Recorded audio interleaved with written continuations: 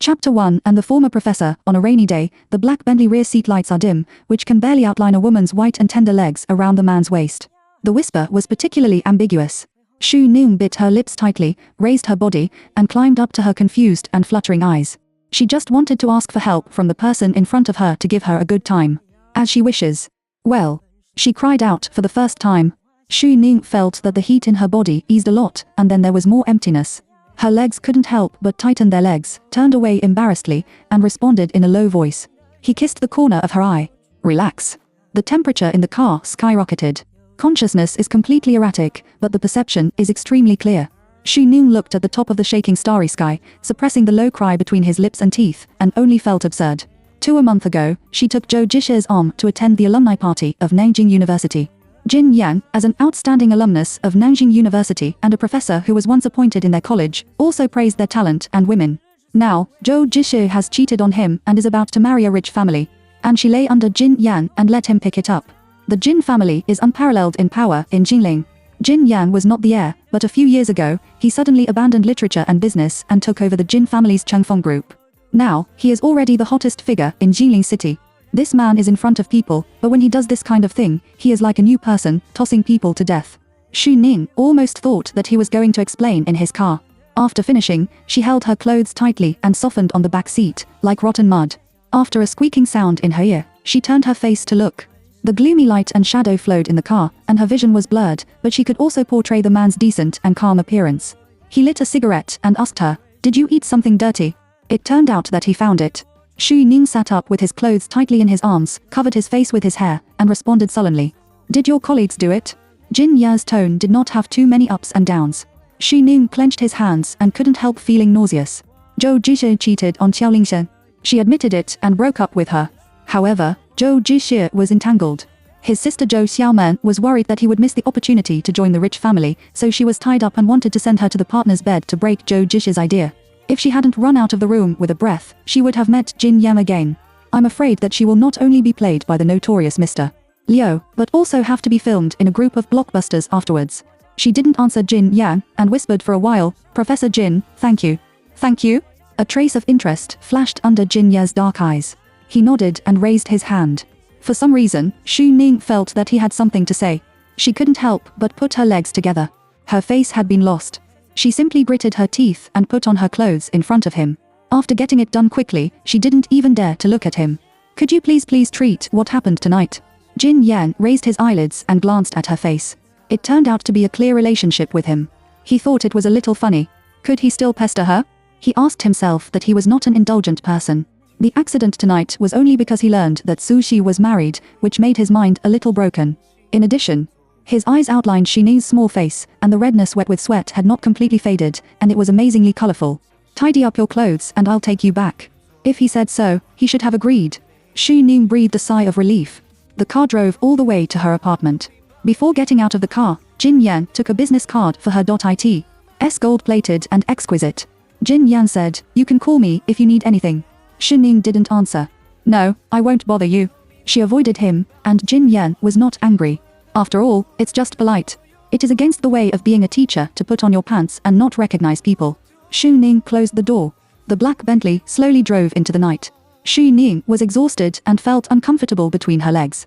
She went downstairs for half a day. Just as I was about to go upstairs, someone got off the police car parked beside me. "Excuse me, is this Miss Xu Ning?" Xu Ning was stunned, with some ominous premonition in his heart. The policeman showed the certificate and said in a formula, "Please come with us. Mr. Zhou called the police and accused you of embezzlement of public funds."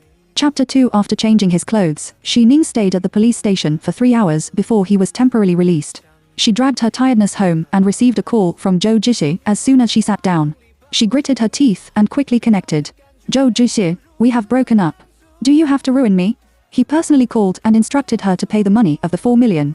Zhou Jixie expected her anger and said calmly, "Ning Ning, you shouldn't break up with me. I won't mention breaking up. How can you hug your Miss Zhou?" Xu Ning mocked. Zhou Jixie didn't feel ashamed at all. "Ling Ling and I will be engaged next month, but I don't love her. You wait for me for 3 years, and I will definitely divorce and marry you in 3 years." Xu Ning wanted to laugh when he heard it. "How are you going to place me in these 3 years? I will send you to study abroad." Shameless. On the one hand, he wants to marry a rich family, and on the other hand, he wants to support her as a lover with the money of a rich family. Thanks to him, he came out. Xu Ning sneered and said, "But I have slept with someone else."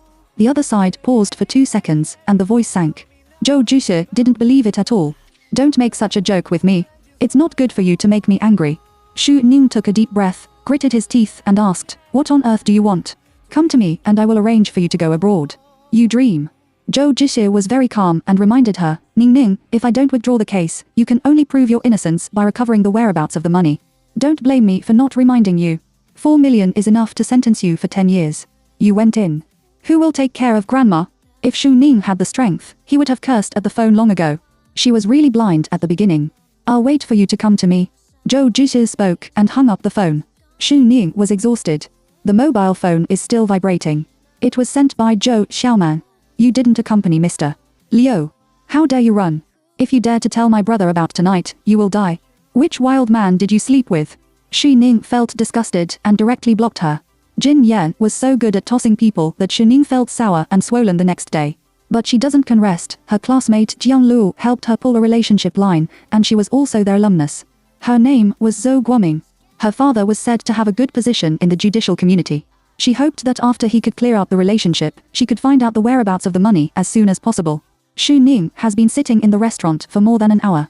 During this period, Zhou Guoming has been not talking about business, pulling her to talk about those campus memories that she had no impression of at all. Xu Ning felt uncomfortable, so he could only endure it and choose the time to get to the point. When he was in a hurry, he raised his eyes and caught a glimpse of the man coming. Jin Yan was dressed in a black suit and held a coat in his hand. His temperament was elegant and decent. His face was really beautiful. His facial features were profound, but he did not look fierce and compelling. He naturally had a sense of nobility. Followed by several assistants, surrounded by elite men who talked freely, obviously there was a meal. Xu Ning remembered the exchange between each other in the car last night. Her heart beat suddenly faster. She wanted to bow her head, but Jin Yan seemed to have seen her. Facing his gaze, she had to nod stubbornly. Jin Yan didn't respond to her. Surrounded by the crowd, she went straight to the best window position in the audience, and there were 4 screens, which was very private. She was relieved to be sure that he couldn't see her. By the window, Jin Yan sat down. Everyone was holding him, but his attitude was only polite, and his eyes suddenly looked out through the screen. "I was in a hurry last night, and I only saw it clearly under the light today." She was wearing a cheongsam, and her waist was only a tight grip. The moon-white satin surface cleverly outlined the slender body, and the long hair that was twisted up only used a hairpin. The originally exquisite 3-dimensional facial features, with the hazy feeling of the misty rain in the south of the Yangtze River, are very gentle and touching. The man sitting opposite looked ordinary, bragging with his eyebrows flying, and tried to get close several times. Jin Yan only glanced at it and then withdrew his sight. Outside, Zhou Guoming paved the way for a long time, and finally found that Xu Ning's face was a little red. He felt that the time was right, so he put his hand on the back of Xu Ning's hand. Xu Ning was shocked and withdrew his hand. "What are you doing? Ning, will you be my girlfriend? I know you have something to ask me. Don't worry, I will do your business for you," Zhou Guoming said and reached out to pull her. Xu Ning is in a hurry. "I'm sorry. I think you misunderstood. I'm not here to go on a blind date with you." She picked up her bag and planned to leave. "I have settled the account. You can use it slowly." Zhou Guoming stopped her and couldn't believe it. "Xu Ning, how dare you reject me?" Many people around looked over, and Xu Ning became more and more embarrassed. He wanted Zhou Guoming to whisper, but unexpectedly, Zhou Guoming was very angry. "Pretend to be a chaste girl. I thought I was the flower of the management department back then. You let Zhou Jishe play for 3 years and were dumped by him. It's good that he doesn't dislike you." Xu Ning's face turned pale. She didn't want to be entangled anymore and tried to avoid him from the other side. The movement of the two was too big, involving the tablecloth. The plate on the edge overturned, and the whole thing fell on the chansong. The waiter was also attracted. Zhou Guoming didn't want to give in and grabbed Xu Ning. Xu Ning struggled to break free, but he staggered and took several steps back. It was not until the back hit a chest that it stabilized. The man held her body with moderate force. The manager arrived in a hurry. Seeing Jin Yang present, he stood on Xu Ning's side without saying a word and asked Zhou Guoming to go out. Zhou Guoming is still shouting. Xu Ning only felt ashamed, especially in front of Jin Yang. Jin Ye patted her arm. The man said lightly, "Go upstairs first and change your clothes." He wanted to refuse, but when he saw that the people around him were still watching, Xu Ning could only nod and follow him away. The upper floor of the restaurant is one of the best 5-star hotels in the city, and Jin Yan obviously has a fixed room here.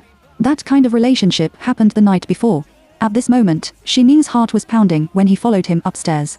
Entering the suite, she hesitated. Jin Yan stood in the living room and looked in her direction. His eyes were calm and deep, and after a moment, he said, "There is a bathroom inside, and you can use it at will. The body is slippery and greasy, probably the soup poured on the clothes soaked the fabric." Standing on the gorgeous and exquisite carpet, Xu Ning felt that the carpet had been stained. What's more, Jin Yan was still looking at her. She nodded in a panic and stepped on high heels into the bathroom. Close the door, avoid the difficult sight, and can't help but breathe a sigh of relief. But the next second, she looked at herself in the mirror and froze in place. The originally elegant cheongsong, the upper body is still intact, and the lower half of the light-colored fabric has been completely soaked by the soup. At this moment, it is close to the lower abdomen, printing an extremely clear outline. At first glance, it is almost the same as not wearing anything. Chapter 3. Have you never lived together? Xu Ning remembered the eyes of Fang Jingyan in hind, and became more and more embarrassed. He quickly left the mirror, took off his clothes and went inside. After washing, she remembered that there was nothing to change. And there is only one men's bathrobe in the bathroom. Xu Ning remembered the attitude of Jin Yan last night. He didn't look like a villain who took advantage of people's danger. Maybe he was no longer outside. Thinking so, she put on her bathrobe, opened the door, and shouted tentatively, "Professor Jin." No one responded. She breathed a sigh of relief and went out quickly, wanting to ask the front desk to help her buy a set of clothes. Sitting by the bed, as soon as I picked up the hotel landline, the mobile phone began to vibrate wildly. Picking it up, it was a screenshot sent to her by Jianglu. "Ning Ning, what's going on? Didn't you ask Zhou Guoming for help? Why did you make a fuss? That fool implicitly said that you were wrapped up in the group." Xu Ning clicked on the class group and took a look. Sure enough, it was. Zhou Guoming had a nose and eyes, and a bunch of people comforted him behind him. Like her being played badly, I don't like her at all, and she still wants to me for nothing and beg me to do things, bah. In the past half-month, Xu Ning has been unlucky enough. No one has helped her not to mention it. Now, she still has to look at all kinds of yin and yang in the group. She turned pale with anger for a moment, and her eyes turned aggrievedly. "The clothes will be delivered later." A clear male voice came from the side. Xu Ning was shocked and looked up. Only then did he find that Jin Yan was sitting on the sofa opposite. Why doesn't he make a sound? Xu Ning subconsciously tightened his body. She didn't wear anything inside. Jin Yan seemed to see her thoughts. He said slowly, "I agreed, but you didn't hear it. The sound outside the string, don't blame me." Xu Ning is speechless. She stood up subconsciously. There was a dull pain in her ankle. She exclaimed softly and fell back on the bed. Jin Yan's eyes shifted to her feet. Far away, he could only comment that it was small, pitifully together, and his toes were curled up. Xu Ning only felt that he was unlucky. After thinking about it carefully, he might have been injured when he fell back. When he went upstairs, he was nervous all the way and didn't feel any pain. I don't know if it was because he soaked in hot water, but now he was already swollen. Jin Yan made a phone call to buy some medicine for falls and injuries. Xu Ning opened his mouth. Jin Yan has left his mobile phone and is waiting. She had to shut up. Not long after, the medicine was delivered. Jin Yan went to get it in person and put it beside Xu Ning. Fortunately, he didn't stay with her for too long. Xu Ning counted silently in his heart, hoping that the waiter who delivered the clothes would arrive quickly. In order to avoid embarrassment, she prescribed medicine and had something to do. While it was quiet, Jin Yan suddenly put down the magazine in his hand, leaned back, and looked at her. "What happened just now?" Xu Ning pulled the corners of his mouth and lowered his eyes and said, "I was framed to embezzle public funds, and I want to find someone to help me salvage the relationship. That man is my college classmate, and his father is the dean of the court." "What's the name of your classmate?" "Zhou Guoming."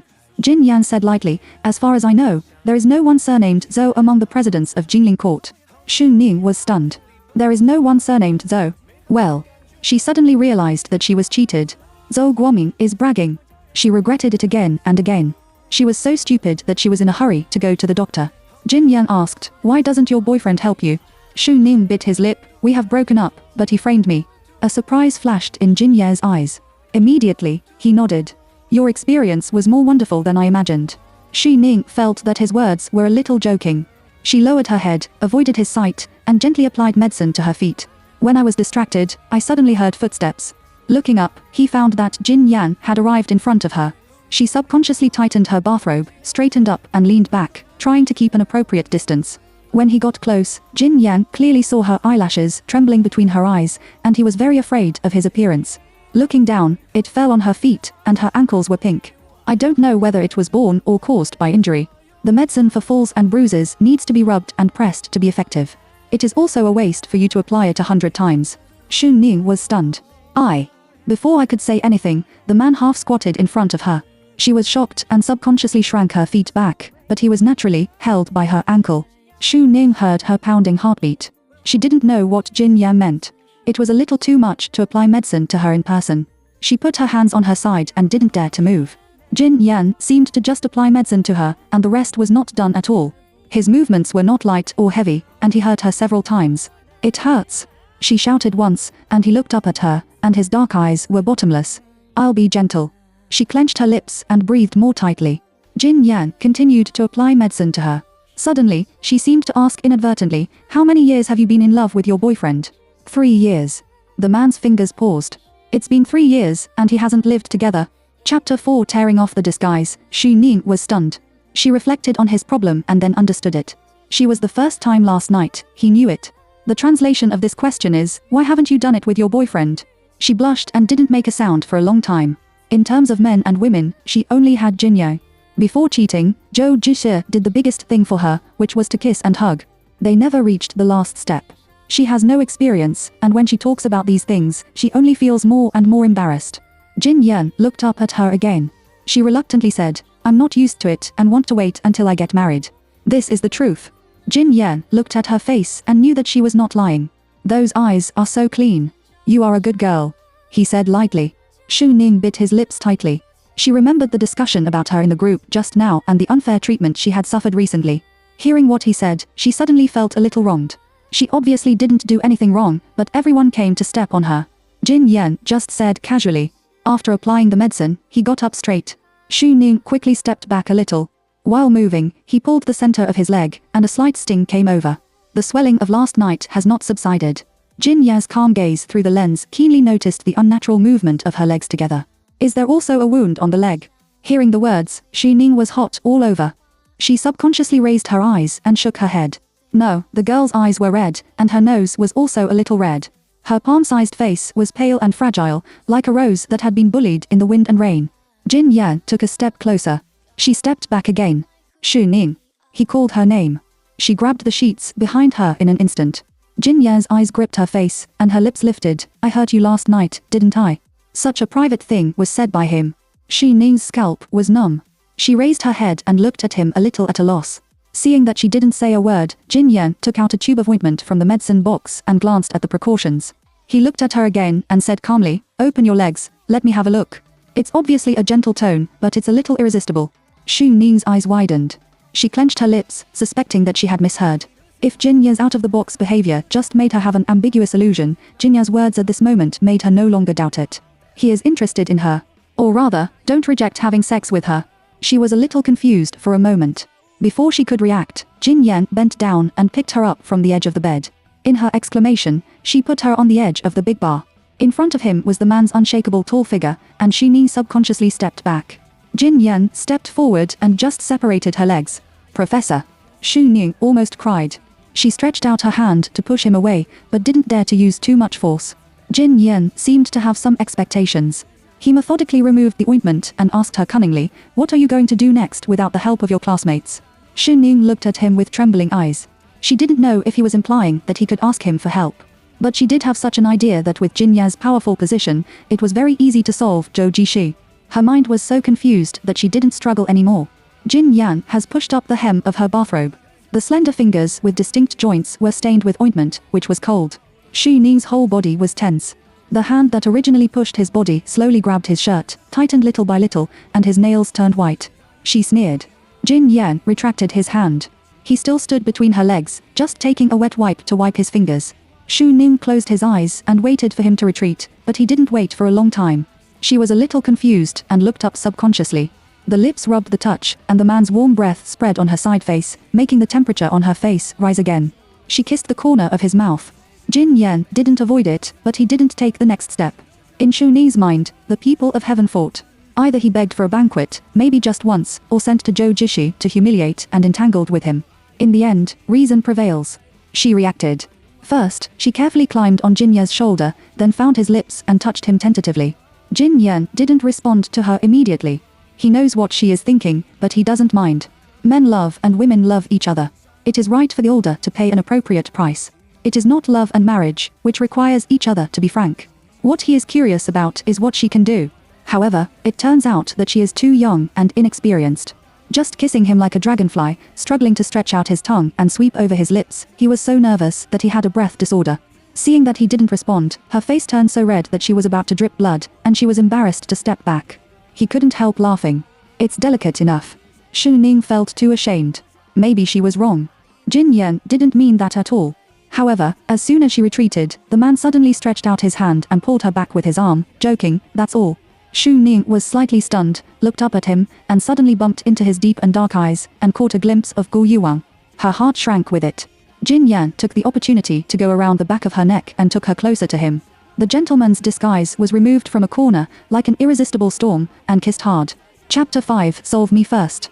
Xu Ning lay on the desk, like an exquisite gift waiting for the master to open.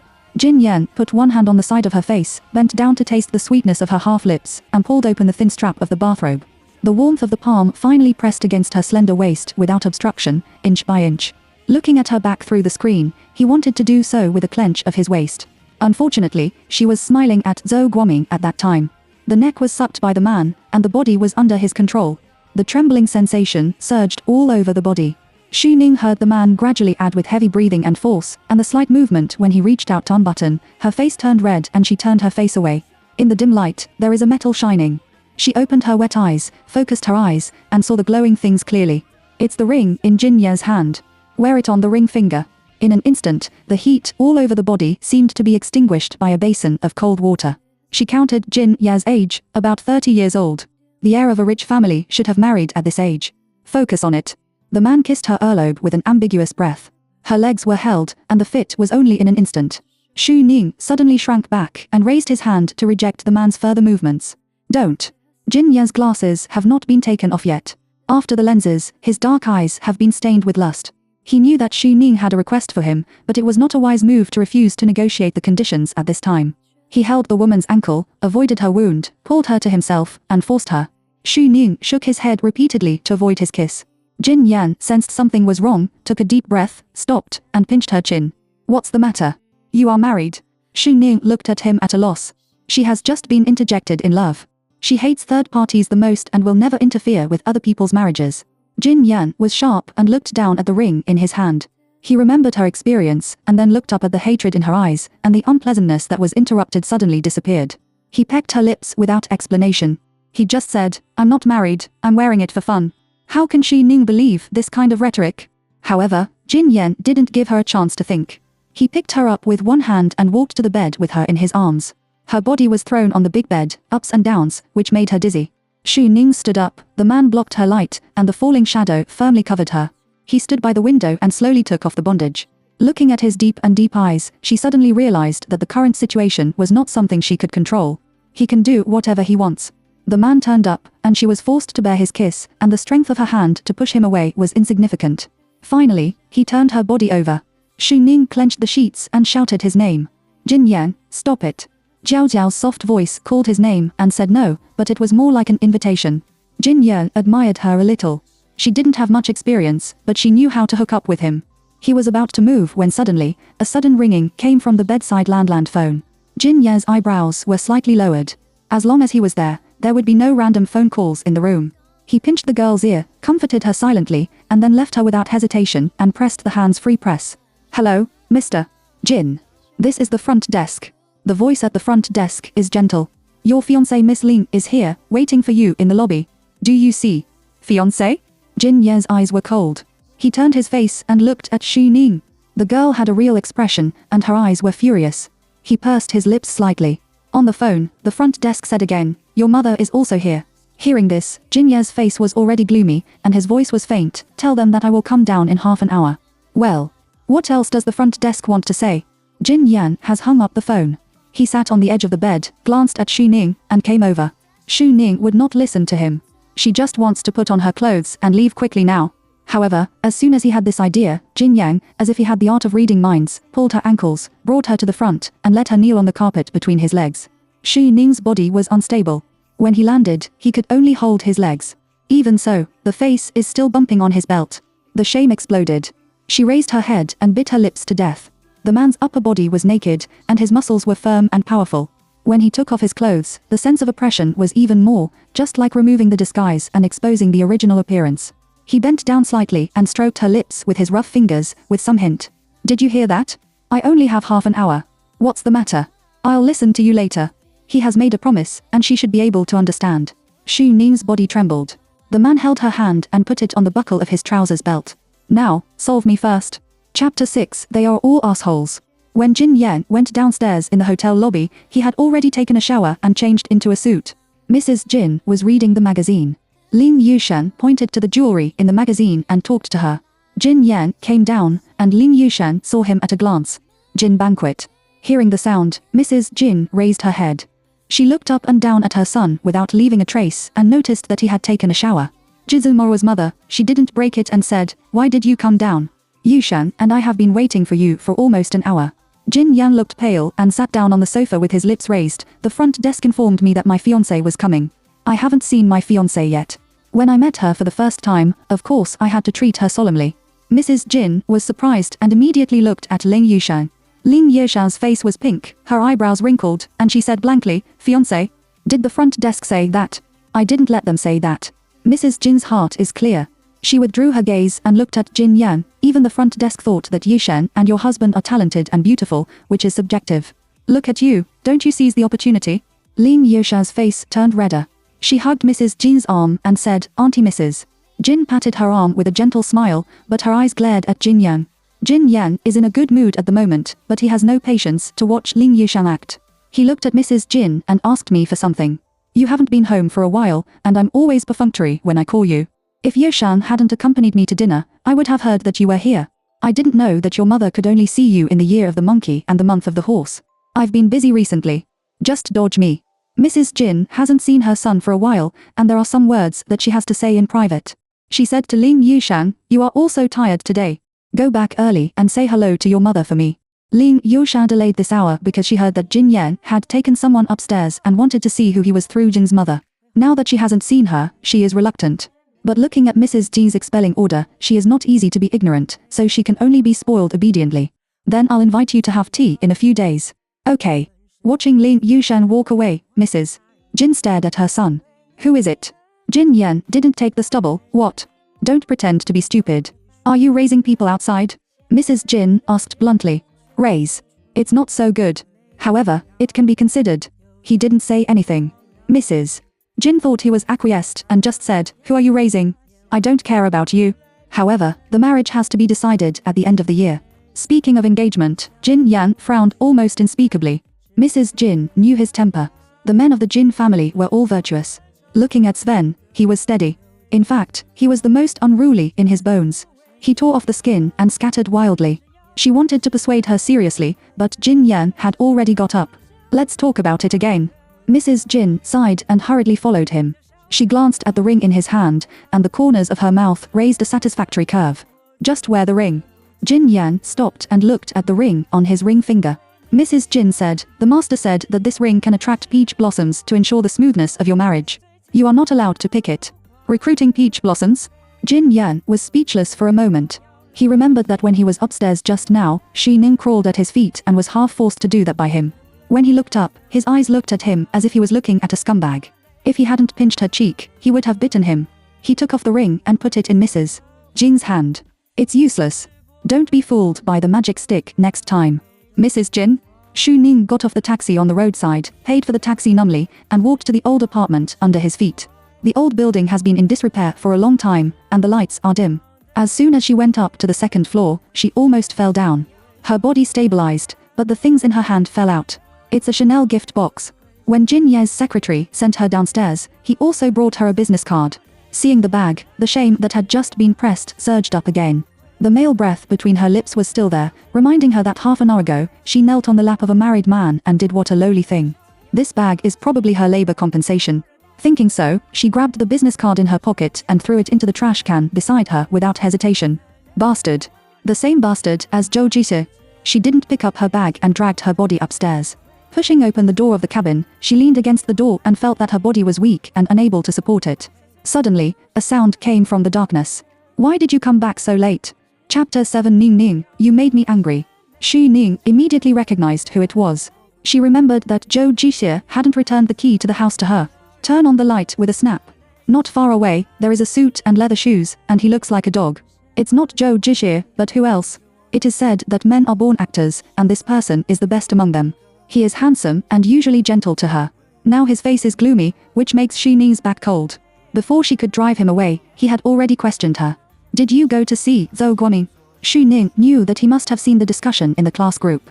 She breathed a sigh of relief and didn't want to say more to him. It has nothing to do with you. Now please leave my house and leave the key.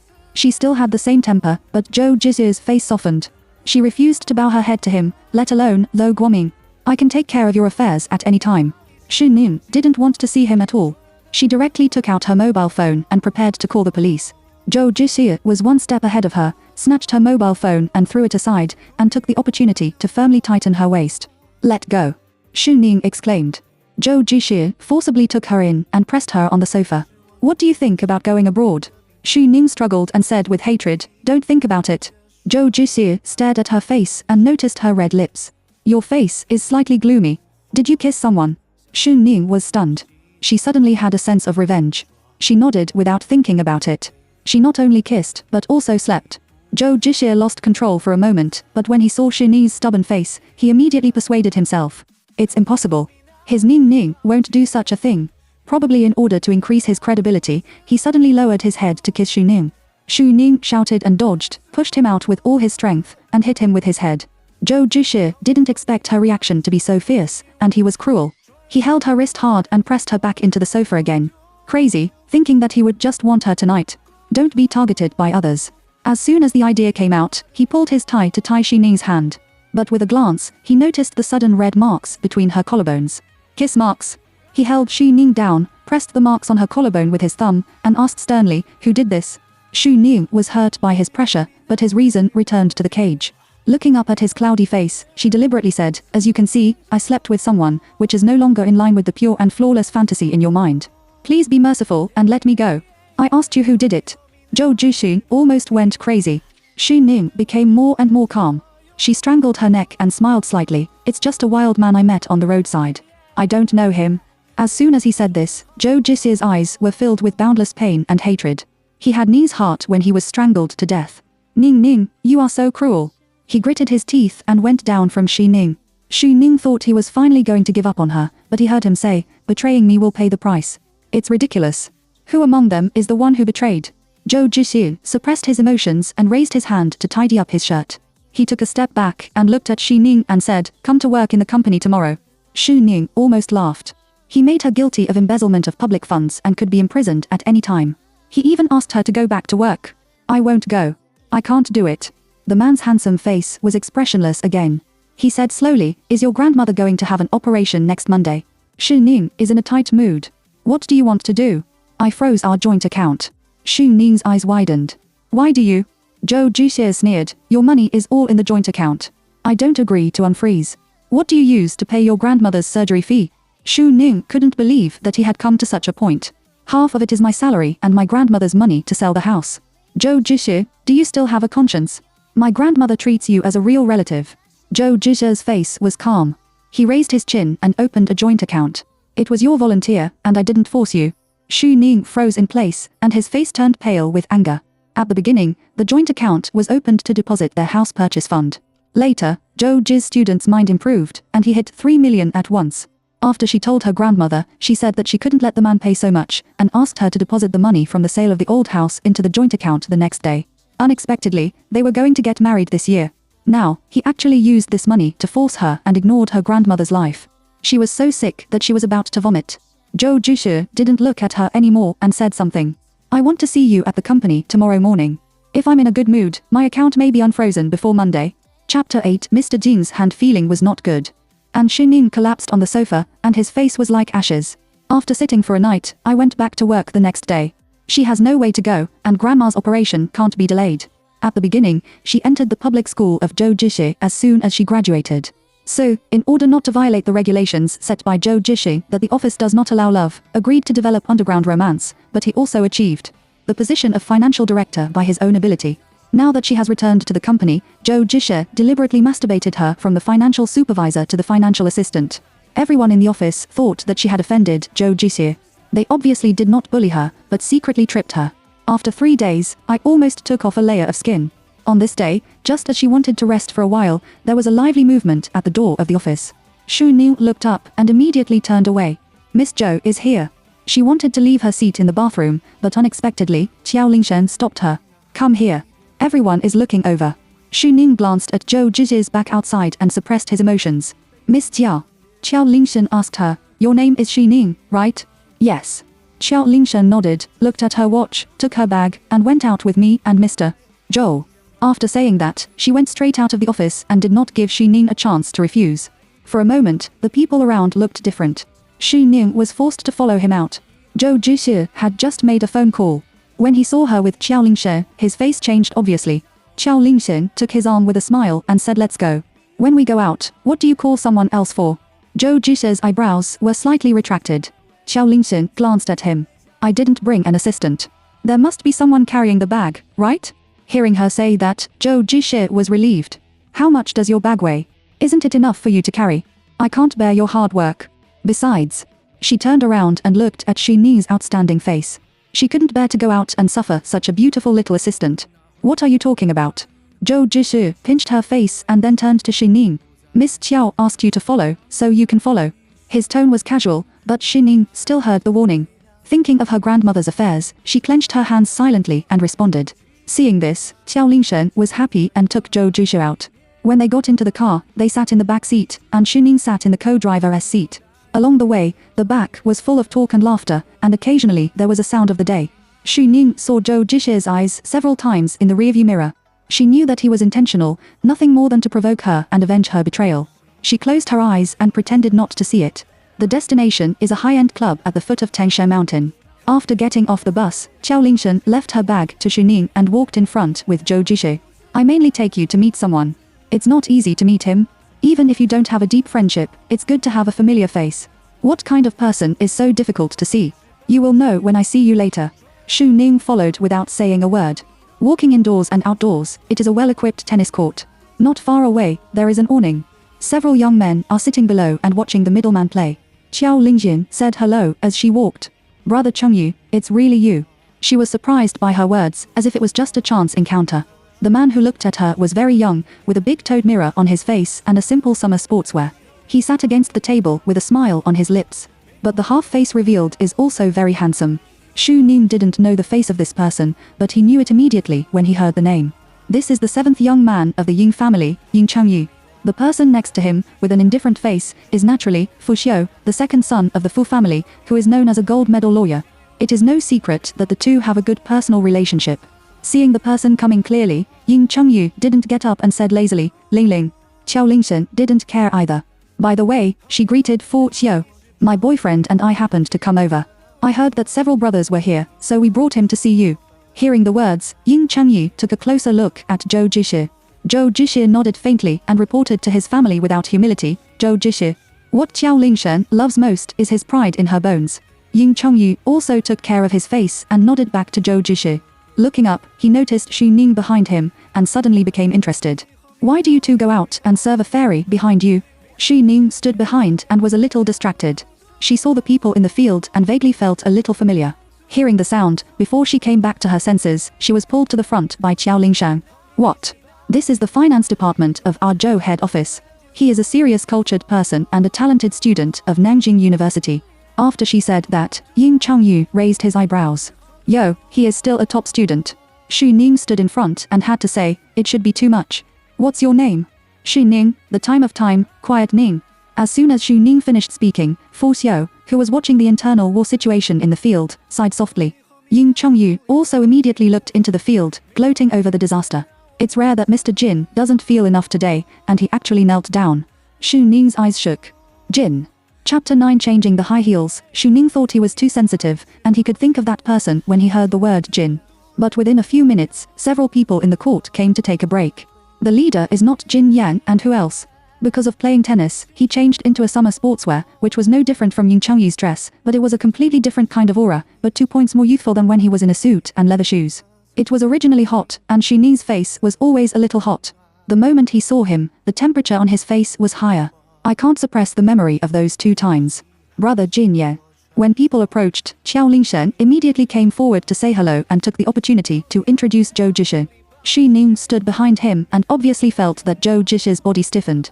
She immediately understood that not long ago, she had just attended the alumni party of Nanjing University with Zhou Zhishi, and Jin Yan was also there at that time. Zhou Zhishi was afraid that Jin Yan would expose their relationship.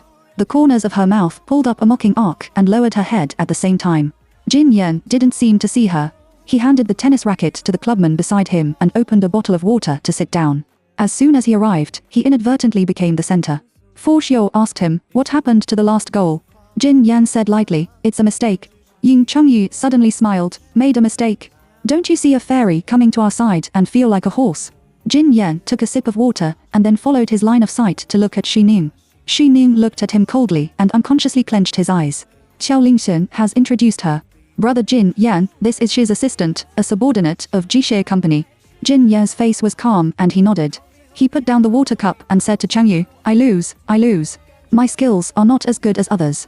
There is no reason to rely on the good scenery outside the court. Is the scenery good? Is this an admission to Xu Ni's beauty?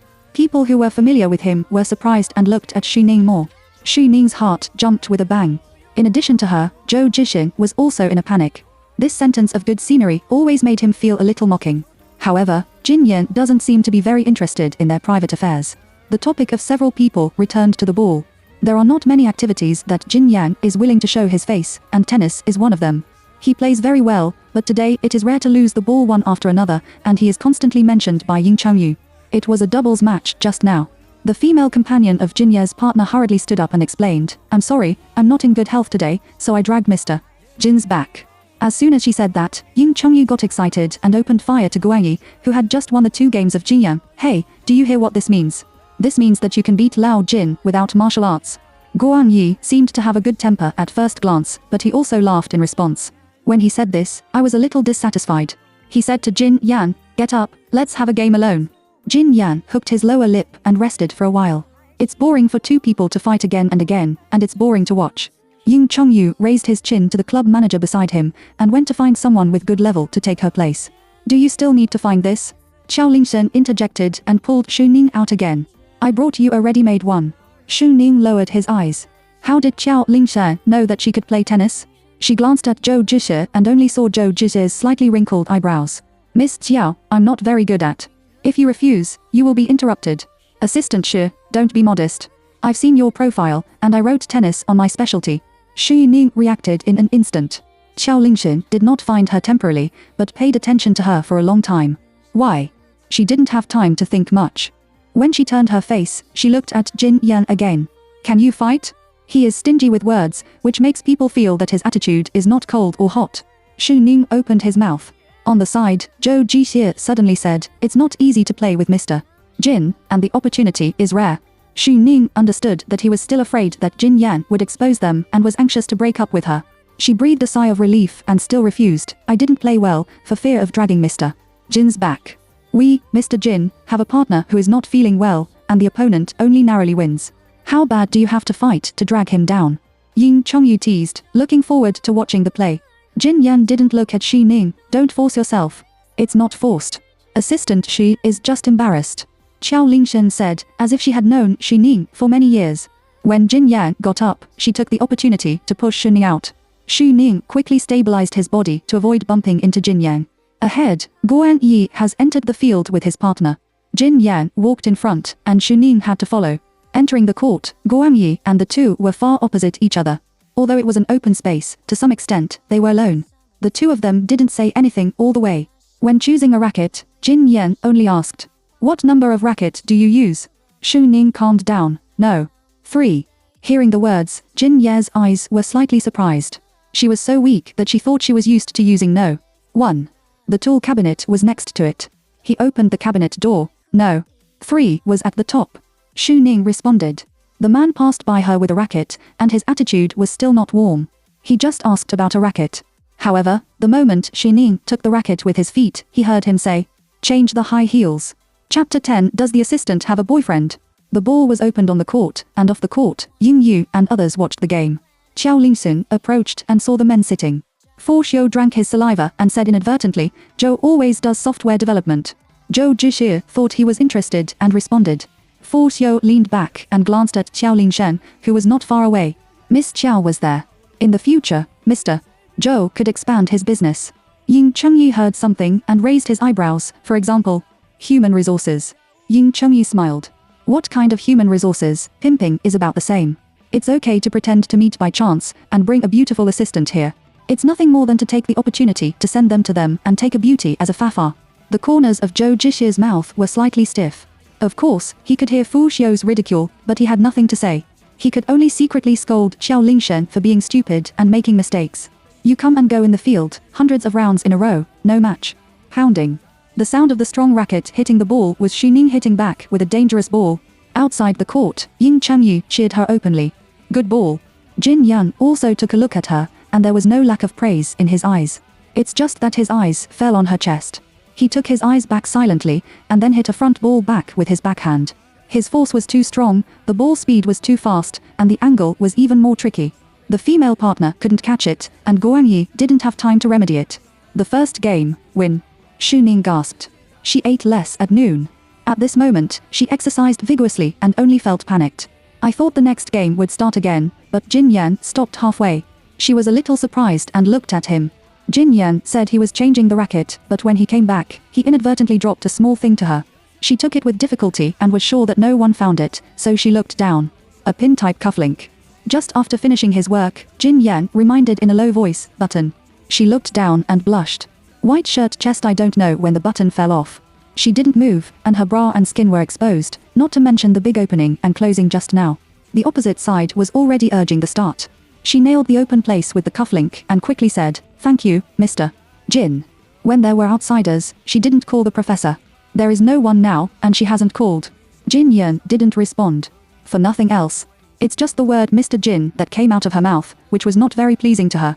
A new game begins. The cold cufflinks are gems on both sides. With the jump, it is easy to touch the skin. Every time, it reminded Xu Ning of Jin Yan's cold fingers and the ring on his fingers in the hotel that day. Under emotional pressure, she was exhausted, and the second round was obviously exhausted. In order not to let Jin Yan keep filling in the leaks for her, she stubbornly leaned down. In the third round, she responded almost mechanically, and in a trance, the ball flew from the opposite side towards her. She tried to jump up, but she had no strength.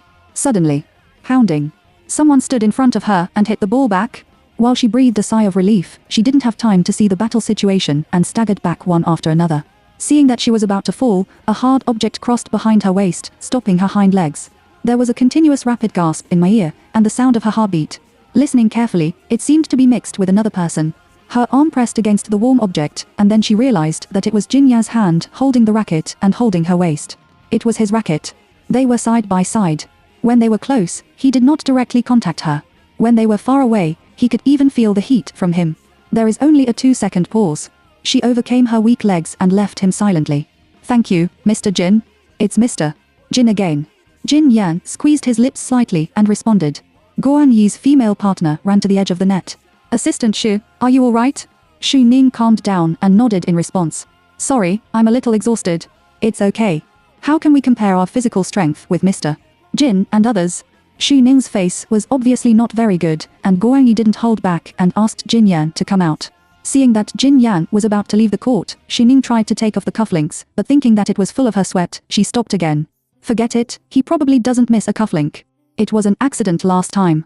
Knowing that he was married, he would never see him again in the future. She thought so and took 2 steps slower. Jin Yan had already gone far away. Back under the awning, Qiao Lingshen gave her a tea water and kindly cared about her. As soon as she finished drinking, Ying Changyu opened his mouth. At that time, the assistant major in college is not financial management, is it? Xu Ning was puzzled and looked at him. Ying Chengyu and Guan Yi looked at each other with a joking face. I guess your major should be a monk, otherwise, why are you so cold-hearted? He leaned back and glanced at Jin Yan again. Our golden bachelor, Mr. Jin, stands beside you, but you don't squint all the way. It's really cold. Xu Ning was stunned for a moment, and then his eyes shook. Jin Yan, single. Before she figured it out, the female companion beside her couldn't help asking her. Assistant Xu is so beautiful that she must have a boyfriend for a long time, right? Chapter 11. When he met a dedicated person, as soon as he spoke, everyone's eyes swept over Xu Ning. Only Jin Yan unswenned the bottle cap of mineral water and took a sip. Shu Ning's mind was in a mess. She blamed Jin Yan by mistake. Assistant Shu? The girl called her again. She subconsciously said, no. She and Zhou Jixie have long been boyfriends and girlfriends. Hearing her answer, Zhou Jixie was relieved. In front of Jin Yan, Shi Ning denied the relationship and told him that it was the result he wanted. But thinking of Shu Ning's tone without hesitation, his eyes sank again. If you don't have a boyfriend, why don't you look at Mr. Jin? Ying Chongyu joked. Does that mean you have someone you like? Shu Ning paused. She wanted to deny it immediately, but she obviously noticed Zhou Jixie's eyes. If she had only known Zhou Jixie before, recently, she has completely seen through Zhou Jixie. His so-called pride is actually a despicable self-appreciation. If you deny it, it will make him angry. Grandma's matter has not been solved yet. Her hesitation seems to be acquiescence. Zhou Jixie's eyes softened a lot. Ying Chongyu hooked his lips and looked at Jin Yan beside him. Oh, this time it's Waterloo, Mr. Jin. The corners of Jin Yan's mouth seemed to be mocking. He put the mineral water in his hand on the table, and the slight movement suddenly hit Shi Ning's heart. He said, I can't help it. I met a dedicated one. After Jin Yan said that, he never paid attention to Shi Ning again. Halfway, Ying Chongyu and Fu Xiu went to play ball, and there were only a few people on the side of the court. Shu Ning sat stubbornly for a while, and then sweated. He said he was going to take a shower, and Qiao Lingshen also let go. She went indoors alone and was distracted on the way. Previously, she thought that Jin Yan was married and divided him into the ranks of scumbags. When she met him, she didn't feel embarrassed except for regretting helping that day. But now Jin Yan is innocent. What about her? Last time I complained to him and told him about the tragic experience of his boyfriend's betrayal, he also took the initiative to approach him.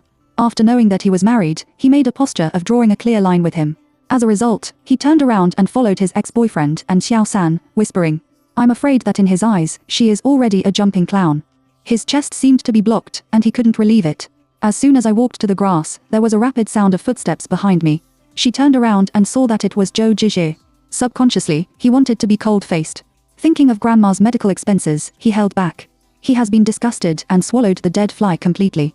As for Jin Ye, originally, they were not from the same world. No one has the obligation to help anyone. She can only rely on herself. She looked weak on her face and looked at Zhou Jixie. Why are you here? When Zhou Jixie saw that she showed weakness, most of her anger had subsided. What do you mean by saying that you have someone in your heart just now? Shu Ning felt sick, lowered his head and did not answer the question.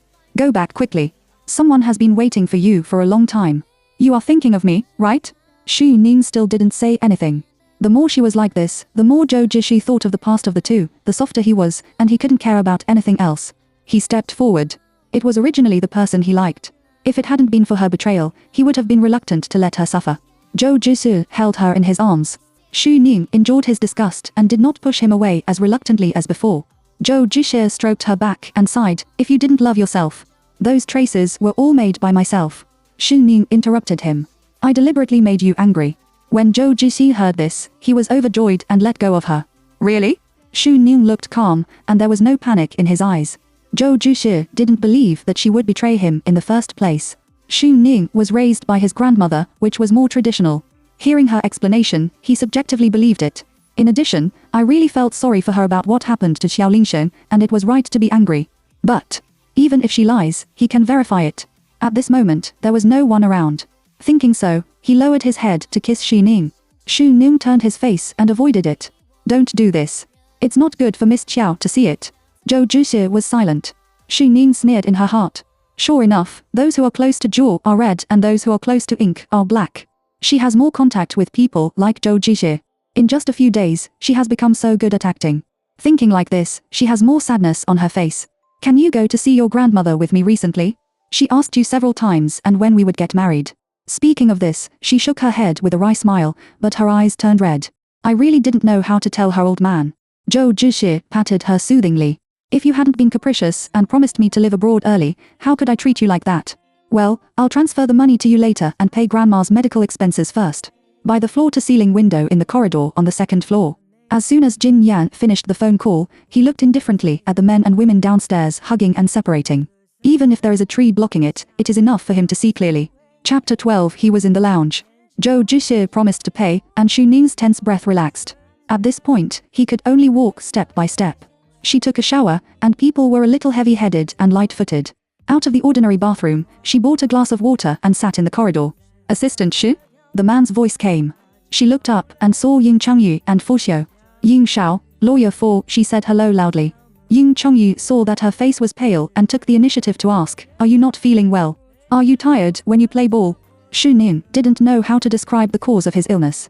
It may be heatstroke. Heatstroke? Ying Chengyu raised his eyebrows, so don't be careless. He thought for a moment and handed over the card in his hand.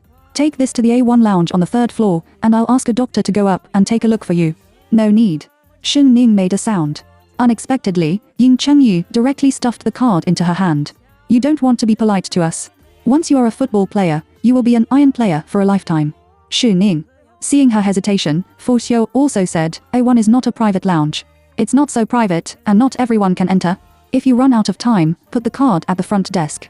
He is cold and a serious person who can be confirmed at a glance, which makes people subconsciously feel trustworthy. Shu Ning is really uncomfortable. Since it's not a private lounge, don't mind anything. She nodded and sincerely thanked her. Ying Chengyu waved his hand and said go. Shu Ning breathed a sigh of relief and went in the direction of the elevator. As soon as she left, Ying Chengyu laughed and pressed his arm on Fu Xiu's shoulder. Yes, lawyer Fu, is it appropriate to talk nonsense on the basis of his serious face? Fu Xiu took down his claws in disgust. Ying Chengyu leaned up again, raised his eyebrows and said, I bet whether Lao Jin will be taken down. Fu Xiu didn't bother to pay attention to him, and he regretted helping him. It's so boring. Shu Ning went to the 3rd floor and found room A1. She looked at the prompts on the card inserter. It can accommodate for VIPs. Indeed, it is not private, and there is obviously no one inside the door. Drop the prompt sounded, and the door opened. The light aroma on the face makes people feel comfortable. Shu Ning relaxed a little and pushed the door in. I was about to close the door, but I heard a movement in front of me. Looking up, the whole person was stunned. Jin Yan stood just a few steps away, with wet hair. The most important thing is that he only has a bath towel around his waist. Obviously, he just came out after taking a shower. Hearing the sound, he looked in her direction. She frowned when she saw him for the first time. Mr. Jin, I. Shu Ning looked at a loss and couldn't understand the explanation. The hand is still on the doorknob, neither closed nor closed. Suddenly, a voice came from outside. Mr. Zhou, do you need anything? Which is Mr. Ji's lounge? Zhou Jishu. Shu Ning didn't dare to think that if Zhou Jishu saw her in Jinyan's room, or saw her out of here, what would he go crazy? She had just stabilized him. The sound of approaching footsteps is like a spell. Seeing that he was about to be behind him, Shu Ning suddenly closed the door and pressed his back heavily on the door. At the same time, Jin Yan came towards her. Through a door, Shu Ning's mind can also simulate the picture. When Jin Yan came to her, Zhou Jishir should have just arrived behind her. She was tense all over and looked at the man with only a bath towel around her, and she couldn't speak. It's better for him to speak first. This is the men's lounge. Male. Shu Ning was confused. She didn't see the prompt on the card. It's Ying Xiao. Dong dong dong. She didn't explain, and the knock on the door sounded in her ear, as if knocking on her heart. Jin Yan's eyes fell on her face, and her lips flipped. I have a guest. Shu Ning was stunned for a second. Then, the man suddenly approached and reached for the doorknob beside her. Shu Ning was shocked and grabbed his forearm. Professor. Zhou Jixi was outside the door. She subconsciously softened her voice, and her tone was full of panic. When Jin Yan heard her name, he stopped and looked down at her. Close to each other, Shu Ning can feel his body temperature and smell the smell of shower gel on his body. It is a faint jasmine fragrance, which is very gentle. But his eyes are not gentle, but cold. Before she took her hand down, under her palm was the man's strong arm. As sight as the eye can see, it is his naked and strong body. She bit her lip, lowered her head and closed her eyes. After 2 seconds of stalemate, the man put down his hand. Shu Ning was about to breathe a sigh of relief, but the prompt light lit on the wall beside her. She turned her face and saw that it was Unicom's indoor and outdoor telephones. There were everywhere in the room, which should be convenient for waiters to deliver things. Shu Ning didn't have time to stop him, and Jin Yan had already pressed the answer button. Chapter 13. Girls' minds should not be too active. Jin Yan didn't speak, and Zhou Jishi's voice came in first. Professor Jin? Jin Yan looked down at Shu Ning's red face and said lightly, what's the matter? I was in a hurry just now and didn't have time to thank you. Last time at the alumni meeting of Nanjing University, thanks to your recommendation, I was able to meet Mr. Zhao. Shu Ning's heart tightened. Zhou Jishi dared to take the initiative to mention the Nanjing University Alumni Association to Jin Yan. What did he want to do? She didn't dare to look up. After Jin Yan pressed the switch, she was closer than just now. As soon as she looked up, she might meet him. Jin Yan didn't answer Zhou Jishi immediately, and he seemed a little uninterested. Zhou Jixie was not in a hurry and said, "You may be busy and forgot. Last time we met, I brought a senior sister. Do you still have an impression?" Xu Ning closed his eyes. She suddenly understood. Zhou Jixie came to test Jin Yan's attitude. He was still afraid that Jin Yan would expose their relationship. "Sister." Oh, he shook it cleanly. Jin Yan listened, and the corners of his mouth also pulled up a slight arc, which seemed to be mocking. His eyes fell on Xu Ning's clenched lips, as if he repeated it casually. "Younger sister?" Xu Ning heard a deep joke from these two words. Jin Yan said again, "I met too many people that day, and I was not impressed." When he said this, Zhou Jixie was obviously relieved. It doesn't matter whether you really remember it or not. The important thing is that Jin Yan said he didn't remember, that is, he didn't intend to care about this matter. Next, he led the topic to business. When the two said something, Xu Ning had no heart to listen until the phone was hung up. Click. The room is completely quiet. Jin Yan stopped talking, but the breath fell above her. She felt that she could even hear each other's heartbeat. After a brief stalemate, she tried to look up. Jin Yan also turned around at this time. She stood still and didn't move. The man went back to the sofa and picked up the towel beside him to wipe his head. Hair. It was also at this time that Xu Ning realized that there was water falling on his hair on his shoulder blade, which was cool, like the man's cufflink that had been attached to the skin of her chest. She didn't move, and Jin Yan didn't seem to care.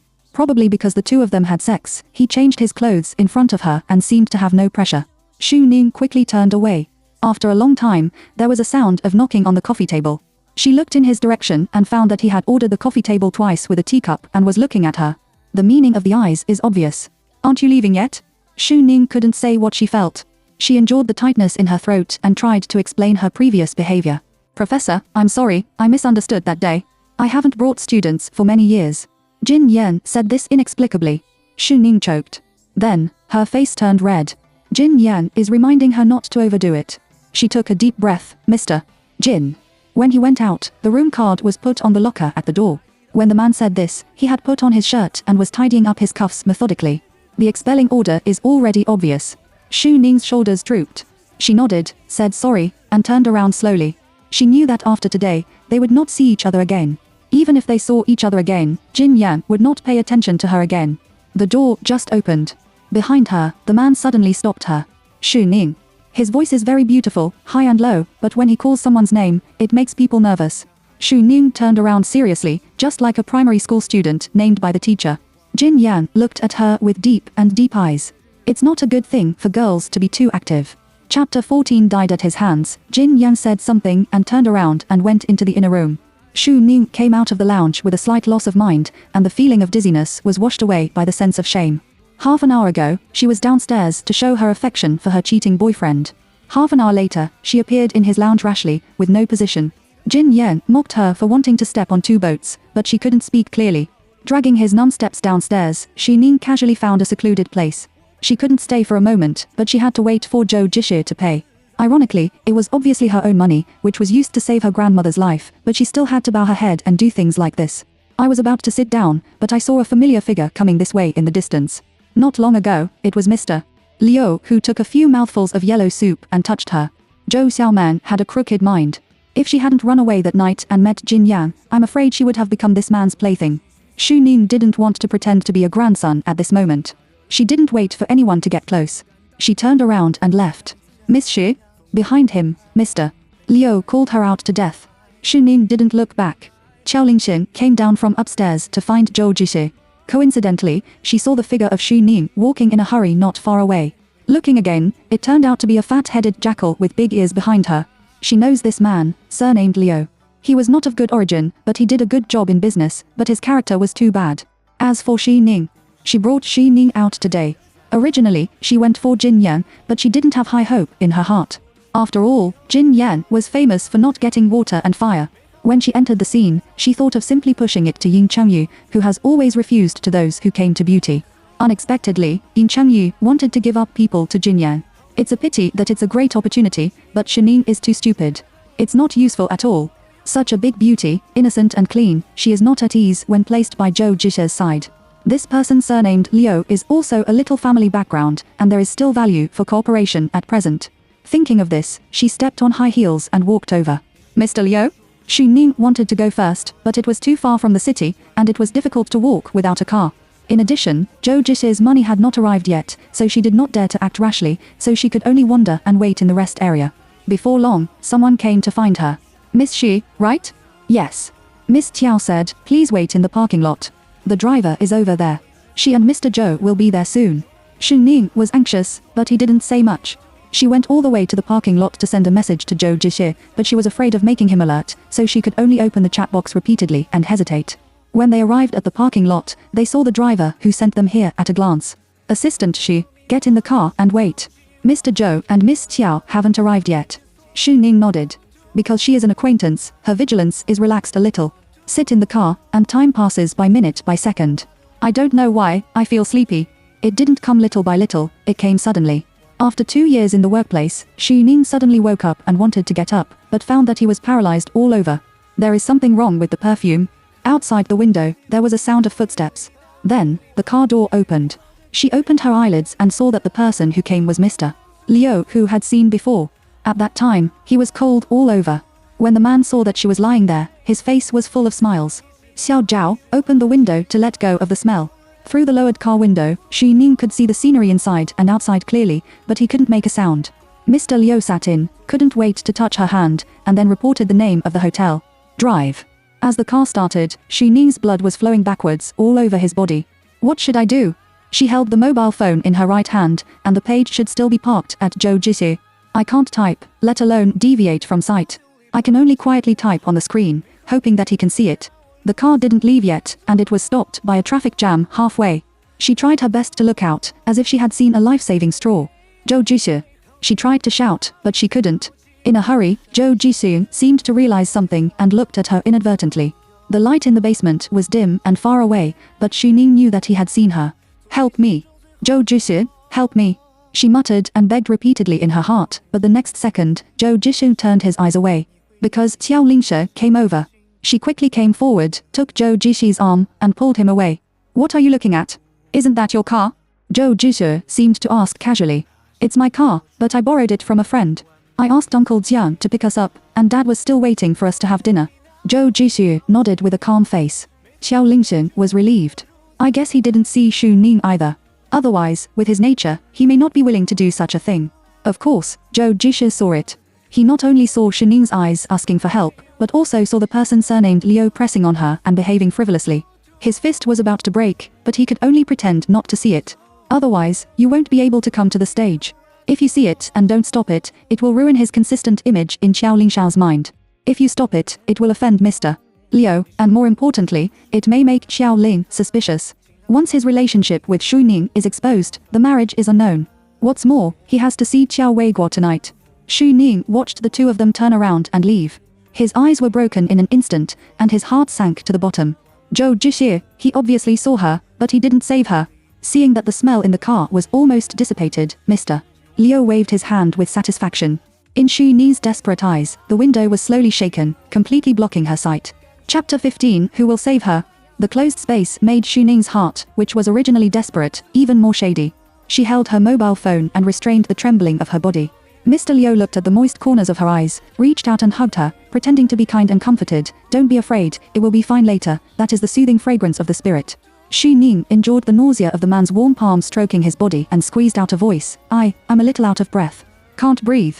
His chest was so stuffy.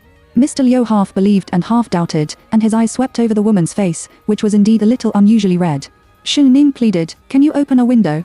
It's not a big deal to open a window. Anyway, there is little traffic nearby.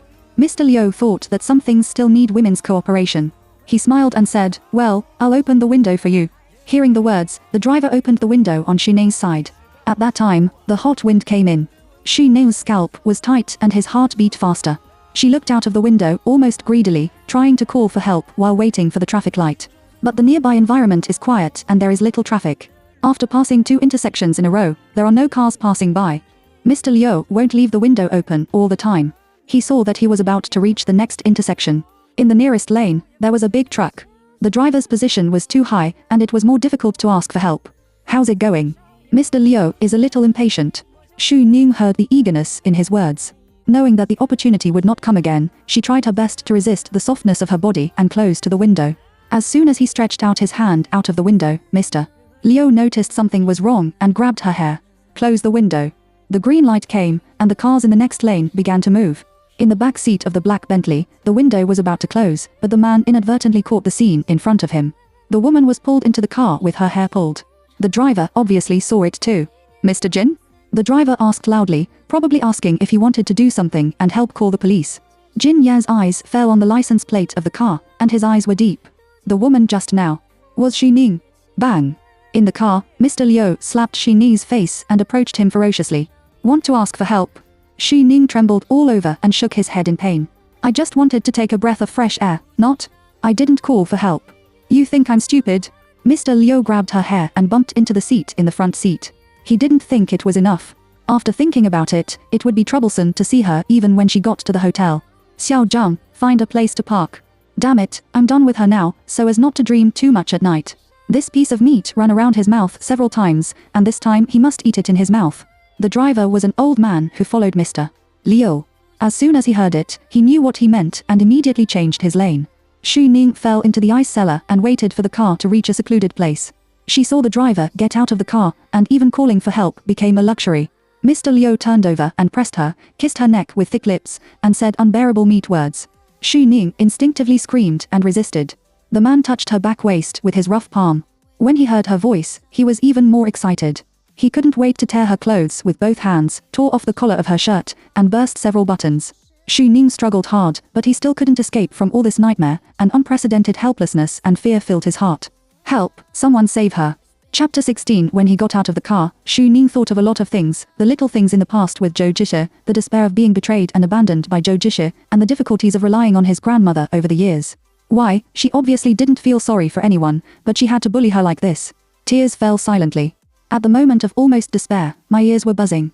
Until suddenly, the sky was bright and the hot wind blew on the face. All the painful struggles were stopped. She trembled all over and only heard Mr. Liu's unbelievable voice. "Jin. Mr. Jin. Jin Yan." For the rest of his life after the robbery, Xu Ning opened his eyes in a trance. Just now, the nausea that suffocated her to death had receded. She didn't know what was going on. She just opened the car door and opened her eyelids. Just a little sunlight fell on her eyes through the cracks of the leaves, burning her eyes. I can't see the face of the man outside the car door, and I can only hear his deep voice. "Get out of the car." The soul suddenly returned home. Xu Ning's hands and feet were numb, but he still held his breath and put his legs out of the car. As soon as it fell to the ground, the body fell forward uncontrollably. The expected pain did not come. Just like that time in the restaurant, Jin Yang caught her. The difference is that this time, she fell head-on into his arms. The faint cold aroma, which she smelled not long ago, was a unique fragrance on his body. "Can you still walk?" Jin Ye's low voice was transmitted to the ear through the chest cavity, if there was substance. "Can." Squeeze out a word with difficulty. She tried to steady her body and step away from here, but she couldn't use her strength. "When I was dizzy, my feet were light." Jin Yan picked her up. Only 1 minute before and after, it was like a nightmare. "I stepped on the air under my feet and suddenly woke up." When she woke up, she was in his arms. The driver who was smoking in the distance noticed the movement here and rushed to there. When he saw Jin Yan leave with Xu Ning in his arms, his face changed greatly. Sitting in the car again, Xu Ning looked at the shaky ceiling and wanted to say thank you, but his eyes went dark. I only heard Jin Ye's instructions to the driver. "Go to the hospital. Mr. Jin, the young lady has woken up." There was a faint smell of disinfectant between his nose. Xu Ning opened his eyes and saw the nurse turn his head to call Jin Yan. She followed the line of sight, and Jin Yan stood by the window. The doctor in a white coat came up to check. "There is no problem. Take more rest. When your physical strength recovers, you can be discharged from the hospital." He was very respectful to Jin Yan and didn't stay too long. Xu Ning lay on the bed and looked at the silent eyes of Jin Yan not far away, and his thoughts gradually recovered. When she remembered, he ridiculed her for being active. But at the critical moment, he also saved her. She pulled off her dry lips. "Thank you." Jin Yan pursed his lips slightly and responded in a cold or hot manner. The nurse went in and out, helped Xu Ning get a needle, and helped her sit at the head of the bed.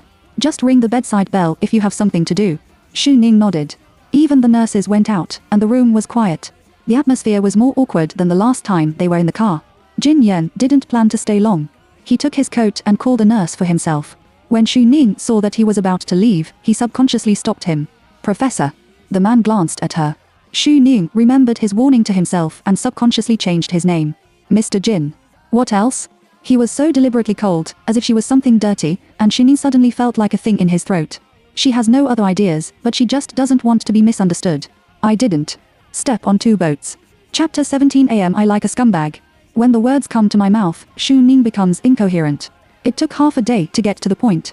My grandmother is sick and is already preparing for the operation. The operation costs a lot of money.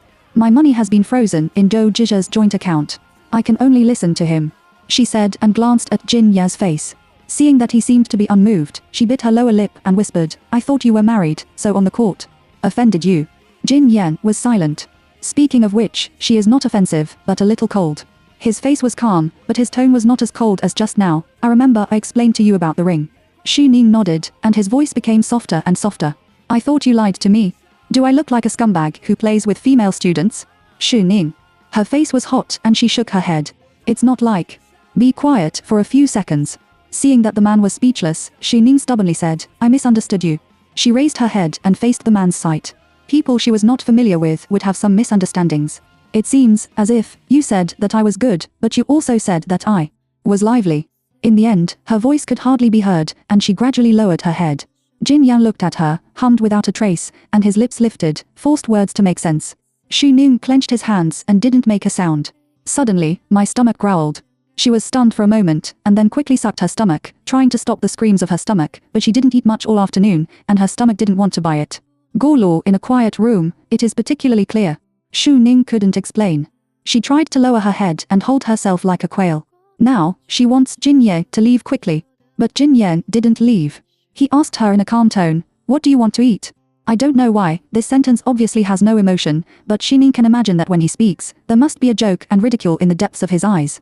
She was quiet for a long time and squeezed out a sentence. All is fine. Wait.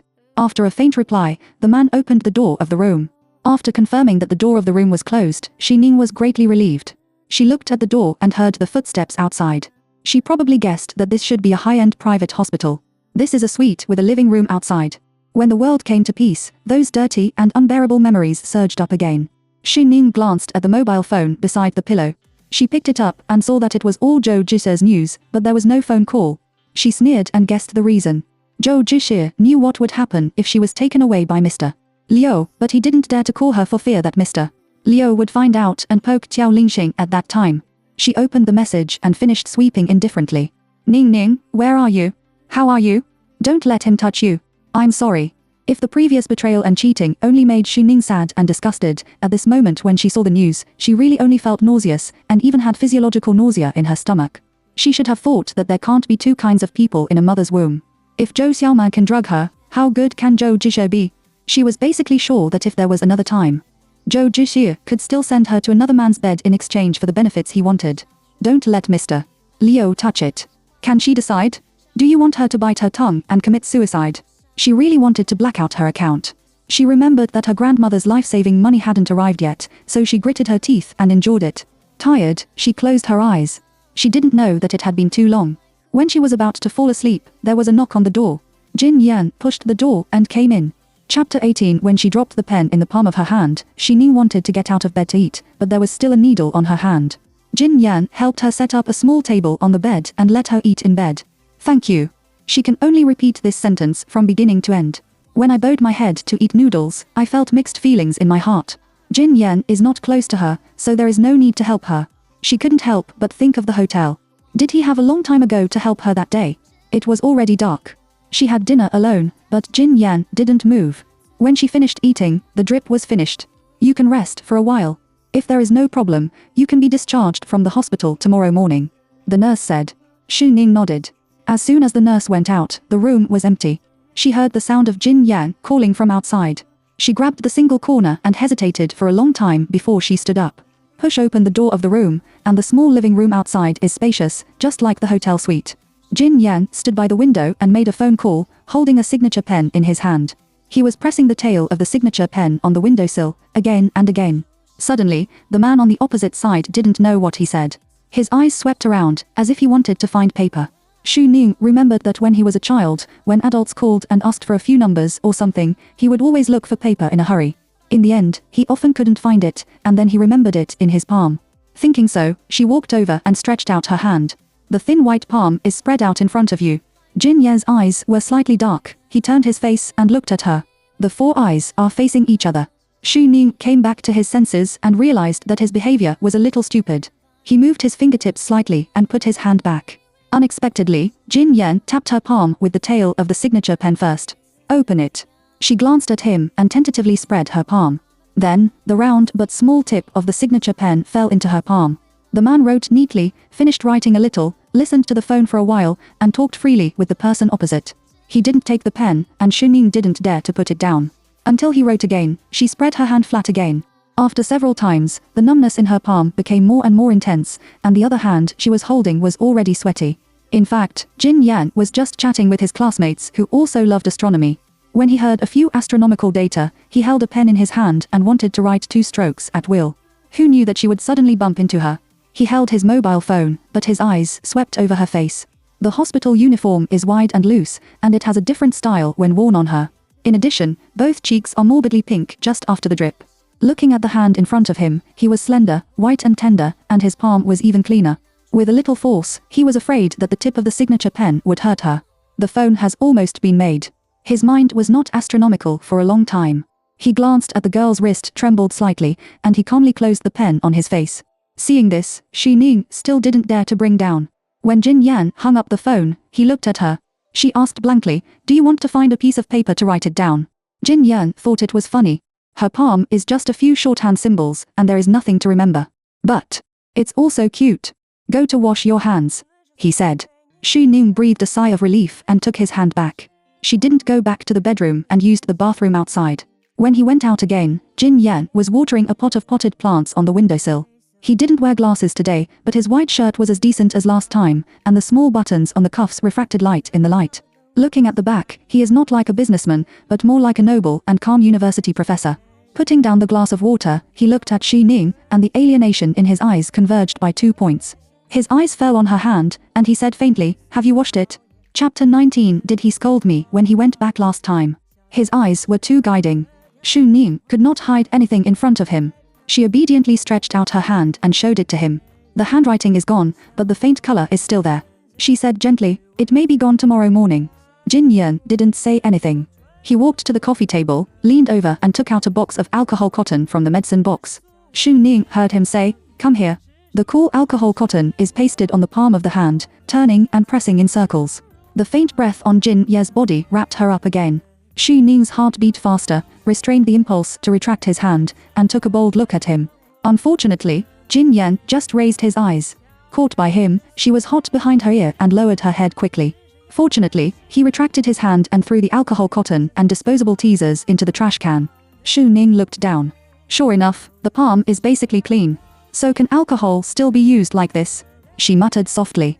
Jin Yan didn't answer her. Shu Ning looked at the time. It was very late. He probably had to leave. Suddenly, Jin Yan glanced at her. "When you were asleep, your mobile phone kept vibrating." Shu Ning nodded and said without changing his face, "It's a harassing text message. I just blocked it." After she finished speaking, Jin Yan looked at her eyes with a trace of interest. Shu Ning thought to himself that he must know that it was sent by Zhou Jixing. The inexplicable reminder reminded her that he suddenly came to help her rub the medicine in the hotel that day. It's the same, just like suddenly dropping a drop of water into the oil pan, and the pan suddenly explodes. Sure enough, the man asked her, "Did you get grandma's surgery fee?" Shu Ning looked at him and shook his head. "Then what should we do?" he asked knowingly. Shu Ning unconsciously put one hand behind his back, gently pulling the edge of the hospital uniform, and his face was embarrassed. She wanted to borrow money from him. When Mr. Liu's incident happened, Zhou Jixing may not still send money. She can't let her grandmother's surgery have any risks. There must be a guarantee. But her eyes trembled and she looked at the man's calm face. After a long time, she said, "Can I borrow some money from you?" There was no reaction on Jin Ye's face to the expected thing. He took out a cigarette box and walked to the window. The lighter made a sound of opening and closing, and the sparks was cold and the mist rose between his fingers. "How much do you want?" 400,000. 400,000. What is it? It's just his money for a pair of cufflinks.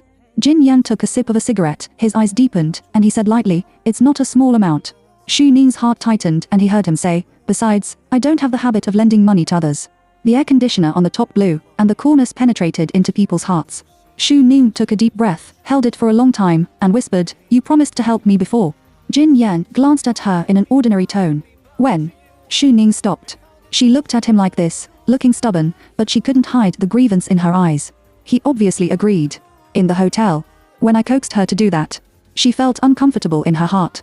Seeing that his expression remained unchanged, she suddenly felt discouraged and lowered her eyes and said, "If you want to rely on your debt, I can't do anything about it." Oh, the corners of Jin Ye's mouth suddenly mentioned. He put out the cigarette butt in the ashtray and walked in front of her. The faint smell of tobacco came. Shu Ning frowned, but did not retreat. Jin Yan looked at her, his eyes were slightly red. Obviously, he looked like he had been bullied, but he squeezed his lips tightly, supporting the pitiful and interesting self-esteem. It's like a little beast being cornered, sobbing, and doesn't want to put away its minions. He thought that when Zhou Jixi bullied her, he must enjoy it very much. Why did you scold me in your heart after you went back that day? He suddenly opened his mouth. Chapter 20. How are you going to return it to me? Shu Ning is silent. I scolded so much that I can't remember clearly. She lowered her head and lied softly. I didn't scold. Didn't scold? Jin Yan nodded and his tone was half joking. Then you are easy to bully. As early as the first absurd encounter, Shu Ning knew that Jin Ya's original face was not a gentleman at all. After getting along with each other these 2 times, she felt more and more so. He likes to tease people. Her face was rosy. Jin Yan had a little conscience and asked, 400,000 yen, lend it to you, how are you going to pay me back? Shu Ning's heart was full of hope. Looking up at him, I will give you a debit note. Very naive and childish words. Is he afraid that she won't return it? He said lightly, borrowing money from the bank also has interest. Shu Ning understood and looked at him fixedly. She doesn't think that he is short of her interest money. His eyes met, and his expression was calm. As if there was no hint at all. But Shu Ning just remembered those sweet pictures. How can he ask her to return it, like in the hotel? The temperature on his face rose unconsciously. Even if he had the courage to seduce him last time, he doesn't have that shame now. She had something on her mind. In addition, she had just finished the drip, and her head was still a little dizzy. She subconsciously took half a step back to try to distance herself, so she didn't notice that there was something behind her feet. There was a turn in front of him, but he was dragged forward a few steps. She can fix her body, and half of her body is already in his arms. The tinnitus disappeared, and she heard him say, "Is this interest?" "What?" She was stunned for a moment, raised her head, and just bumped into his dark pupils. When she realized, she blushed and tried to get out of his arms, but found that he didn't let go. "No. What does that mean?" Shu Ning bit his lip. When she is clear-headed, she may not have the upper hand in language, let alone being dizzy. She turned her face to look at him and pleaded, hoping that he would let her go. Jin Ye is a normal man. He has the desires he should have at this age, but he is self-determined. It can make him lustful with one look. Shu Ning is the first one. She looked at him like this, reminding him of the day when she knelt at his feet, tears rilling and sobbing. He freed one hand and approached her lips. "Mr. Jin." She was stunned and subconsciously turned her head to avoid it, but her lips were still gently wiped by his fingers. Jin Ye's hands stayed in midair, and only his fingertips left a slight touch. Shu Ning didn't dare to move for a moment. He nestled in his arms and didn't move. Jin Yan was not angry, but noticed her name. He turned back, as if the episode just now had not happened. He said lightly, "He asked me to borrow money, and he still remembered my hatred. I didn't realize the meaning of the words for a moment, and it took a long time to understand. I don't have a grudge, I'm afraid. I'm afraid that you won't recognize me as a student." Obviously, he didn't allow her to call again, but now she has a grudge against her. She quietly squirted her mouth. "Jin Yang, if I don't recognize you, why should I save you?" Shu Ning adjusted his breathing and said stubbornly, "Then you send the Buddha to the west and help me again. I will pay back the money later. I'm so sick that I can't stand firmly, but my brain is clear." He made fun of her. Shu Ning lowered his eyes and said no. Her forehead was sweating. I don't know whether she was nervous or weak. Jin Ye put everything in his eyes, and the hand holding her arm slowly loosened his strength. However, as soon as he let go, her body shook, and he had to hold her waist again. Shu Ning grabbed the button of his shirt in a panic. Even so, her feet are also soft and can only rely on him. Breathing together, the air is ambiguous. As if a certain value suddenly reached the standard, Jin Ye looked at her slightly panting look, suddenly bent down and picked her up. Shu Ning subconsciously hugged his neck and swallowed the exclamation into his throat. The man hugged her and walked to the inner room. Chapter 21. Don't get too used to men. Everything seems to be easy. Shu Ning was put on the hospital bed, and the man held her waist and kissed her. The sound of fine watermarks in the silent space is particularly ambiguous. The body temperature kept rising, and her arms wrapped around Jin Ye's neck, half pushing and half pushing. When she raised her neck and looked at the snow-white ceiling, she felt ashamed. The hem of the hospital uniform was gently pushed up. She squealed, her vision was hazy, and she met the man's dark and deep-haired eyes. Jin Yan kissed her lips, and the low voice fell on her ear, still restrained and calm. Relax. Looking at the man's handsome face, her body became softer and softer, and her scalp was numb, she persuaded herself. Jin Yan's skin value, even if it's not for money, is still a good love partner. She didn't lose anything when she had sex with him. Self-hypnosis success, desire. Looking forward to the continuous sinking. Her 5 senses are a little numb. Suddenly, the weight on the body decreased. The vision gradually became clear, and she gasped slightly, looking at the man's clear eyes. Professor. Jin Yan looked at her pale face, his emotion weakened by 2 points, and he stood up slightly. Uncomfortable? Shu Ning couldn't say it. She shook her head, and then she realized that she was weak. There is a little. Then you should tell me. He is not a beast. He wants her to go to battle with illness. Shu Ning's face blushed. He said this as if she was in a hurry. She bit her lip and moved up with his movements. Jin Yan got up and sat beside her, watching her shrink into the quilt like a snail, which made her feel funny. His interest was interrupted, but he was not unhappy. Taking the person into his arms, he stroked her hair and taught her, it's not a good habit to get used to men too much, and your body is your own. Shu Ning felt more and more ashamed and leaned in his arms for a long time. Breaking the tranquility is Jin Ye's mobile phone. It was just after 8 o'clock. For him, it was time to socialize. Shu Ning lay on the bed alone. When Jin Yan answered the phone, she stood up and looked at him, subconsciously asked, "Are you leaving?" Jin Yan didn't answer and glanced at her. His eyes were entangled for too long, and Shu Ning was hot-faced by him. He realized that this sentence was too ambiguous, as if he didn't want him to leave. She shrank more and more into the quilt, and finally only showed a pair of eyes outside. Jin Yan felt that in addition to her body pleasing to men, her soul was also interesting. He was playful and wanted to tease her seriously. If you don't want to stay with a man for the night next time, you'd better not ask this question. His heart was beating like a drum, and Shu Ning had the heart to bite off his tongue. It was not until she saw Jin Yan put on her coat that she remembered that he had not promised to help her. As if knowing what she was thinking, Jin Yan put a card on the head of the bed when he was about to leave. The exquisite black and gold cards look very stylish, symbolizing the unique power and financial resources of the owner. Shu Ning couldn't help saying, "I will return the money to you later." Jin Yan didn't speak. She added, "I ran out of cards. How can I return it to you?" Jin Yan, naturally, knew that she would ask this question. A man who has been immersed in fame and fortune for many years is much more cunning than a little woman with a lot of interests. He took her mobile phone, gave her mobile phone number, and also gave her address. There was enough room for her. "If you run out, you can return it to me by yourself. It's like an admission ticket for the next meeting, full of hints." Chapter 22. After seeking skin with the tiger, Shu Ning lay in the hospital all night and was discharged from the hospital early the next morning. She sent a text message to Jin Yan, "I have been discharged from the hospital. Thank you, Professor." Jin Yan didn't reply. It was already more than 10 o'clock when I rushed back to the first courtyard of the city where my grandmother was. At the door of the ward, Shu Ning met Zhou Jishu, who was red-eyed and embarrassed. Seeing her, he stood still and said with difficulty, "Are you okay?" Oh, it was he who couldn't save him when he saw death, and now he's here to be competent. She has a cold face. What do you think? It was hot, but she was wearing long-sleeved trousers. Zhou Jishu first thought that she was trying to cover up the traces of torture. He thought of the picture of Mr. Liu pressing on Shu Ning, and he felt that his body was about to explode, and he had the impulse to kill. Shu Ning's reaction also proved his guess that she was won by Mr. Liu. While he blamed himself, he resented Shu Ning and resisted desperately. When he saw Shu Ning's weak face, guilt prevailed. "Ning, I'm sorry." Shu Ning directly bypassed him and went to the office of the attending doctor. "I have paid the medical expenses." Zhou Jishu stopped her. Shu Ning's steps paused. There is Jin Ya's card in the bag, but in fact, she prefers Zhou Ju to learn the money, because it is her money. She treated her grandmother with her own money, so she felt at ease. Seeing that she didn't leave, Zhou Jishu thought that her attitude had softened. "Let's go to see grandma first, and we'll talk about those things later." "I didn't know. I thought he cared more about grandma." Shu Ning is really disgusting to him. Grandma's surgery is imminent. She doesn't quarrel with Zhou Jishu, but she is afraid that this madman will be a demon in front of her grandmother. If something happens to grandma, she will never forgive herself in her life. When she arrived at the ward, the seriously ill old lady immediately smiled when she saw the two of them. Zhou Jishu is very talkative, and the whole process is as if nothing happened. "As long as you two are well, even if grandma doesn't have surgery, she will be in the ground now, which will be happy." Shu Ning's eyes were hot and he grabbed the old man's hand. "Grandma, don't say that." Zhou Jishu held her shoulder at the right time, gentle and considerate. Shu Ning gritted his teeth and couldn't help shaking off his hand. The operation fee is in place, the physical condition of the elderly is also suitable, and the operation will be arranged soon.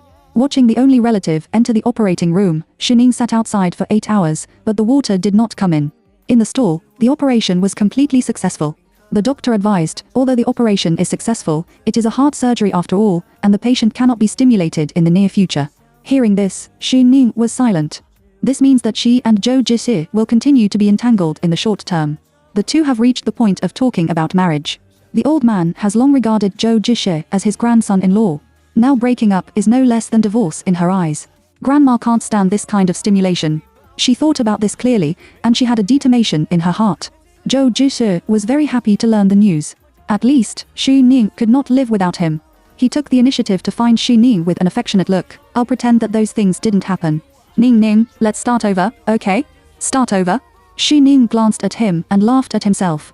I'm penniless now, and I may go to jail at any time. How can I start over with you? Zhou Jixi is more or less a little distressed. He took her hand. I have had the joint account unfrozen, and I will unblock the relationship in the case of the police station and withdraw the lawsuit. This is Xu Ning's purpose. Since she wants to lie with him, she needs to maximize her benefits. When she got her money back and got out of the case, as soon as the time came, she immediately took her grandmother away. Chapter 23. Don't stimulate the patient in the near future. Remember, after coming out of the director's office, Xu Ning breathed a great sigh of relief. Grandma's operation was very successful. As long as she had a good rest, there would be no problem. Next, she has the energy to solve her own affairs. While her grandmother was resting, she went to the mall to buy a new dress to cheer herself up, lest her grandmother see the clue. When I was choosing, I saw 2 figures in the VIP area through the gap of the hanger. One of them is Qiao Lingshen. Come to think of it carefully, she was indispensable for what happened that day. Lin Yushen in the VIP area looked at Qiao Lingshen and said, "Is your Zhou Jixi still not good?" "Okay, but I'm always afraid that he won't concentrate." "You don't know that there is a pretty woman in his office?" Qiao Lingshen said, smiled in a low voice, and whispered close to Lin Yushan. After listening, Lin Yushan pretended to be shocked. "Aren't you afraid that he will be angry?" He didn't know at all. "I heard from people in his company that the woman hasn't gone to work for 2 days. I guess the one surnamed Liu has already done it." Xu Ning trembled with anger. Sure enough. For such a sense of crisis, he was willing to ruin other people's lives. She was furious and heard Qiao Lingshan say, "Sister, hurry up and settle the matter with Jinyan, lest you have too many dreams at night." "What am I afraid of?" Lin Yushan smiled and didn't care. "Who can compete with me in Xiling City? I'm afraid that some bitches are shameless." "Didn't you have it before? Did you finally enter the door of Jay's house?" Lin Yushan disdained. Across the 2 wooden shelves, Xu Ning put everything in his ears. As soon as he turned his face, the cabinet sister came over. She quickly closed her eyes, didn't look at the clothes, and went out of the store from the side. When she walked to the rest area, she realized that her back was covered with cold sweat. Even if they were angry and unwilling just now, they knew that these famous people pinched ordinary people like them to death, which was simply a matter of one sentence. She unconsciously took out Jin Ye's card and was stunned. The first choice is not to swipe Jin Ye's card, because she knows that Jin Yan just likes her body. There is essentially no difference between sleeping with Jin Yan and sleeping with Mr. Liu. They are both exchanged with men with their bodies, but Jin Yan is an excellent quality partner. Zhou Jixi is now ashamed of her, and the procedure of withdrawing the lawsuit and cancelling the case is already in progress. It can solve the problem, not be controlled by Zhou Jixi, and not sell yourself, which is the best choice. Now it seems that she didn't swipe this card, which is really a wise move. That man is a temptation and a poison that penetrates the intestines. She not only can't afford him, but she can't even afford to touch him. Thinking so, Xu Ning went to the law firm again. Although Zhou Jixi promised to cancel the case, she hasn't done it yet. She must make sure that nothing will go wrong. I made an appointment with a lawyer, and she submitted her personal information at the front desk. When I was taking my ID card, the card in the card bag accidentally fell out. Xu Ning was shocked and quickly lowered his head to pick it up. At the same time, a bony hand was one step ahead of her and picked up the card. Xu Ning looked up. The man was dressed in a suit and leather shoes, and his temperament was cold and arrogant. It was Fu Xiu who I saw on the tennis court that day. Xu Ning remembered his relationship with Jin Yan, and his attitude was cautious. Lawyer Fu. Fu Xiu looked at the black card in his hand, and his eyes inadvertently swept over the engraved Jin, and his eyes slid with interest. He handed over the card and seemed to be calm. "Black card, take it away carefully." Chapter 24. When he came to the door in person, Xu Ning hurriedly took the card and thanked him. Fu Xiu was cold by himself, and he didn't communicate much with her on the court that day. She nodded slightly and continued to go through the formalities. When she left, Fu Xiu asked the front desk, "What did she do?" The front desk told the situation again. Fu Xiu took a closer look in the direction where Xu Ning left, but the meaning was unclear. Xu Ning left the law firm and went back to the hospital to see his grandmother. Unexpectedly, Zhou Jishi was there again. When Grandma woke up, he was more attentive than before. No need for him to say, as soon as he left, the old lady took Xu Ning's hand. Chishiren is really good. With him, Grandma will rest assured about your future. Xu Ning responded twice.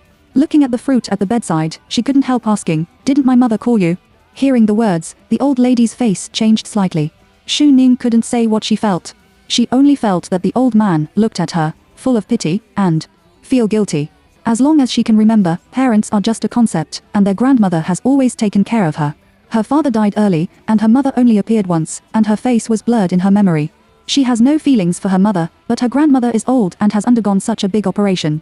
She is afraid that the elderly will have regrets. Don't tell her. When the old man said this, his face deepened the fatigue. Xu Ning didn't say much more. He took care of his grandmother and fell asleep, but before the old man fell asleep, he asked a question drowsily. When will you and Jishin get married? Xu Ning's heart was heavy. Grandma can't be stimulated. She has to take care of everything. Jin Yan, it's better not to see each other. Thinking so, she took a taxi to the address given by Jin Yan before it was dark and it was still working time. When I arrived at the door, I was stopped. She told the reason, and the security guard looked at her twice and said to call her to ask.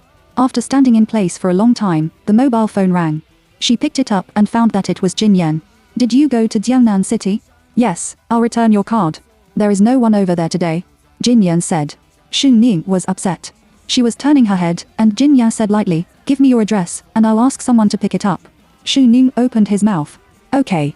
Jin Yan was probably very busy, so he didn't say much and hung up the phone. Xu Ning looked at the mobile phone page and exhaled weakly. Sure enough, it is easy to invite God, but it is difficult to send God. She secretly prayed that Jin Yan had better send someone else to pick it up. Zhou Jixie went to the neighboring city on a business trip and would not suddenly appear, so she sent the address to Jin Yan with peace of mind. She returned home early, but Jin Yan's message didn't arrive until 9 o'clock. He is downstairs. Xu Ning hurried downstairs and saw a black Bentley parked under the tree. In the back seat, Jin Yan closed his eyes to rest. His handsome face showed a thin red after drinking, and his eyebrows converged. Compared with the reserve and calmness of the day, he was more lazy. Xu Ning had the card in her pocket. She hesitated to open her mouth, but Jin Yan opened her eyes. She took out the card. Jin Yan didn't answer. He looked into her eyes, his throat rolled, and his voice was a little hoarse. Is there any soba tea? Xu Ning paused. She had an intuition that she shouldn't have asked him upstairs, but when she looked into his red eyes, the words of refusal were stuck in her throat. Yes. Jin Yan responded. The night is rich. Xu Ning took a man other than Zhou Jixie home for the first time. Fortunately, he didn't meet anyone else in the elevator. When she entered the door, she found a pair of slippers for Jin Yan. Jin Yan took a look and didn't wear it. She subconsciously said, it's new, and no one has worn it. Chapter 25. Zhou Jixie is here. In the kitchen, the pot is bubbling. Xu Ning's heart was ups and downs, and he couldn't live in peace for a moment. Footsteps came from behind. She turned her face to look and saw Jin Yan standing by the door. When he came up, he was only wearing a shirt. The button at the neck was not buttoned, and the neck was unnaturally red. He looked at Xu Ning quietly with deep eyes. Xu Ning bit his lower lip. Are you allergic to alcohol? It doesn't look very comfortable. I am allergic to seafood. Did you accidentally eat it? I haven't eaten for a long time and tasted it twice. Oh. The pot keeps bubbling. Xu Ning remembered that when he went upstairs, Jin Ye's driver drove the car away directly. Did he think he would stay with her for the night tonight? There was silence all around. Jin Yan looked at the woman's reserved movements and raised the corners of his mouth slightly. He said in a gentle voice, didn't you use my card? Xu Ning was surprised, and then remembered that the black card was probably used by him, and it was not surprising to see any consumption information. It's useless. Is your grandmother's surgery over? Hearing the sound, Xu Ning thought for a moment and nodded. Well, he returned the money to me. Jin Yan was silent. Then he laughed softly, and his joy and anger were unknown. Have you made up? Not counted. The man nodded and joked faintly, that's the broken lotus root. Xu Ning didn't speak. She told him so on purpose. As Jin Yan, she probably wouldn't see her again. But Jin Yan asked her, in this case, how dare you bring me up? I'm not afraid of him bumping into me. Xu Ning listened and felt that his words were mixed with deep bad jokes and some mockery. She turned her face and looked at him. The man's handsome facial features were hidden in the yellow light. In the light and shadow, there was innate indifference and carelessness. The palm holding the spoon clenched slightly. I brought you up to thank you. Students, thank you for your kind professor. I don't mean anything else. Jin Yan raised his eyebrows slightly. It's pretty good. He went back to the living room. Xu Ning breathed a sigh of relief. When the soba soup was ready, she served a glass and took it to the living room. Jin Yan leaned on the sofa. Under the soft light, the expensive lenses refracted the light. He was elegant and calm, but there seemed to be discomfort between his breathing. When he approached, he felt that his breathing was slightly hot. She called him. Jin Yan opened his eyes. The woman bent down on his side, held a steaming tea soup in her hand. She has a small mouth, a pair of bright and clear apricot eyes, trembling eyelashes, and her eyes are always very focused when looking at people. The hair was darkly dry in the throat, and the wine was in the brain. The man didn't move for a long time. He looked at her so straight that Xu Ning felt a little uncomplaced and his heart trembled. Until those dark and deep eyes became darker and darker. She was shocked and quickly straightened up. But it was too late. Jin Yan pinched her thin wrist with his backhand. The soba soup was sprinkled all over the ground, and no one cared. She was pulled on his lap, and the man pinched her chin, gentle, and did not allow his beak. Xu Ning was so ashamed that his face was hot that he refused in a trembling voice, "Don't do this." Jin Yan didn't give her a chance to refuse. He pushed her down on the sofa, while appreciating her embarrassment, letting her immerse herself in, enjoying her jerky reaction, and having time to teach her decently. "I told you last time that if you don't want to stay with a man overnight, don't talk too much. He shouldn't be. Please ask him upstairs." Well. His lips and tongue were entangled, and Xu Ning almost turned into his palm. Her brain was in a mess, and she suddenly remembered the idea of the day. Actually, it's not. Jin Yan and Liu are always different. Facing him, it's not that she is hooking with him at all, but that he is deceiving her heart. 10 toes are tightly curled up, but no matter how tight the body is, it can't resist his rain-like attack. She bit her lower lip and tried her best not to make any movement. Until the silent space, the sound of the key entering the keyhole came from the door. Xu Ning's mind was blank for a while. It's Zhou Jisha. Chapter 26. Go and come back. The second the doorknob was turned, Xu Ning's soul was about to fly. Jin Yan pressed on her and paused. However, the door did not open as expected. Only then did Xu Ning remember that she had changed the door lock. As if the soul had returned, she came back to her senses and climbed on Jin Yan's shoulder helplessly, wanting him to get up. On the contrary, Jin Yan was not in a hurry. He bit her lip, pressed against her beautiful auricle, and whispered, "Didn't you tell him that you have a guest tonight?" Xu Ning was embarrassed and wanted to bury himself.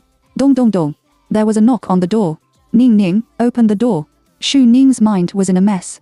Jin Yan's hand holding her waist deepened his strength and continued unhurriedly. Xu Ning clenched his legs and pushed him away.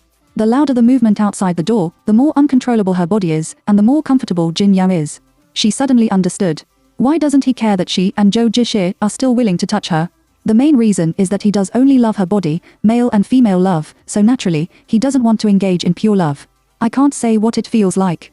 She just wants to escape. I don't know when the knock on the door stopped, but the temperature in the living room rose sharply. Jin Yan no longer wanted to tease people and went straight to the point. Xu Ning is going crazy. Until the man suddenly stopped moving.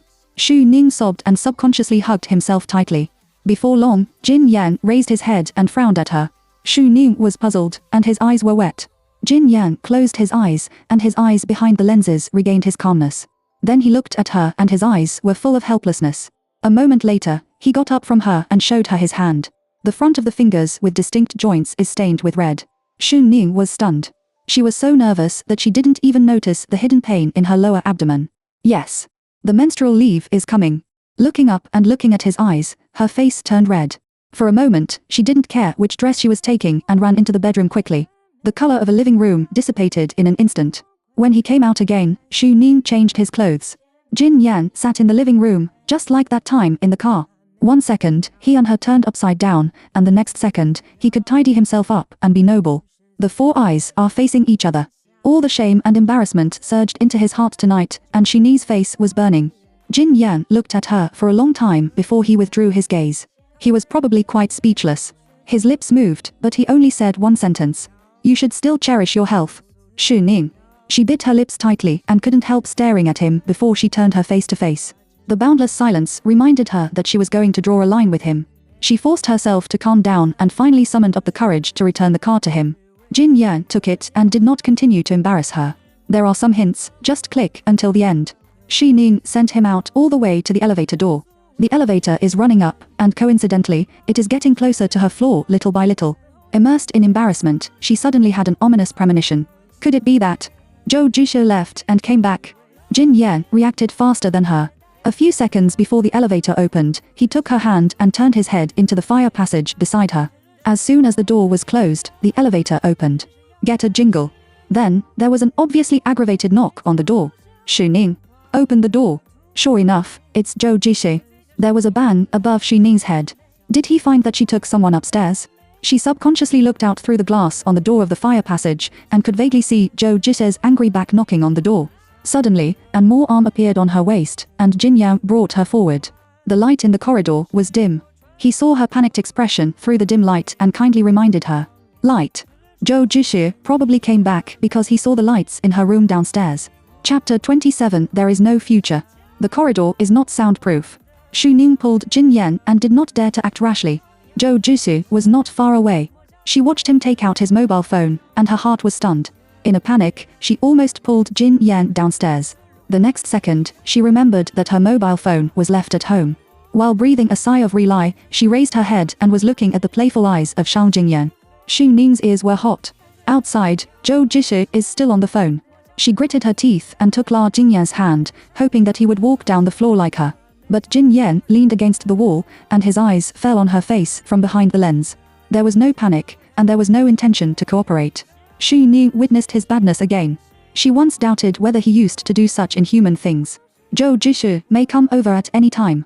Her heart was beating like a drum and she didn't dare to delay. She could only look at him pleadingly. Jin Yan drank a lot of wine tonight and behaved more and more unruly. The woman's eyes were timid, which made his thinking more divergent. If Zhou Jixi hadn't suddenly come to break up, even if she was not convenient tonight, maybe they could do something else. Just like in the hotel, she probably can't resist him, and her eyes will be as pitiful as last time. Thinking so, he glanced at Zhou Jixi's direction and turned to Xu Ning, who wanted to bully her more. Xu Ning is not stupid. Looking at his face, which was enough to charm all sentient beings, she bit her lower lip, raised her arms to hook the man's neck, tiptoed with force, and looked up and kissed him. The man's lips were hot and cold, and she pleaded in a soft voice. Professor, please, go downstairs first. Jin Yan was pleased, hugged her waist and kissed her firmly. It was not so much a kiss as a one-sided plunder of Jin Yan. When they separated, Xu Ning's eyes were full of tears, and he almost even cut off his breath. Go downstairs. He whispered and wiped the marks on her lips. Xu Ning turned a look. I went downstairs with him, walking carefully all the way, and my hand was always held. It was obviously a very tense moment, but Xu Ning gave birth to a little strangeness. This feeling was rare when he was dating Zhou Jixi in college. Being held by hand, he fled in a hurry in the dark. It was not until the night breeze blew downstairs that she woke up. Worried about going out of the road, she took Jin Yan along a path with few people and arrived at the back door of the community. Before long, Jin Yan's driver drove over. Xu Ning sent him into the car. After a short silence, she took the initiative to bend over and said, Professor, I'm sorry for tonight. Jin Yan looked at her. There is nothing to be sorry for. He wanted to say something else, but he was afraid of embarrassing her, so he didn't say it. Xu Ning hesitated for a moment and said again, I caused you trouble before, and I won't do it in the future. This has been made very clear. In the future, there is no future. Jin Yan leaned in the seat with deep eyes. There was wind outside the car. Xu Ning leaned over and stood, and his hair was gently blown up. He likes her face and her body. Unfortunately, he never shares personal accessories with others. He responded lightly and didn't embarrass her. Xu Ning made up his mind.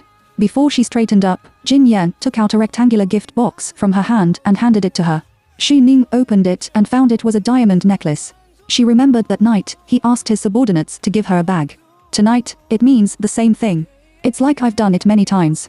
Without waiting for her to say more, Jin Yan had already let the driver drive. The low-key and luxurious black Bentley gradually drove away. Xu Ning restrained his mind and turned to a convenience store. She bought a big bag of tampons and went upstairs again. As soon as he got out of the elevator, he met Zhou Jixi's cold face. Chapter 28. I want to give you a child. Why are you here? Xu Ning pretended to be surprised and went out of the elevator with a convenience bag. Zhou Jixi originally wanted to ask for his guilt. He caught a glimpse of her conservative clothes and the tampon in his hand, and hesitated a little. Where have you been? Xu Ning came forward and said while opening the door, the menstrual leave is coming, buy tampons. Why didn't you answer my call? Zhou Jixi questioned. The mobile phone was out of power. I put it in the living room to charge it and took cash to buy it. Xu Ning said. Her attitude was still cold or hot. When she entered the room, she went to the kitchen to boil hot water and poured the soba tea silently. Zhou Jixi walked around the house and didn't find anything strange, and his face was much better. He asked, did you change the door lock? Xu Ning nodded calmly and changed it after the last time. Thinking of the last conflict between the two, Zhou Zhixi also realized that it was boring. He walked into the kitchen and hugged Xu Ning from behind. Xu Ning's body was stiff and restrained his instincts.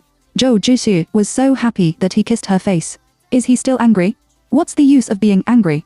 You and Miss Qiao are still getting married.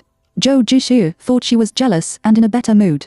He coaxed, for Grandma's face, don't lose your temper with me because of outsiders, okay? Oh, the wife who is about to get married turned out to be an outsider. Xu Ning was disgusted with it. She didn't say anything. While the water was boiling, she took the tea out to distance the two and seemed to ask unintentionally. When will the case be sold? Zhou Zhixi glanced at her, his eyes flashed with shrewdness, and he replied more naturally, it's almost time, just these 2 days. Xu Ning nodded. As long as the case is closed, she will be relieved.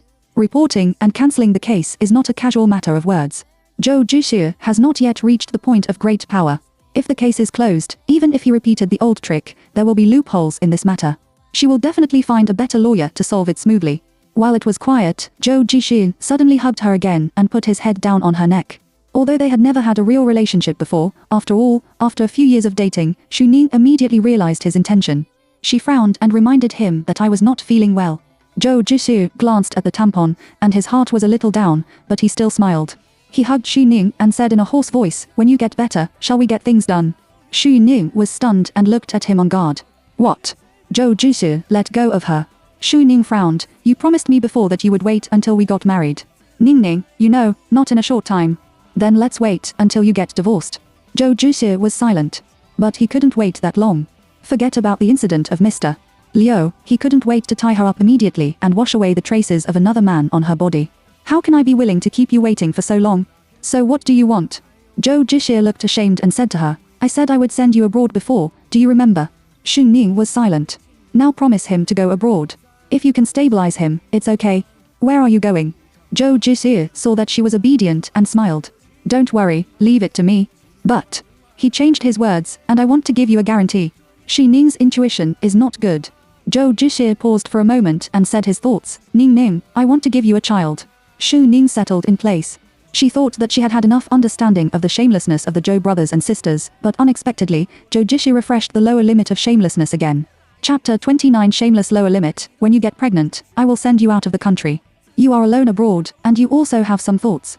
In a few years, I will definitely divorce and marry you. What a terrible true love. It makes people's scalp tingle, like lice all over my back.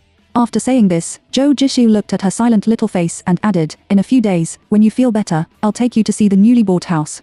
Let's set it on our love anniversary. That day, even if I make up for your wedding night.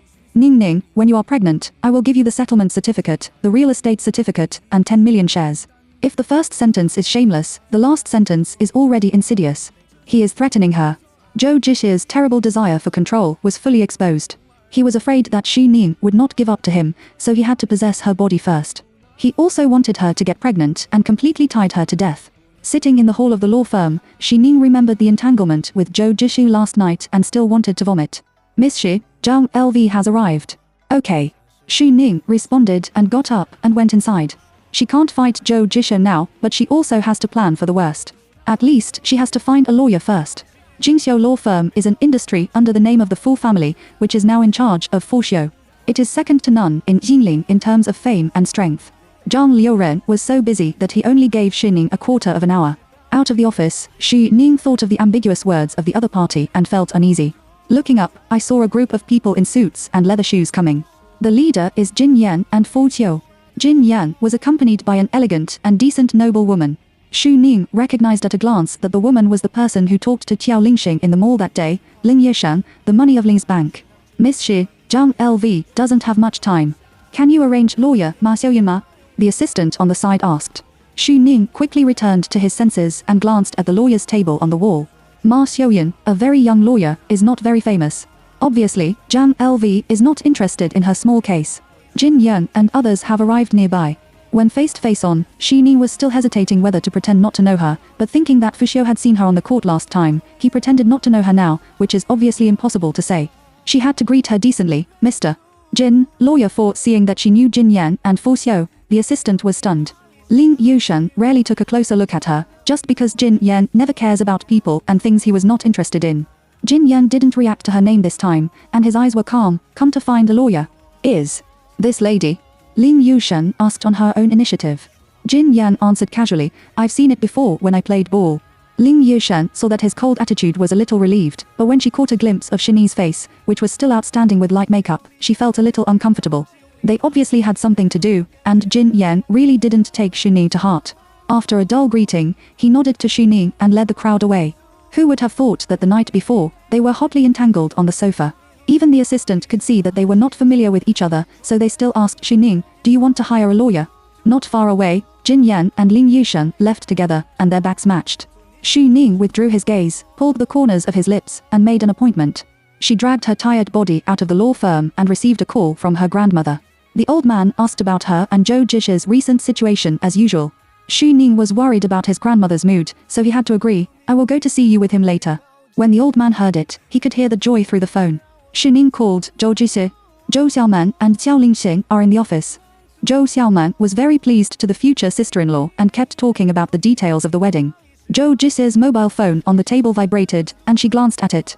There is no note, only the number. But Zhou Xiaoman recognized it in a second. It's Xu Ning. Chapter 30, he likes students exclusively. Xu Ning made 2 calls, but Zhou Jishen hung up. She is emotionally unstable now and dares not go to the hospital to see her grandmother more often, for fear of being found out. When Zhou Jishi called back, he found a restaurant near the law firm and sat down. It's getting dark. After finishing his work with Fu Xiu, Jin Yang and he had dinner in a nearby building. When he passed the glass window on the first floor, he saw the woman leaning quietly and gently in the seat, looking at the traffic outside. He met Xu Ning several times. Xu Ning's situation was not very good, but she always had a vitality to support her. But today is different. Apart from the distance, he can also feel the faint desolation and despair on her body, as if it is difficult for the sun to rise tomorrow. It's plain, which makes people have a desire to protect. Bullied again? In a hurry for a few seconds, his steps did not stop, and Xu Ning was naturally out of his sight. When he got into the car, the poor little face did not get out of his mind. He seemed to ask Fu Xiu casually, what kind of case did Xu Ning ask you to handle? When Fu Xiu heard the words, 2 points of interest appeared on his cold face. I don't know. Jin Yan hummed softly, don't you know? Fu Xiu raised his eyebrows, there are so many cases in the law firm every day, and I have to know everything. Jin Yan leaned in the seat, his legs crossed, and he was silent. Fu Xiu said coldly and enthusiastically, if you are interested, I'll go back and ask. After saying that, he quietly turned his face to look at Jin Yan, with joking and inquiry in his eyes. Jin Yan lighted a cigarette, and then the corners of his mouth hooked slightly. He doesn't smile because he is noble and elegant. He smiles gently, just like the melting of ice and snow, and the eyes behind the lens are deep and deceiving. We don't know each other. Fu Xiu joked, Xu Ning is very beautiful. She is my former student. Fu Xiu paused and then said, I remember that Su Xu is also your student. The smile in Jin Yan's eyes suddenly sank, and his lips were squeezed into a line. Under the light, a large shadow fell on his side face with superior lines, covering the deep emotions in his eyes. Su Xu, it has already become his taboo. Fu Xiu is less talken, but he is poisonous enough and bold enough. He was not afraid to die and commented, Professor Jin is also quite dedicated. I only like students. Xu Ning only received a call from Zhou Jishi during the rush hour. He asked her to wait for him at the door of the hospital. Got it. After hanging up the phone, Xu Ning to the hospital by taxi. On the way, she looked at the sky and felt that the dark night was like a beast, about to swallow people in one bite. She can't see the future. Zhou Jishi just sent Xiao Lingshan away and went back to the office without stopping, ready to change his clothes to see Xu Ning. Unexpectedly, Zhou Xiaoman was still waiting for him. Why are you still here? He asked casually. Zhou Xiaoman locked the door of the office and questioned, Brother, are you still with Xu Ning? Zhou Jishi looked unhappy. I'm in front of Ning Ning. You speak politely. Zhou Xiaoman snorted coldly and was speechless. She didn't dare to talk about drugging Xu Ning, but seeing that Zhou Jishi was so obsessed, she gritted her teeth and simply said, what do you want her to do with that kind of broken flowers and willows that are ruined by men? What she gave to Xu Ning that day was extraordinary. Even if it's not Mr. Liu, he would definitely sleep with other men, otherwise how could Xu Ning be like a normal person? Zhou Jishi thought she knew something from Xiao Lingxi. She was embarrassed and angry, and her face suddenly became gloomy. The whole world knows that his woman has been touched. I'm sorry for Mr. Liu's matter.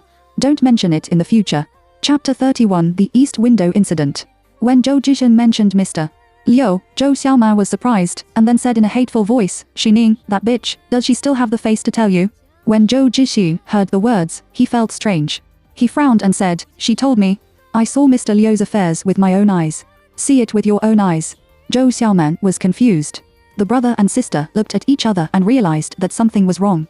Zhou Xiaoman said, what I'm talking about is that I give Xining medicine. What did you give her? Zhou Zhixie's eyes widened. Don't you know? So what's the matter with Mr. Liu? Zhou Xiaoman's head is big. Zhou Zhixie's intuition had exceeded his expectations. With a cold face, he asked Zhou Xiaoman to make things clear.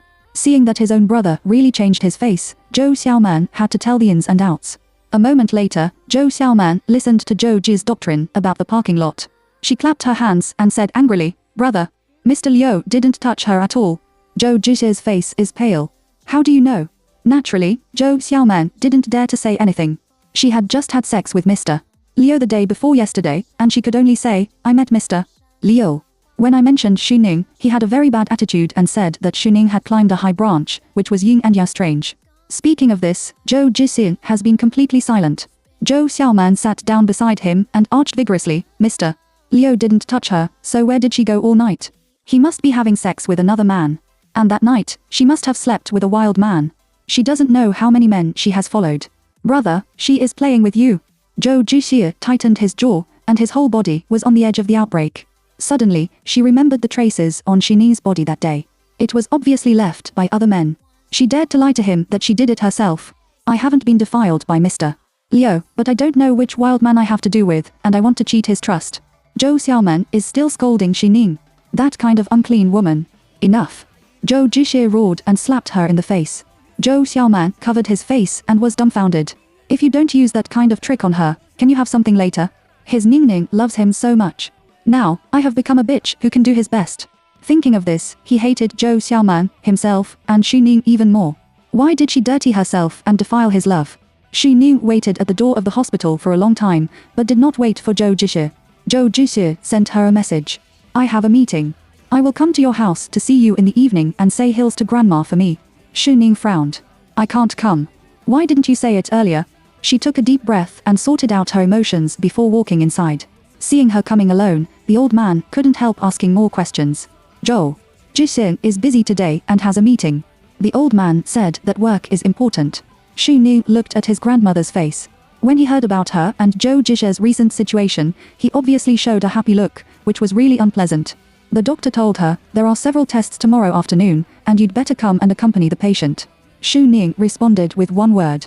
After leaving the hospital, it was very late when she came home. As soon as the elevator opened, Zhou Zhixie was standing at the door. The four looked at each other. Zhou Zhixie's face was cold, and Xining inexplicably sensed a trace of uneasiness. Have you finished the meeting? There is nothing to say in the two compartments. Xining opened the door anxiously. Entering the room, she habitually went to boil water. Zhou Zhixie went into the bedroom and said he wanted to take a shower with her. Xining resisted in his heart, but he thought that the menstrual leave was still there. Zhou Zhixie didn't mess around last time, and he wouldn't do it this time. It was a little awkward to refuse directly. Chapter 32. She took the man home. Zhou Zhixie had 2 sets of clothes in Xining's place. He went in to take a shower and asked Xining to bring him clothes. Xining stood in front of the wardrobe, listening to the sound of water inside, but his eyes swept to the bags and necklaces beside him. Jin Yan gave her a bag for the first time. She lost it at that time. The next day, the neighbor knocked on her door, and she had to get it back. Now, these 2 things put together are like the sins hidden in Pandora's box, which may cause a series of problems at any time. She pushed the bag in and closed the wardrobe door. After Zhou Zhi learned, she wrote something in front of her desk. The 2 of them have become speechless from talking to the past. Zhou Zhixie used her hairdryer. After blowing, she threw it aside heavily. Xining heard the sound and looked back. She frowned and got up to collect the hairdryer. Passing by Zhou Zhixie, the man hugged her and touched her clothes restlessly. Xining was very horried. She frowned and said, I'm still on my menstrual leave. Zhou Zhixie was calm. His calm eyes fell on her face and finally on her lips. We can do something else. Xining was stunned. Realizing what he was saying, she turned her face and said, I won't. In the past, she might blush and beat her heart. But the person in front of her betrayed her, controlled her, and her affection was exhausted, and now there is only disgust left. Zhou Zhixie looked at her cold appearance, and his eyes gradually became gloomy. Can't or unwilling? There was no emotion in his voice, and his eyes became paranoid.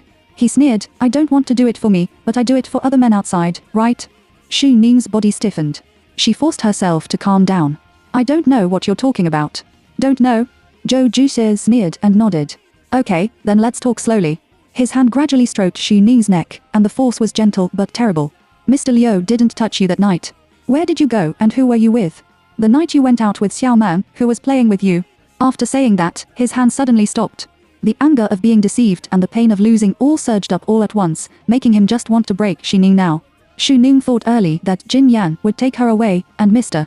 Liu would not dare to talk nonsense, so she felt at ease with Zhou Juxi. And about giving her something that night, she thought that Zhou Xiaoman would never dare to tell Zhou Juxi in her life. The sudden change made her brain blank, her neck was almost strangled, and her face turned blue and purple. Suffocation, death, approaching step by step. Suddenly, a throb. Zhou Juxi left her on the closet, stepped closer, and asked her angrily, who is that person? Xu Ning's back hurt. After waking up for a moment, she thought about denying it, otherwise everything would be in a bamboo basket. Grandma has to do the inspection tomorrow, and she hasn't received the cancellation letter yet. She knelt on the ground and straightened up slightly. The wardrobe was hit heavily. The moment she moved forward, the door of the wardrobe opened, and the high clothes inside slipped out. Along with it, there is also the Chanel bag and the diamond necklace.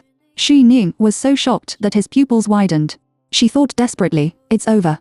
Zhou Juxi lowered his head and looked at the expensive bag and the valuable necklace. He was stiff all over. Xu Ning is so thrifty that he will never buy these things. In a bland, he remembered last night. His intuition confirmed his previous doubts. He looked at Xu Ning and his eyes were about to burst. You took the man home. Chapter 33. Unable to stand her unlove, in the face of Zhou Juxi's determined attitude, as well as the bag and necklace in front of him, Xu Ning was powerless to refute. In addition to being reluctant, there is a sense of relaxation in her heart. Perhaps, there is no need to pretend to the man who disgusts her anymore. She closed her eyes and decided to get up from the ground first. Zhou Juxi looked at her acquiescence and was furious. He grabbed the woman's arm and gritted his teeth. What you said before was a lie to me. Xu Ning raised his eyes. His hair was messy, but his eyes were surprisingly calm. Haven't you already determined it? Why are you still asking me? Zhou Juxi's forehead was swollen, and he endured it. With the impulse to be rude to her, her eyes were red, and her voice was hoarse and sad. Ning, you were not so mean before. How did she become like this? It made him strange. When Xu Ning heard the word decennial, his face turned pale, and the depression and resentment that filled his heart for many days burst out in an instant. She looked at Zhou Juxi with sharp eyes. Am I cheap? Zhou Juxi, you also have the face to say that I am mean. I've been talking to you for 3 years, and you take the lead behind my back with the rich family, and you want me to be your wife and let me go abroad. Your sister set me up and let people defile me. Where were you at that time? I called you, did you answer? Did you see me in the parking lot? I asked you for help. Did you save me? She questioned repeatedly. Zhou Juxi's face was ugly, but he stubbornly squeezed out a sentence. I'm all for our future. Xu Ning smiled, laughing more ugly than crying. For our future, okay, I really should let the whole world hear it. You can give me to other men to play with for my sake. You really have the face to say it.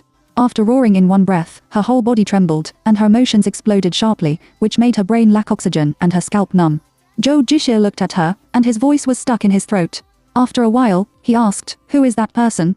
Xu Ning sneered. Zhou Juxi asked again, is the first time and the second time the same person? It's this time, and he still cares about these. Xu Ning had nothing to say to him and turned around and walked out. Zhou Juxi caught her so dead. Let go. Xu Ning said in a loud voice. If I don't ask you today, are you going to continue with me without telling me those dirty things? Or do you want to stabilize me first and then break with me later? Zhou Juxi stared at the woman's face. He was shocked to realize that in his heart, he would rather hide those things than continue to live with him. This just proves that she cares about him. But Xu Ning stopped struggling and just looked at him quietly without a word. Zhou Juxi was panicked by her decisive eyes and struggled to say, Ning, do you still love me? Xu Ning was still speechless. The answer is very clear. This answer is more unacceptable than Zhou Juxi's discovery that Xu Ning is no longer innocent.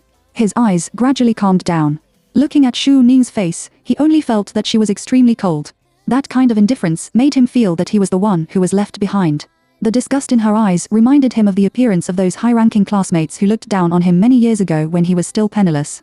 This feeling made his eyes angry again. Good. He nodded and gritted his teeth and said, I got it. He let go of Xu Ning's hand with indifferent eyes. Don't regret it. Xu Ning's face was expressionless. Regret? What she regrets most is that in the canteen that year, when she saw that his meal card was out of money, she took the initiative to borrow his meal card. Zhou Juxi was no longer entangled. He quickly left the bedroom and slammed the bedroom door. Chapter 34. In a trap, Zhou Jixi slammed the door and left, and his previous plan was completely in fail. Xu Ning was most worried about her grandmother, so she changed her grandmother's nurse early the next morning and told the new nurse not to let her see anyone but her. In addition, she sold the bag and necklace given to her by Jin Yan, and paid a sum of money to lawyer Ma in advance, asking her to bother. After finishing these, Zhou Jixi didn't move. However, all this was like the calm before the storm, which made her more and more uneasy. Sure enough, 2 days later, Zhou Jixi suddenly called her. Ning Ning, I don't want to investigate you about the previous incident.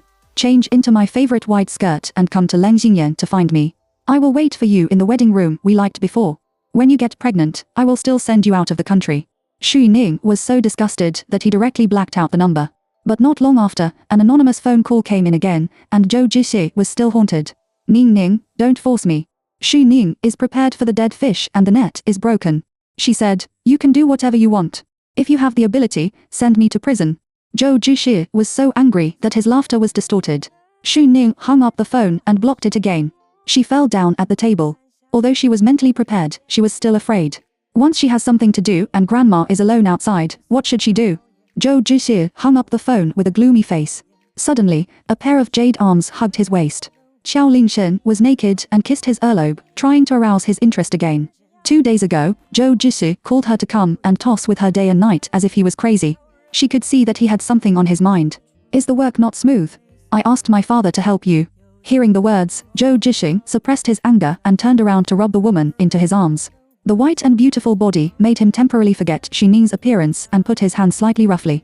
Xiao Lingshen let out an ambiguous moan today. Linglin. Well. It's still you, only you. Jixi, well, I love you. The room is hot. At the moment when the limbs were entangled, Xiao Lingshen was immersed in her soul. Zhou Jixi possessed her, but her eyes were paranoid and sober. He thought of Xu Ning. If Xu Ning was here. Xiao Lingshen shouted louder. The more she took the initiative, the more Zhou Jixi thought of Xu Ning's cold face. Xu Ning. Even if she is not clean, he will catch her back. That afternoon, Xu Ning was about to go to the hospital when he suddenly received a call from the hospital. Is it Miss Xu? It's me. Please come to the hospital as soon as possible. Your grandmother's condition has changed suddenly and has just been sent to the operating room for rescue. Xu Ning was struck by lightning. She froze in place for a long time before she barely found her soul. When I went out with my bag, my hands were still shaking. How could it be like this? Grandma has just had an operation, and she should go in the direction of recovery. She hurried downstairs, but was blocked by a police car. The same picture as not long ago made her feel stunned. Miss Xu, isn't it? The man in the uniform asked. Xu Ning nodded blankly. The recent case of embezzlement of public funds has made progress. The suspect who escaped with the money has been nettled. The other party accuses you of accomplice. There is enough evidence. Please come with us. Xu Ning understood that this was Zhou Jixi's revenge. She pleaded in a trembling voice, you too, my grandmother is on the rescue. Please, let me go to the hospital first. The two people on the opposite side looked at each other and said in a formulaic tone, Miss Xu, please don't embarrass us. After saying that, give her way and signal her to get in the car. Xu Ning was in a hurry. She looked at the police car not far away and had crazy thoughts. Now, she just wanted to rush to the hospital immediately. Chapter 35. Students are in trouble, an hour later, law firm. At this time, he resisted the summons and ran away. Does she think this is a blockbuster in Country M? The young female lawyer cursed in the corridor, and she was completely out of her demeanor. Fu Xiu came out of the elevator and heard this paragraph. As a senior partner of the law firm, he went over to inquire about the situation. Lawyer Ma sighed and told the matter again. Fu Xiu caught the keyword, Xu Ning. Yes, it's her. Lawyer Ma complained angrily, it's really unlucky to say that. I don't know how to provoke my boss and want to kill her. Fu Xiu didn't say anything, raised his hand to signal her to be quiet, and then walked aside to call. Jin Yan just came back from a business trip, and it was only 2 hours before the plane landed. When Fu Xiu called, he had just taken a shower. What's the matter? Fu Xiu went straight to the topic, Xu Ning had an accident.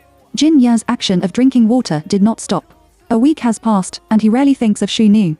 Just after taking a shower, the primitive power in my body was released. When I first heard the name, I was a little interested. He sat down on the sofa, closed his eyes and asked, what's wrong? At the police station, Zhou Jixi wanted to kill her. Jin Yan opened his eyes. Fu Xiu said again, this woman is also interesting. Grandma was seriously ill. She was in a hurry to go to the hospital and ran away in front of the police. Jin Yan's eyes condensed slightly. He remembered the pitiful appearance of Xu Ning eagerly defending him in the hospital that night. She said that grandma's surgery fee was stuck by Zhou Jixi. That's why she was wronged and asked for perfection. This time, her grandmother was seriously ill, but she was imprisoned. For some reason, he didn't see her, but Jin Yan also drew her desperate and broken face in his mind. On the phone, Fu Xiu deliberately asked him, "Professor Jin, you don't care if students are in trouble?" Jin Yan didn't answer, but got up from the seat. The police station, Xining's face was pale. She couldn't eat for the past few days, and she ate even less today. Suddenly, it's already calculated that I didn't faint. The lawyer hasn't been working for a long time, and the police who inquired about the situation have been working. Miss Shi, I advise you to cooperate with the investigation. You resisted the summons and kept silent. The situation is very bad for you. Xu Ning lowered his head and his voice was weak. I didn't embezzle public funds. The money from your grandmother's surgery was remitted to you by Jiang Yosai and others from the border account. The police emphasized. Hearing this, Xu Ning's teeth trembled and his back was even more cold. It turned out that Zhou Jixie had already left her hand at that time, and she had no way to escape. She was full of her grandmother's situation. She begged the police again to let me go to the hospital first, okay? My grandmother. My family is not your umbrella for breaking the law and committing crimes. Xu Ning is desperate. She felt that she was going crazy. Time has passed minute by minute, and it has been 3 hours since the phone call from the hospital. Xu Ning didn't dare to think about whether grandma had endured difficulties or not. No way. The more she thought about it, the more she couldn't control herself and suffered. I wanted to get up from the seat, but I had no strength at all. The area in front of me is pitch black, and there is no hope in sight. I don't know how long ago, someone called her name. Xu Ning. She raised her head. The woman in uniform said, "Someone will bail you out, and you can go." Xu Ning's face was in a trance and didn't react for a moment.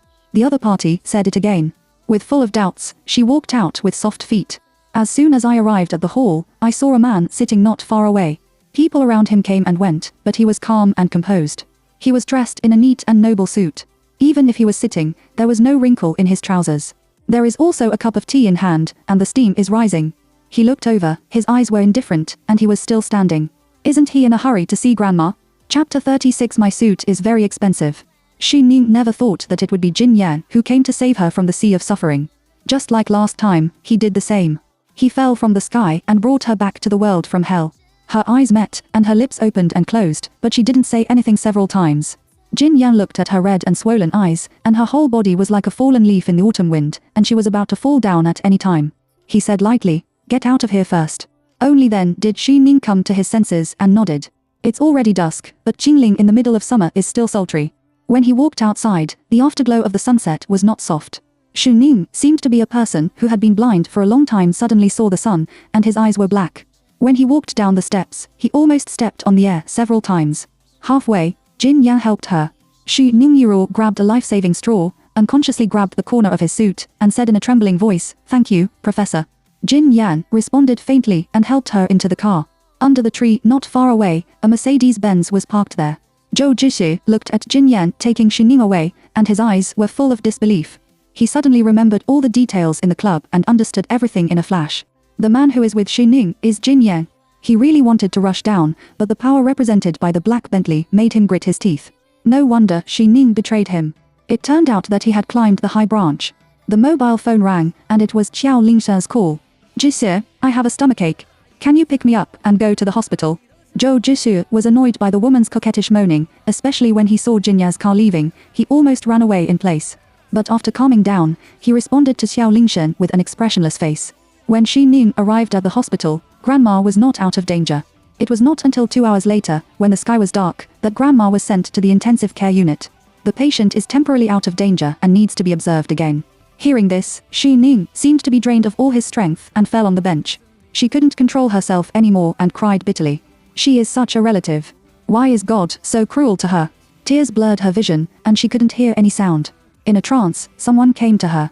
She looked up while choking and met the man's calm but reassuring eyes. For a moment, tears fell down. Jin Yan looked at her for a moment, stretched out his hand and put it on her head. Maybe his eyes were too gentle, or Xu Ningtai needed to grasp something. She didn't care much, hugged the man's waist and cried loudly. "It seems that I want to tell all the grievances and sorrows of these days. It was already time for the hospital to get off work, and there were few people in the corridor." Her cry was so painful and clear that it sharply plunged into the softest part of Jinya's heart. He is not good at comforting women, but he still said a few words. "Xu Ning, be strong. Your grandmother also needs you. I will solve the case for you. Don't cry anymore." His tone was plain, but surprisingly effective, which soothed Xining's panic, and her cry gradually weakened. Until a long time later, she came out of his arms, sobbed lightly twice, and then heard him sigh. She looked up at him. Jin Yan looked down and motioned her to look at his suit. Xu Ning fixed his eyes, and a large piece of the suit was wet. Although the color of the clothes was dark, it was still very clear when seen up close. At that time, her face turned red and she was a little embarrassed. Jin Yan's lips hooked slightly, as if smiling. Now it's troublesome. I'm afraid it will make it worse for you to live a difficult life. He looked at her with a straight face. My suit is very expensive. Chapter 37 Ning Ning. Xu Ning wiped her tears and her voice was hoarse. I will compensate you in the future. The last time I borrowed money was the same. Jin Yan raised his eyebrows slightly and joked that your habit of writing empty checks for people has not changed. Xu Ning. She bit her mouth. Jin Yan saw that she stopped crying and did not continue to tease her. He raised his hand and wiped away the tears from the corners of her eyes. Go to see your grandmother first. When you are in a stable mood, we will talk about compensation. Xu Ning knew that he was just joking. At this moment, no matter what the man wants, she is very grateful to him. She calmed her mood, went to listen to the doctor's details first, and then went to see her grandmother. When everything is done, the doctor will be off work. Back in the corridor, Jin Yan hasn't left yet. Xu Ning came forward and had nothing to say. Professor, have you had dinner? Jin Yan glanced at her silently. Xu Ning also knew that she was asking nonsense. She really didn't know how to face him next. She was stuck. Or I'll treat you to dinner. Jin Yan's eyebrows moved slightly, as if sighing. Is there any extra money to treat me to dinner? Xu Ning. No, she is now poor and white. Jin Yan raised the corners of his mouth. He got up from the bench and went to the elevator entrance. Xu Ning hesitated for 2 seconds and followed. The elevator space is not big, and there is only each other. I feel that even breathing is clear and touchable. Xu Ning lowered his head all the way. Fortunately, he only had more than 10 seconds. When he went out, Xu Ning was still thinking about what to do next, and he bumped into the two of them. It's Zhou Zhishi and Xiao Lingshen. I didn't expect that I was pregnant, which scared me. Xiao Lingshen said with a happy face. She looked up and was stunned.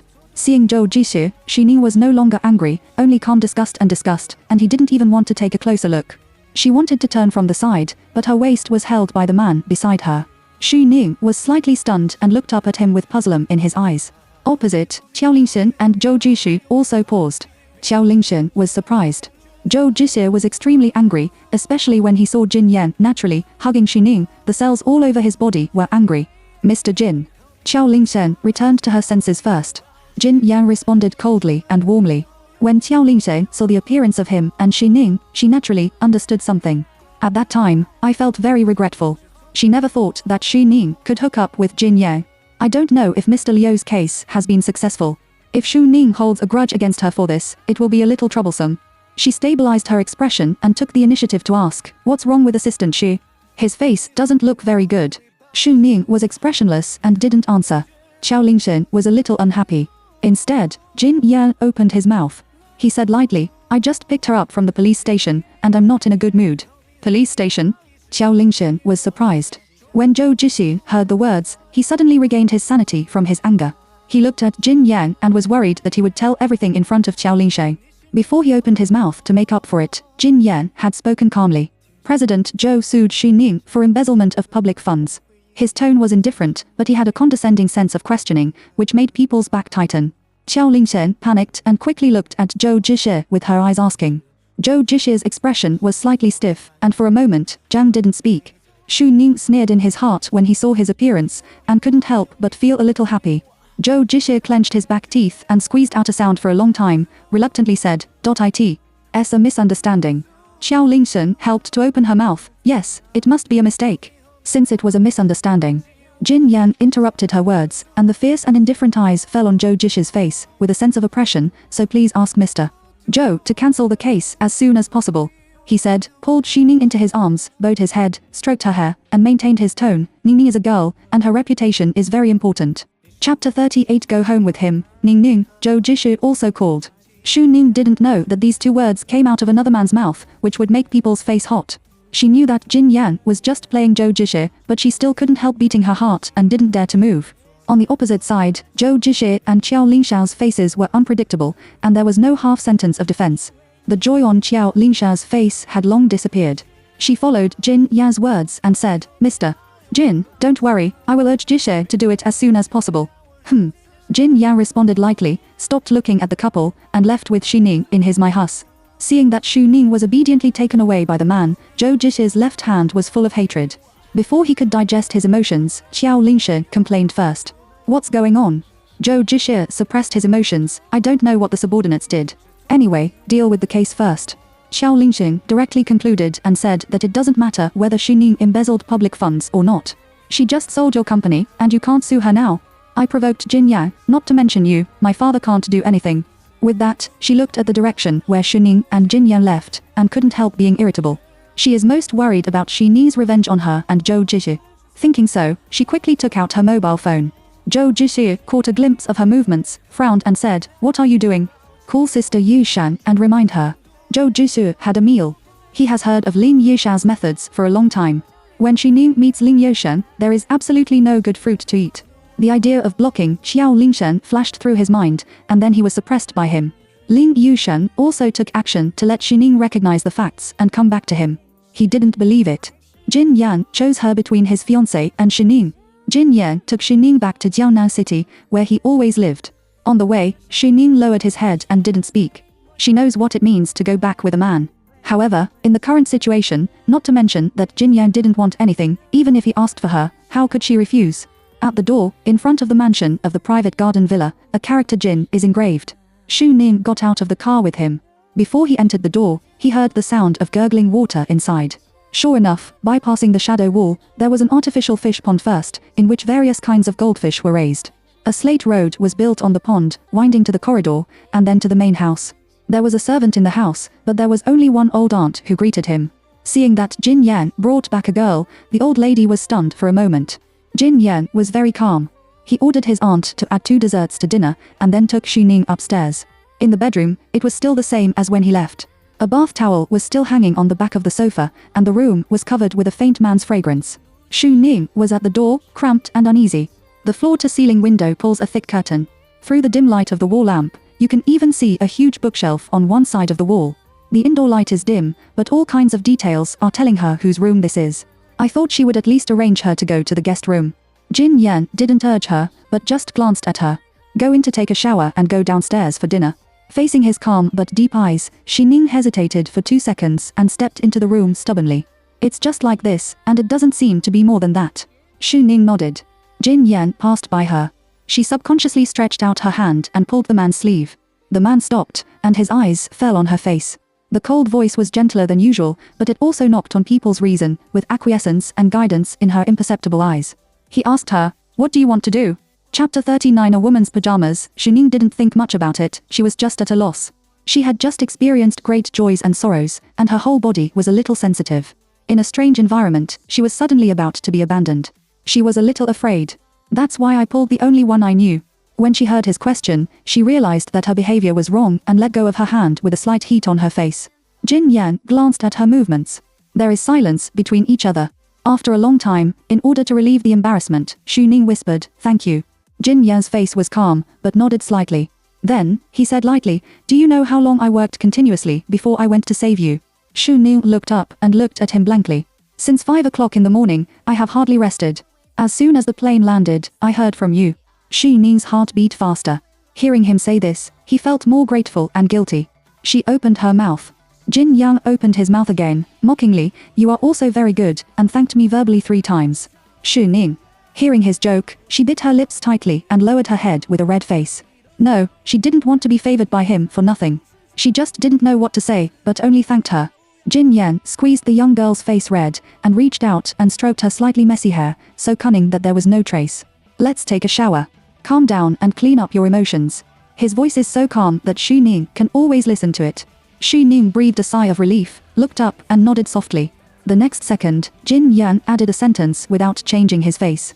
"Calm down and think about it carefully. How should you thank me?" The hot air in the bathroom was tossing, because Jin Yan's half-joking and half-serious words made Xu Ning absent-minded all the way. After all, Jin Yan has saved her 3 times. Except for the first time, she returned him, and the next 2 times, he didn't ask for anything from her. Xu Ning sighed. The water is hot, and the body is also hot, but the heart is digging the wind. Out of this door, she didn't dare to think about which way to go in the future. Out of the bathroom, she only wrapped a bath towel. I thought there would be clothes outside, but the bed was empty. She had to open the wardrobe. The wardrobe was full of men's shirts and suits. In the empty piece, there was a silk suspender pajamas. The style was not exposed, and the tag was still there. Xu Ning hesitated for a long time. There was a phone at the head of the bed, but she didn't know how to call the aunt at home. She had no choice but to take out her pajamas and put them on. There was a black nightgown of Jin Yang on the outside. Standing in front of the mirror, only the ankles are exposed a little higher, and there is a porcelain white neck, which looks decent. Xu Ning wanted to wait for Jin Yang in the bedroom, but after sitting for a while, the aunt knocked on the door first. She ran to open the door and saw the aunt with a tray and brought all the food. "Miss Xi, right?" the aunt asked with a smile. Xu Ning nodded gently. The aunt's eyes quickly turned to her face. Her face was fair, and her soft and delicate black hair was loosely wrapped on one side, falling down her cheeks. She had just taken a shower, her palm-sized little face was still colorful, and her eyes were also moist. No wonder Mr. Jin is moved by this kind of beauty. Thinking so, the aunt pushed the tray forward. "Sir is in the study. I can't disturb you. Miss Xi, go find me. If you go, you should mind." Xu Ning hurriedly took the tray, and his heart was beating. At first glance, this aunt is an old man in the family. Even such an old man does not knock on the door of the study and let her go. She was upset for a while, and she couldn't put it back to her aunt, so she had to stubbornly go to Jin Yang. Chapter 40. He was cunning and bad. Jin Yang just finished the meeting, took off his glasses and relaxed for a moment.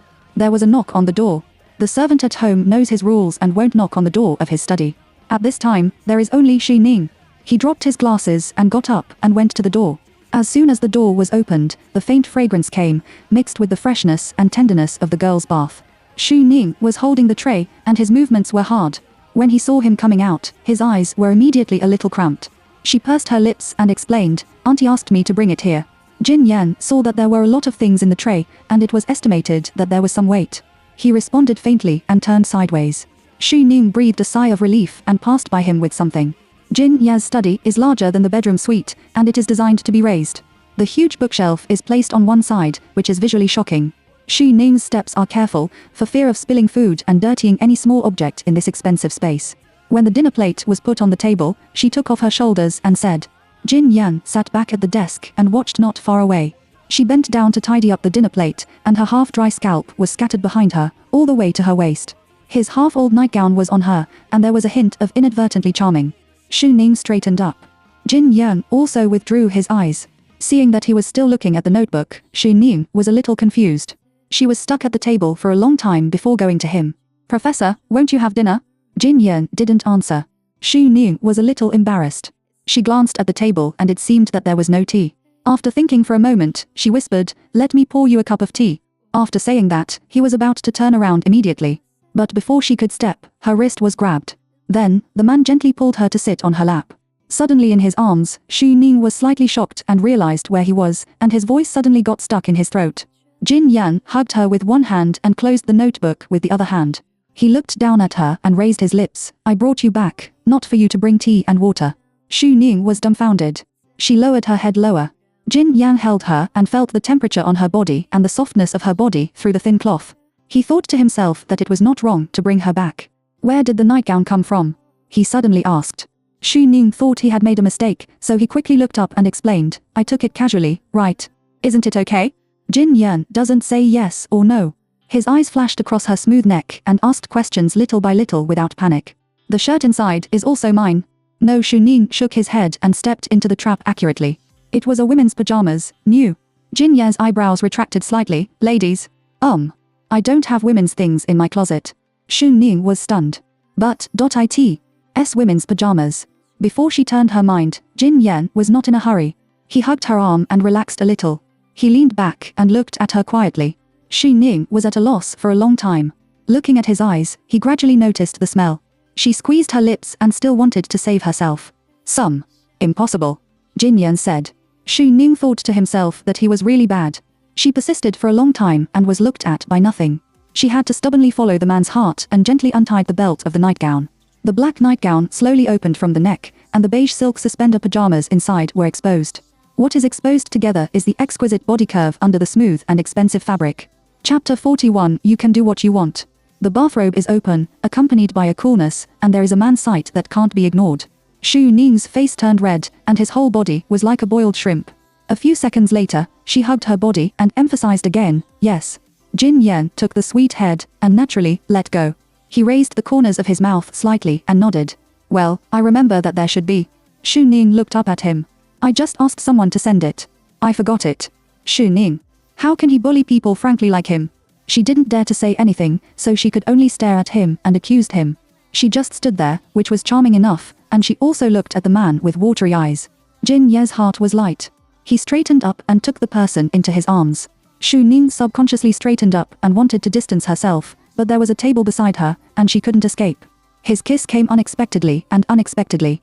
When the lips touched, the man pinched her chin and forced her to look up and bear it. Breathing was taken away, her lips and tongue were stirred, and her body's eye is so soft that he can only get enough oxygen by climbing on his shoulder and following his rhythm. His hand gradually loosened her chin, all the way down, and finally picked up her bathrobe. Shu Ning was tense all over, and his toes unconsciously leaned against a wooden desk.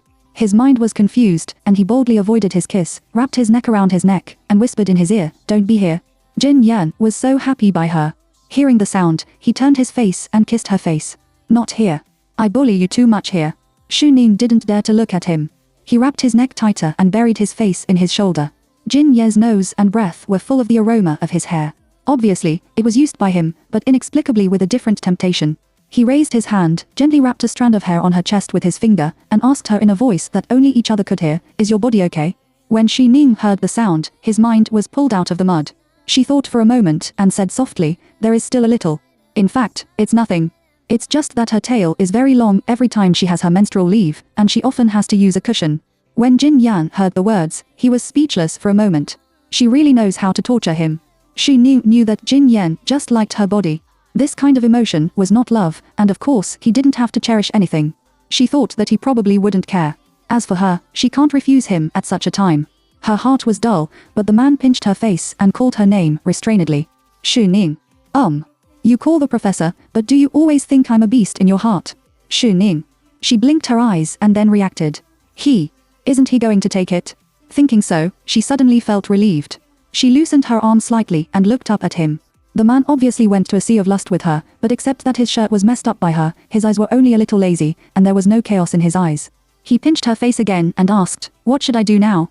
Shu Ning's heart beat like a drum, and he was so ashamed that he couldn't look into his eyes.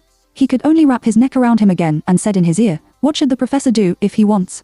Jin Yan was silent for a moment. Shu Ning couldn't see his expression clearly, but only heard him say, "If you say such words to a man, you will suffer a loss." She buried her head and didn't speak, but blushed. Suddenly, her arms around her waist were closed, and Jin Yan picked her up. Chapter 42 Learning New Knowledge. Jin Yan carried Shu Ning to the sofa. He was not in a hurry to bully himself, but stood on the edge of the sofa, condescendingly admiring her panic. Shu Ning straightened up, knelt down with his legs straight, and looked up at him. Looking at his gloomy eyes, she wanted to. "When I got out of the hotel, I thought he wanted to do the same this time." For a moment, he was at a loss, and his face was red to drip blood. She has no experience in serving men, so she can only touch his belt stubbornly. For her intelligence, Jin Yan was happy to help her. He held her hand, leaned over, held her chin, and kissed her.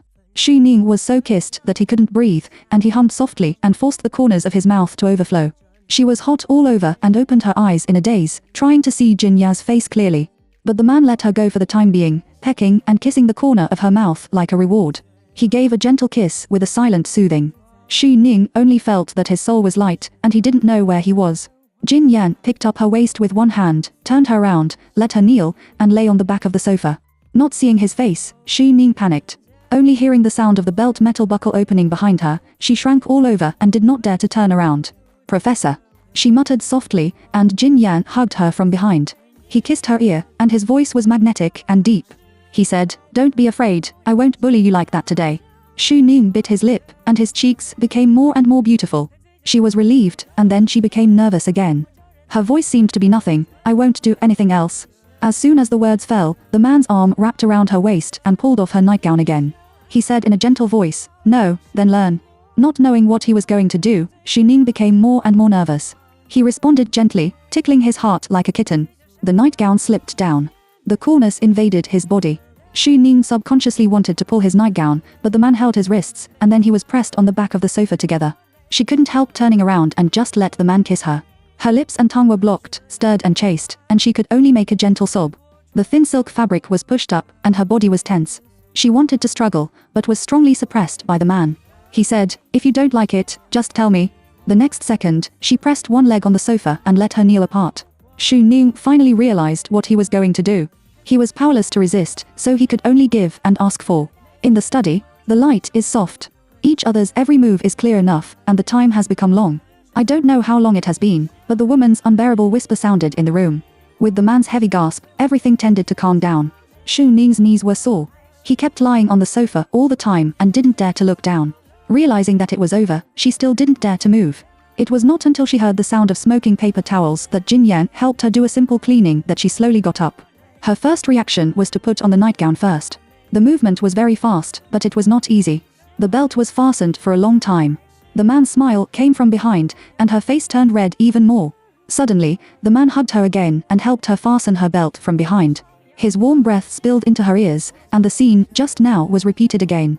Suddenly, the temperature in her ears became hot, and she was too ashamed to look up. Jin Yan was much more calm. He gently touched her ear and went inside to clean up by himself, or did he eat directly? Chapter 43. Clumsy but cute, the touch of the inside of the thigh is still there. No matter how hungry Xu Ning is, he can't eat it. She didn't answer Jin Yan, wrapped her nightgown tightly, and gently turned around in his arms. Jin's banquet spirit let go of her. Obviously, he was lingering a moment ago, but at this moment, Xu Ning slipped away from him and didn't even dare to look at him. She ran into the bathroom in a burst, which made Jin Yan laugh a little. The first time they were in the car, they took the last step. Now, she is so shy about this little intimacy. Xu Ning was sullen in the bathroom for a long time. In fact, there was nothing to clean up, but her face was burning so bad that she was embarrassed to go out to see Jin Yang. Standing in front of the mirror for a long time, the cloudy redness on her face gradually subsided, and then she pushed the door out. In the study, Jin Yang had already been tidy up. He stood at his desk with a glass of ice water in his hand. His face was calm and he didn't look like he had just been wandering. Xu Ning looked at him raise his head to drink water. His throat rolled gently, and his face was hot again. He quickly turned away from his sight. Jin Yan put down the water cup and called her. Then she walked over gently and passed by the sofa. All the traces on it had been cleaned up. Walking to Jin Yan's side, Jin Yan poured a glass of water for her. "Thank you." Her politeness as always looks clumsy and cute against the background of the ambiguous atmosphere in the room. Jin Yan leaned back slightly and leaned on the marble table. He watched her lips touch the crystal cup, and the pure liquid gradually entered her mouth. That glass of water is slightly iced, and the amount is not small. Xu Ning didn't want to drink halfway, but Jin Yan looked at her deeply, which made her heart beat faster. She continued to drink stupidly. Fortunately, Jin Yan found something wrong and raised his hand to stop her cup. Only then did Xu Ning put down the water cup and blinked at him. The man pulled her to her, took the cup, put it on the table casually, and then bowed his head to talk to her intimately. "This is to give you a glass of water. If I give you a bucket, will you drink it all?" Xu Ning's face was embarrassed. The man gently hugged her and didn't do anything, but this kind of gaze was enough to make her nervous. After a long time, Jin Yan asked, "Are you hungry?" Then let's eat first." He let go and turned around to lead her to the dining table. Only then did Xu Ning breathe a sigh of relief. Fortunately, there is a heating plate on the table, and the dishes have been kept warm. The two sat on both sides. Jin Yan looked at the dishes and didn't know what button he had pressed. Before long, there was a knock on the door. Xu Ning was very interesting and got up to open the door. The aunt stood outside with a tray and smiled gently. "When I gave you the meal just now, the dessert was not ready." Xu Ning nodded and took the tray. She found that there were 3 desserts on the plate, but only one for each. Auntie reminded softly, "Mr. Jin doesn't like sweets." Xu Ning was surprised. Only then did she understand that the dessert that Jin Yan asked to add was added to her. She went back with the plate, and Jin Yan was already eating. The man sat alone at the dining table, and there was no movement during the meal. He was as noble and elegant as a sketch of still life painting. When Xu Ning approached, his steps were light. Xu Ning put down the tray and glanced at him. "Thank you, Professor." Jin Yan looked up at her, and his lips moved slightly. "After eating dessert, you will be in a better mood." Xu Ning was moved. Sweet and fragrant, she picked up the spoon and wanted to eat dessert first. Jin Yan knocked on the table and ate first. Xu Ning raised his eyes and looked at him helplessly.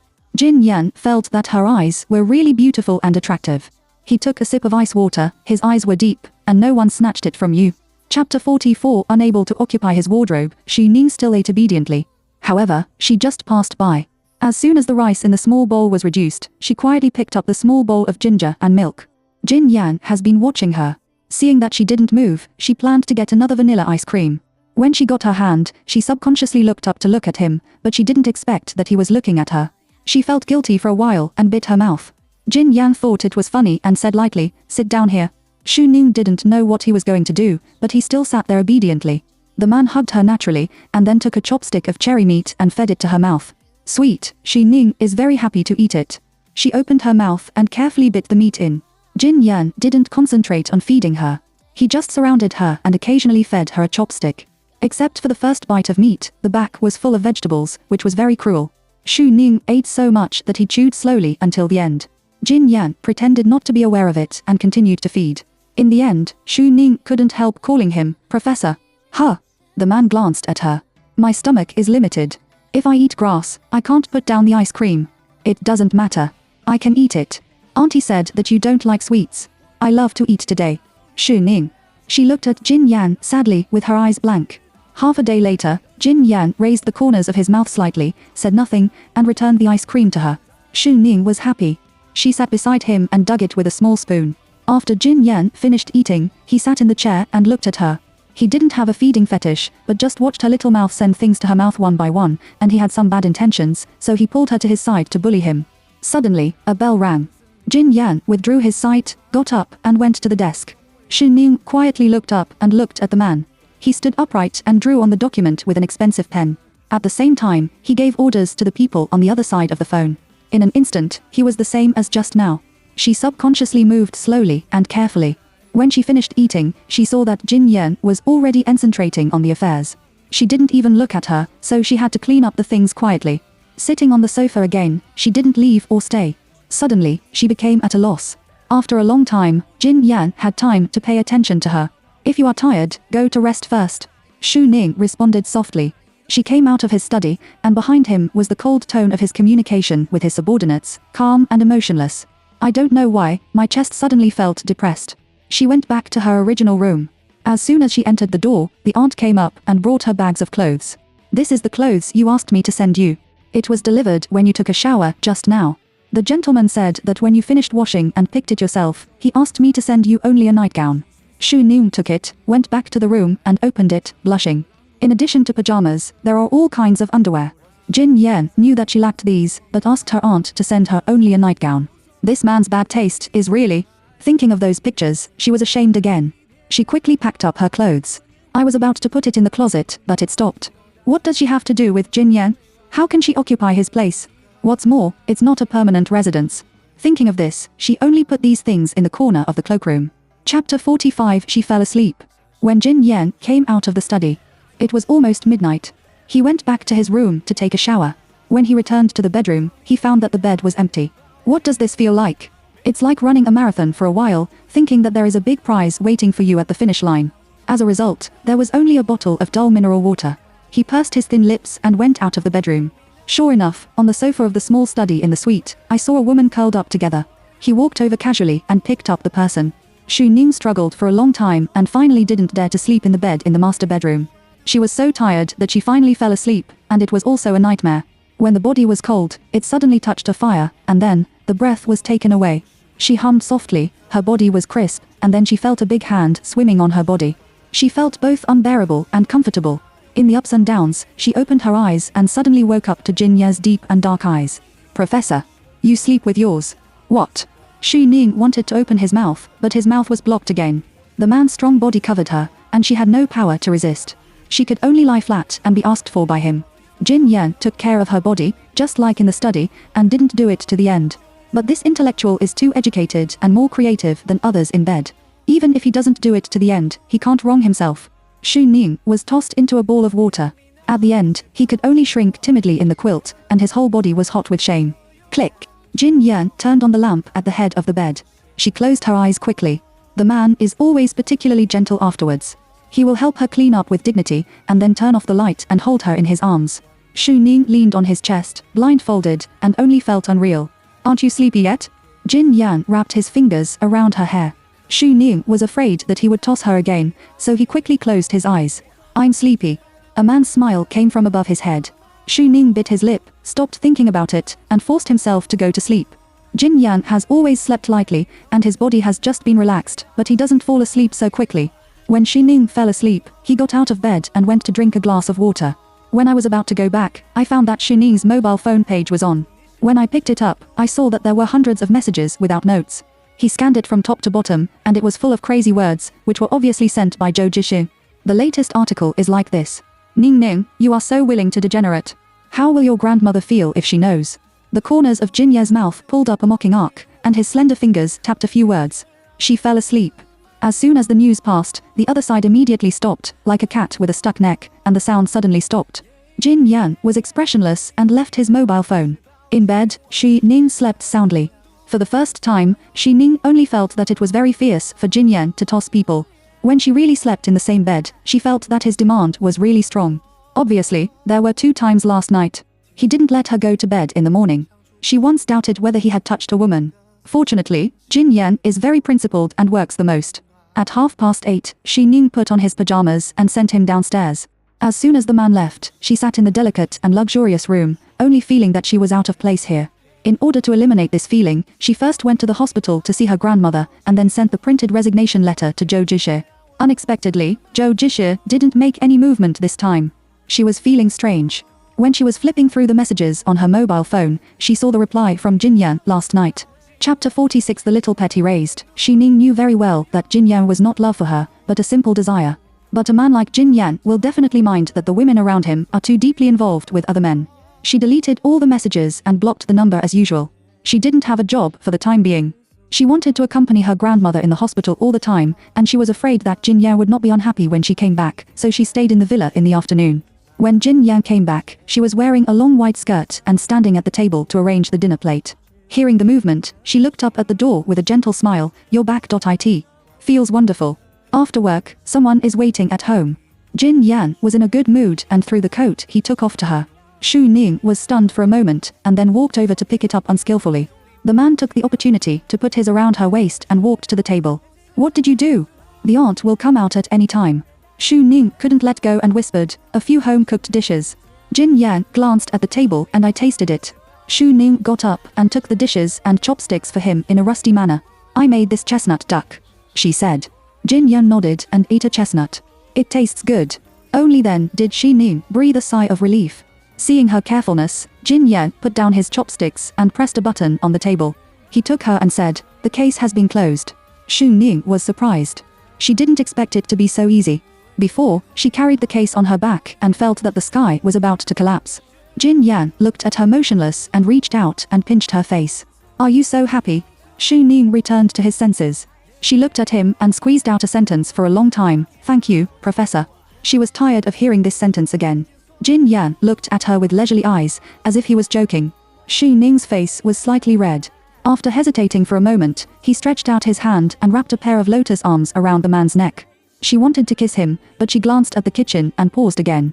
Jin Yan said in her ear, no one will come out.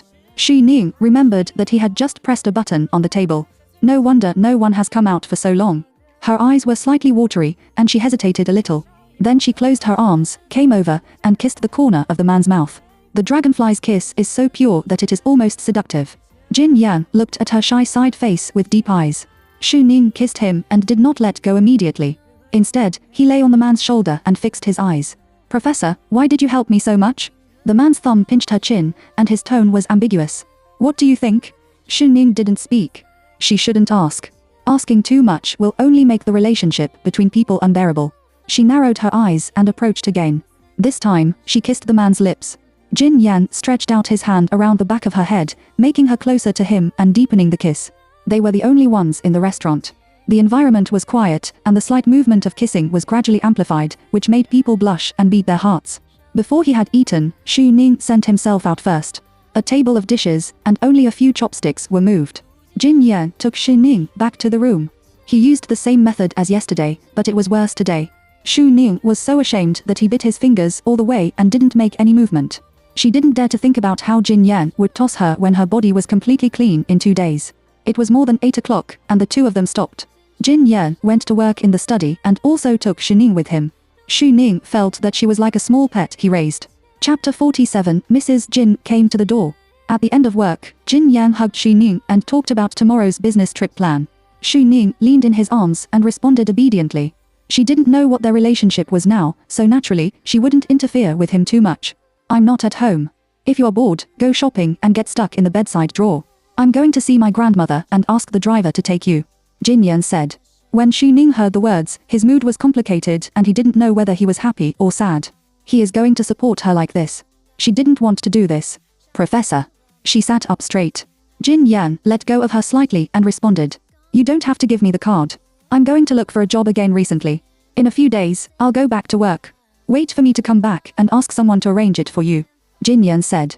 His attitude is not tough, and even when he speaks, his voice is slow, which can be called gentle, but Xu Ning just can hear a little bit of the meaning of intolerance. She became quiet. Seeing her petty temper, Jin Yan was not annoyed. If you want to raise a cat, you have to accept the cat's minions. What's more, he has patience. Hugging the person over, he analyzed, the case has just been sold, and it is very bad for you to go out to find a job. Xu Ning lowered his eyes and said no.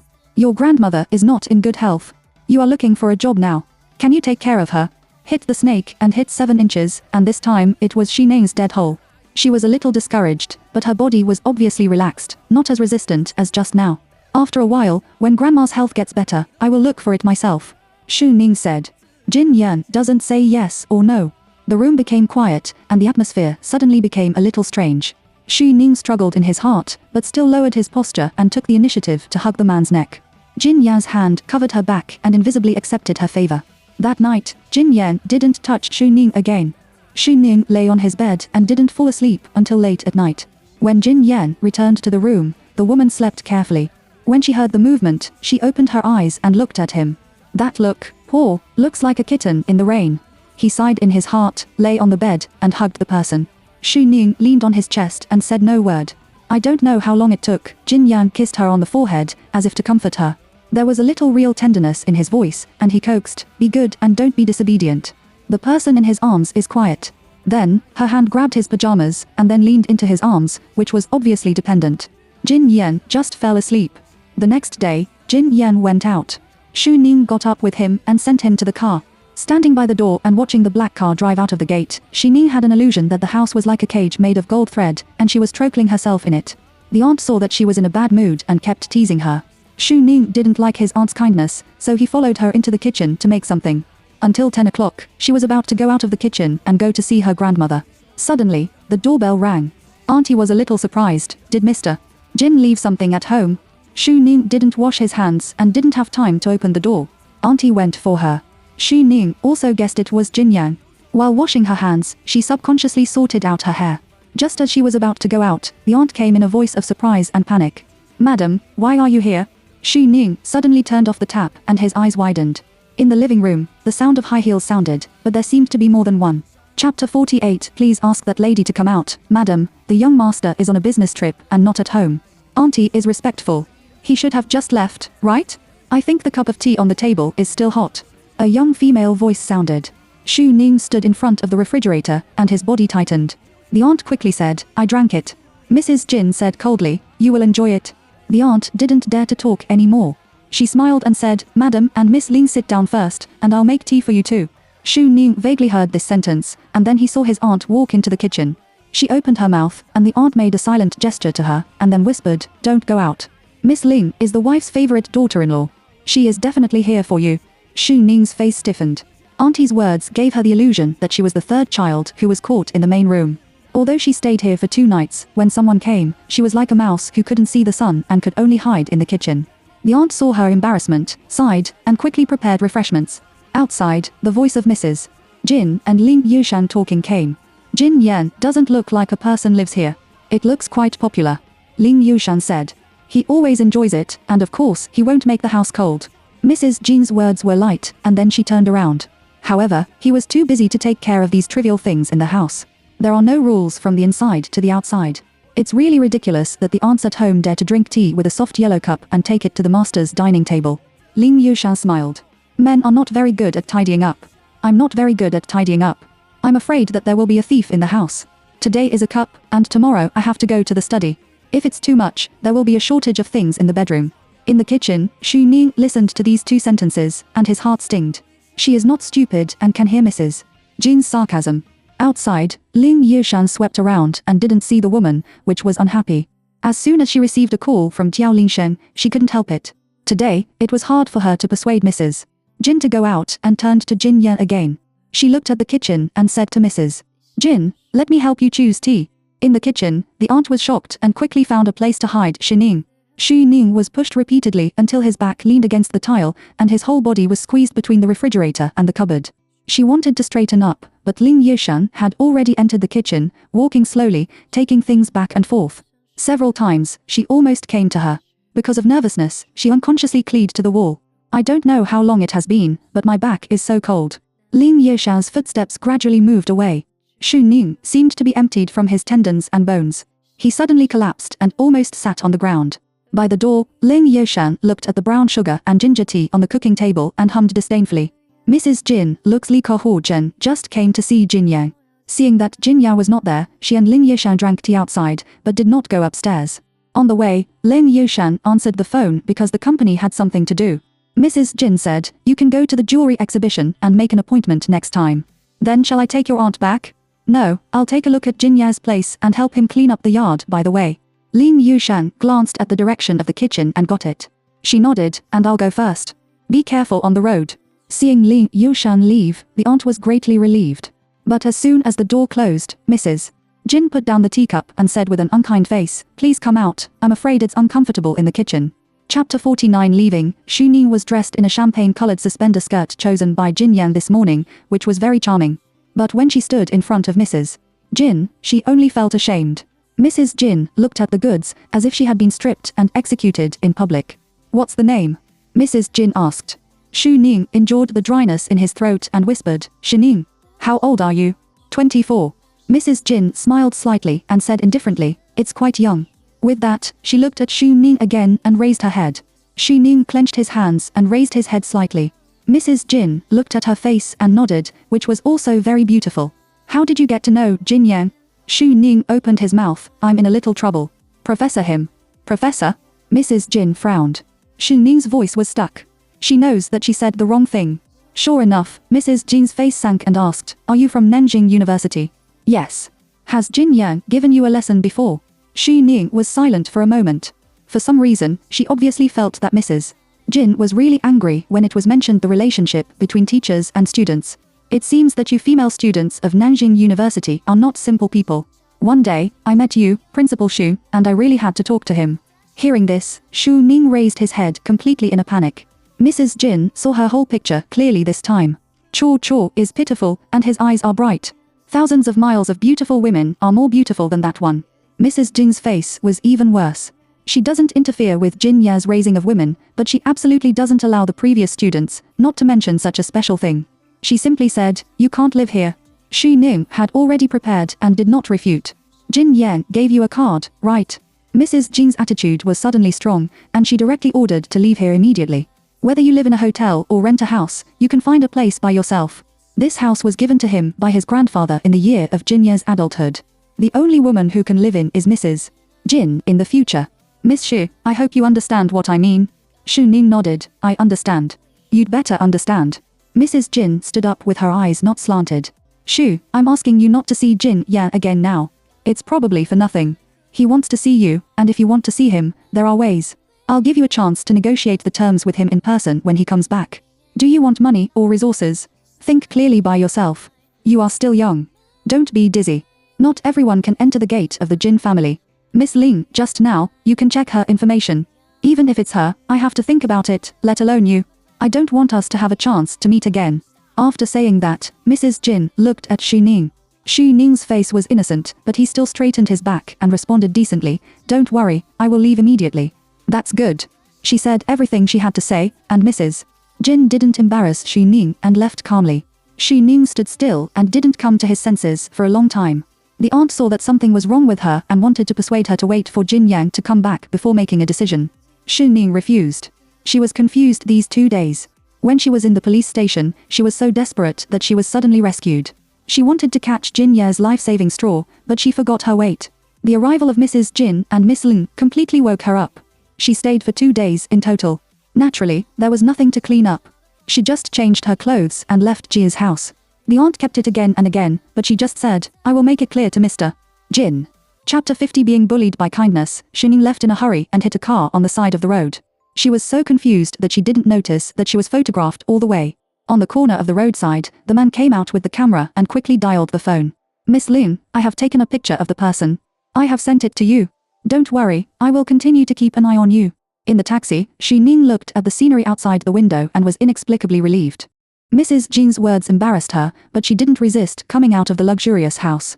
Last night, she didn't sleep well because she had been hesitating about how to deal with Jin Yang. Jin Yang, for her, is like the most expensive exhibit jewelry in the luxury counter, which is too far away. When she is with him, she is always cramped, and even the words have to be turned in her mind several times. She is grateful to him and admires him, but she is also afraid of him. Thinking so, she decided to make it clear to Jin Yang. The car was parked downstairs in the apartment. Xu Ning paid and dragged his tired body upstairs. As soon as the elevator opened, she saw the landlord standing at the door. Sister Wang, why are you here? When Sister Wang saw that it was her, she rolled her eyes repeatedly. How dare you ask me? Xu Ning was surprised. Sister Wang is chubby, but her voice is thin. She pinched her throat and said authentic Jilin dialect, which sounded very harsh. Miss Xu, didn't you say you were an accountant before? You didn't lie to me, did you? Last night, a man was drunk and shouted at the door, clamoring to see you, and the neighbors all called the police. A man? Xu Ning thought of Zhou Jixi at the first time. She consciously felt guilty and wanted to explain. After thinking about it, he asked again, Sister Wang, why don't you call me? Sister Wang's eyes flashed and said angrily, in the middle of the night, who wants to toss? Xu Ning didn't think it was right. Sure enough, the next second, Sister Wang said, I feel that your personal relationship is quite messy. I don't want to rent this house to you. You clean up and move away quickly. Xu Ning understood in an instant. When she rented a house 3 years ago, the rent was relatively low. Now that this house has become a school district house, someone must have rented it at a high price. Sister Wang just wanted to take the opportunity to drive her away. She said calmly, Sister Wang, we signed a 3-year contract. When Sister Wang heard this, she immediately raised her voice. What's wrong with signing the contract? Now you are messing with the relationship, and I have the right not to rent it to you. Do you have any evidence that I messed up? Oh, what kind of evidence do you need? The police car has come to you several times, right? As Sister Wang said, her eyes swept over Xu Ning's beautiful figure, and her eyes despised the connotation, I have seen a lot of girls like you.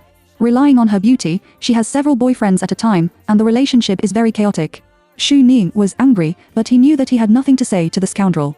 She nodded. Okay, you can return the rent. You also have to refund me the deposit. When it comes to the deposit, Sister Wang is even more full of fire. Now you are in breach of contract, break the law, and mess with the relationship, which affects my house rental. Xu Ning was surprised by the shamelessness of the other party. Do you want to return the deposit? Sister Wang glanced at her with a kind tone. For the sake of your young age, I don't argue with you. I'll refund half of the deposit. After saying that, he threatened, let me tell you, the man came to make trouble last night, and the neighbors could testify. Even if you sue me, you may not win. Xu Ning's breath was in his throat, and he almost hit the ugly fat face with his mobile phone. Chapter 51. He is not something you can climb up to. The landlord has already figured out Xu Ning's situation clearly. He has no father and no mother, and no one to support him. In this case, it's best to bully. What about the deposit? I'll refund you half of it. If you don't take away the furnishings in your house, I'll give you another 10,000 yu. What do you think? The other party obviously wanted to play tricks to the end, and Xu Ning was powerless to fight at all. The most important thing is that the deposit is not a small amount. She is indeed short of money now. If she can get a sum of money, she can also find a job at ease. Moreover, the landlord was right. She had a case not long ago, and the neighbors complained a lot. Zhou Jixi came to make trouble again last night. If you really want to quarrel, she may not have the advantage. It takes more time to fight a lawsuit. I'll keep all the furniture. You give me 20,000 yen. I want cash. Sister Wang stared. No. Xu Ning, if it doesn't work, you can call the police. Sister Wang is dumb. Probably because her attitude was suddenly tough, the other party responded. 20,000 is 20,000. You have to move today. Xu Ning gritted his teeth and nodded. Just move and completely leave the place where there are traces of her and Zhou Jix's common life. The furniture is left, only clothes and pots and pans, and there are not many things to clean up. Finding a house is the most difficult thing. Xu Ning has only one condition, which is cheap. As soon as the agent heard her quotation, he didn't want to pay attention to her. In the end, she was so disturbed that she took her to an old community. Far from the city center, a renovated garage, 10,000 yen a year. Xu Ning still wants to bargain. The landlord said directly, forget it. This is Jingling. You think it's your hometown? Xu Ning was blocked and blushed. She is also a native of Jingling, but in Jingling, she has long lost her home. In order to prevent things from being thrown out, she had to sign to pay and move things into a house of only 15 square meters before dark. It's hot. There is not even an air conditioner in the garage, and there are many mosquitoes. Sitting alone in a dark and narrow space, Shuning felt that the world was all dark. Jin Yan didn't call her, probably because she was too busy. The aunt in the house should not dare to take the initiative to annoy him, let alone talk too much. She knew clearly that Jin Yan didn't love her, and she probably didn't love Jin Yan either, but she had met too many evil people recently, and only Jin Yan was friendly to her. At this time, she can't help but miss him. In a trance, the mobile phone rang. She was so happy that she instinctively thought it was Jin Yan. When I picked it up, it was a strange number. The mood sank in an instant, and she knew who it was. Zhou Juxi. Looking at the surrounding environment, she couldn't help but resent it. All this was thanks to that man. She pressed the answer button. When the call was turned on, she didn't speak, but the other side was very surprised. Ning Ning. Xu Ning's tone was cold. What's the matter? Zhou Juxi lost the madness when he forced her, and his voice was obviously hoarse when he spoke. I heard from the landlord that you returned the house. It's all your credit. Zhou Juxi paused. Where are you now? Xu Ning didn't answer. You are not with Jin Yan, are you? Zhou Juxi's tone is determined. Xu Ning was stunned. She remembered Mrs.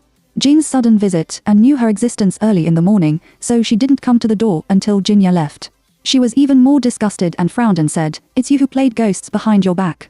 Zhou Juxi suddenly smiled. Ning Ning, you are so naive that you don't need me to mess with me. Who is Jin Yan? He is not something you can climb up to. Chapter 52 Hang up his phone. In the narrow space, Shini's voice was calm and clear. I don't want to cling to anyone. If it hadn't been for him, she wouldn't have to live so complicatedly. Zhou Juxi also regretted that he should not have forced Xining too much, but made a wedding dress for Jin Yao. If there is nothing else, I will hang up. Xu Ning said. Ning Ning. Zhou Juxi stopped her, and his tone softened again. I went too far last time. I apologize to you. Xu Ning looked indifferent and unmoved. The man continued, it doesn't matter if you don't accept my apology, but we have been in a relationship for 3 years. I have treated you as my wife for a long time. I really don't want you to live a bad time. What on earth do you want to say? You don't have a child, and I won't force you anymore. You can take your grandmother to leave Jingling. You can go to any city or country. I will arrange it for you. Oh. To put it bluntly, I still want to send her away. Xu Ning breathed a sigh of relief and seemed to soften his attitude. Europe? Okay. Zhou Juxi agreed, and his voice was obviously happy. Xu Ning closed his eyes, and then snorted coldly, piercing the shame cloth between them. Zhou Juxi, don't waste any more effort. Do you think I can't see through you? There is no request to send me abroad. Do you think I will believe it? When she leaves Jingling, everything will be under his arrangement, and it will not be at his mercy. Ning Ning, you. Don't call me Ning Ning anymore. You don't think it's disgusting. I feel panic. Xu Ning was full of anger. Thinking of everything over this period, he was even more resentful and said fiercely, don't call me again, or I will directly record the phone call to Miss Chow. Is she pregnant? Master Ma, aren't you afraid that the dream of the rich family will be broken? Zhou Juxi was horrified and choked for a moment. Xu Ning hung up the phone decisively. On the first night of moving into the small garage, Xu Ning didn't sleep at all. Early the next morning, she received a call from Jin Yang. At 8 o'clock in the morning, Jin Yan was in an expensive suite in another city, and the female secretary beside him was ironing his clothes. He used the meal and asked Xu Ning, have you left Jiaonan City? During the busy morning rush hour, Xu Ning grabbed a breakfast, then found a secluded place on the roadside and responded softly. On the phone, Jin Ya's voice was calm, between appeasement and order. He said, Auntie has told me about yesterday. You don't have to worry about it. Go back to Jiaonan City. I'll deal with other things when I go back. Xu Ning wiped the sweat from his forehead, hesitated for a moment and said, Professor, I won't go back. Jin Yan stopped holding the teacup and heard something wrong with her words. Are you unhappy? No. Then go back first. Xu Ning pursed his lips and swallowed his saliva. She didn't respond for a long time. Jin Yan stopped eating, got up and walked to the window, calling her. Xu Ning. With a gentle touch, Xu Ning felt that his ears were held through the air. But she probably didn't see him in front of her, and she was bolder. Professor, I still won't go back. I'll tell you when you come back. Jin Yan frowned slightly. Professor, please get busy. I hung up the phone. In front of the floor-to-ceiling window, the man's lip line was squeezed into a line. The girl didn't give him a chance to speak, and the call had stopped. The secretary took the clothes and said carefully, Mr. Jin, the clothes have been ironed. Jin Yan responded faintly, and his face was not clear. When he walked to the table, he put down his mobile phone lightly. The secretary heard the movement and glanced at him quietly. Chapter 53 He came. After 2 days of birth, Xu Ning didn't have to face Jin Yan, and he didn't have to worry about being caught. Of course, this kind of peace also made her feel guilty. Jin Yan solved the trouble for her, but she privately jumped out of each other's default relationship, which was more or less like crossing the river and breaking the bridge. Ning Ning. Grandma called her. Shu Ning looked up, cut the peeled apple into pieces and handed it to his grandmother. The old man poked a piece, but stuffed it into her mouth with difficulty.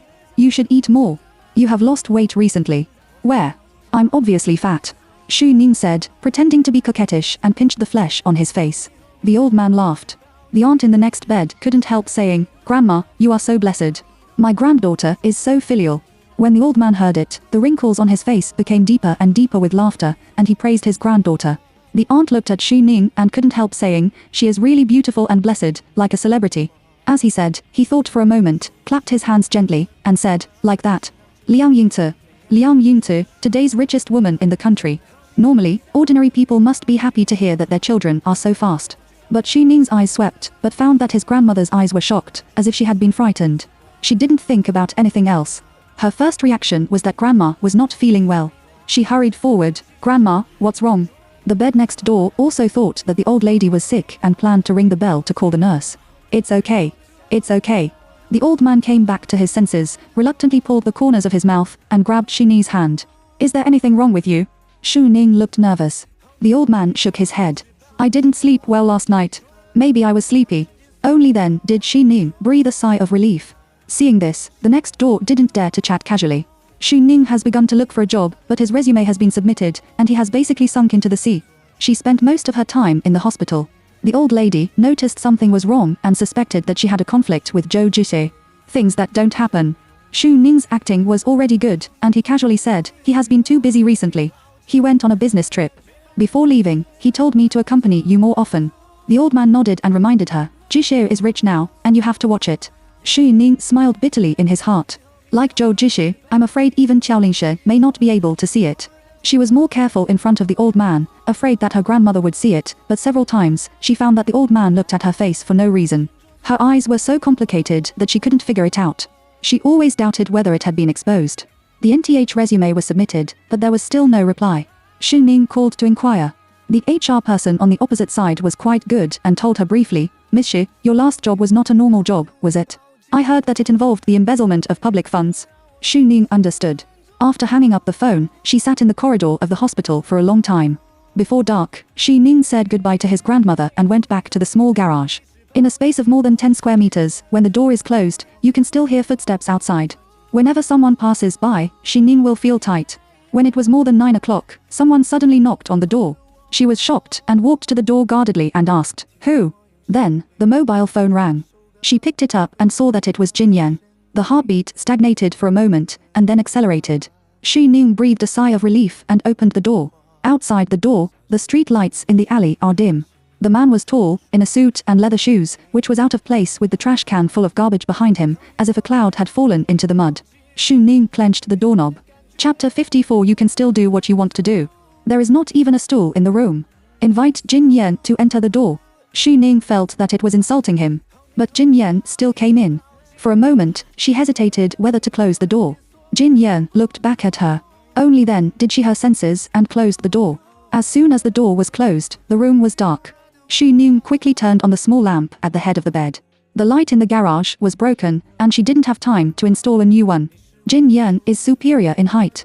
He stood in a narrow space, and the surroundings were more cramped. He glanced around and did not sit down beside Shu Ning's bed. He just said, put on your clothes and follow me back. Shu Ning clenched his hands and said for a long time, Professor, I'm not going back. Jin Yan looked at her. After the expensive lenses, his eyes looked at her calmly. I already know the matter.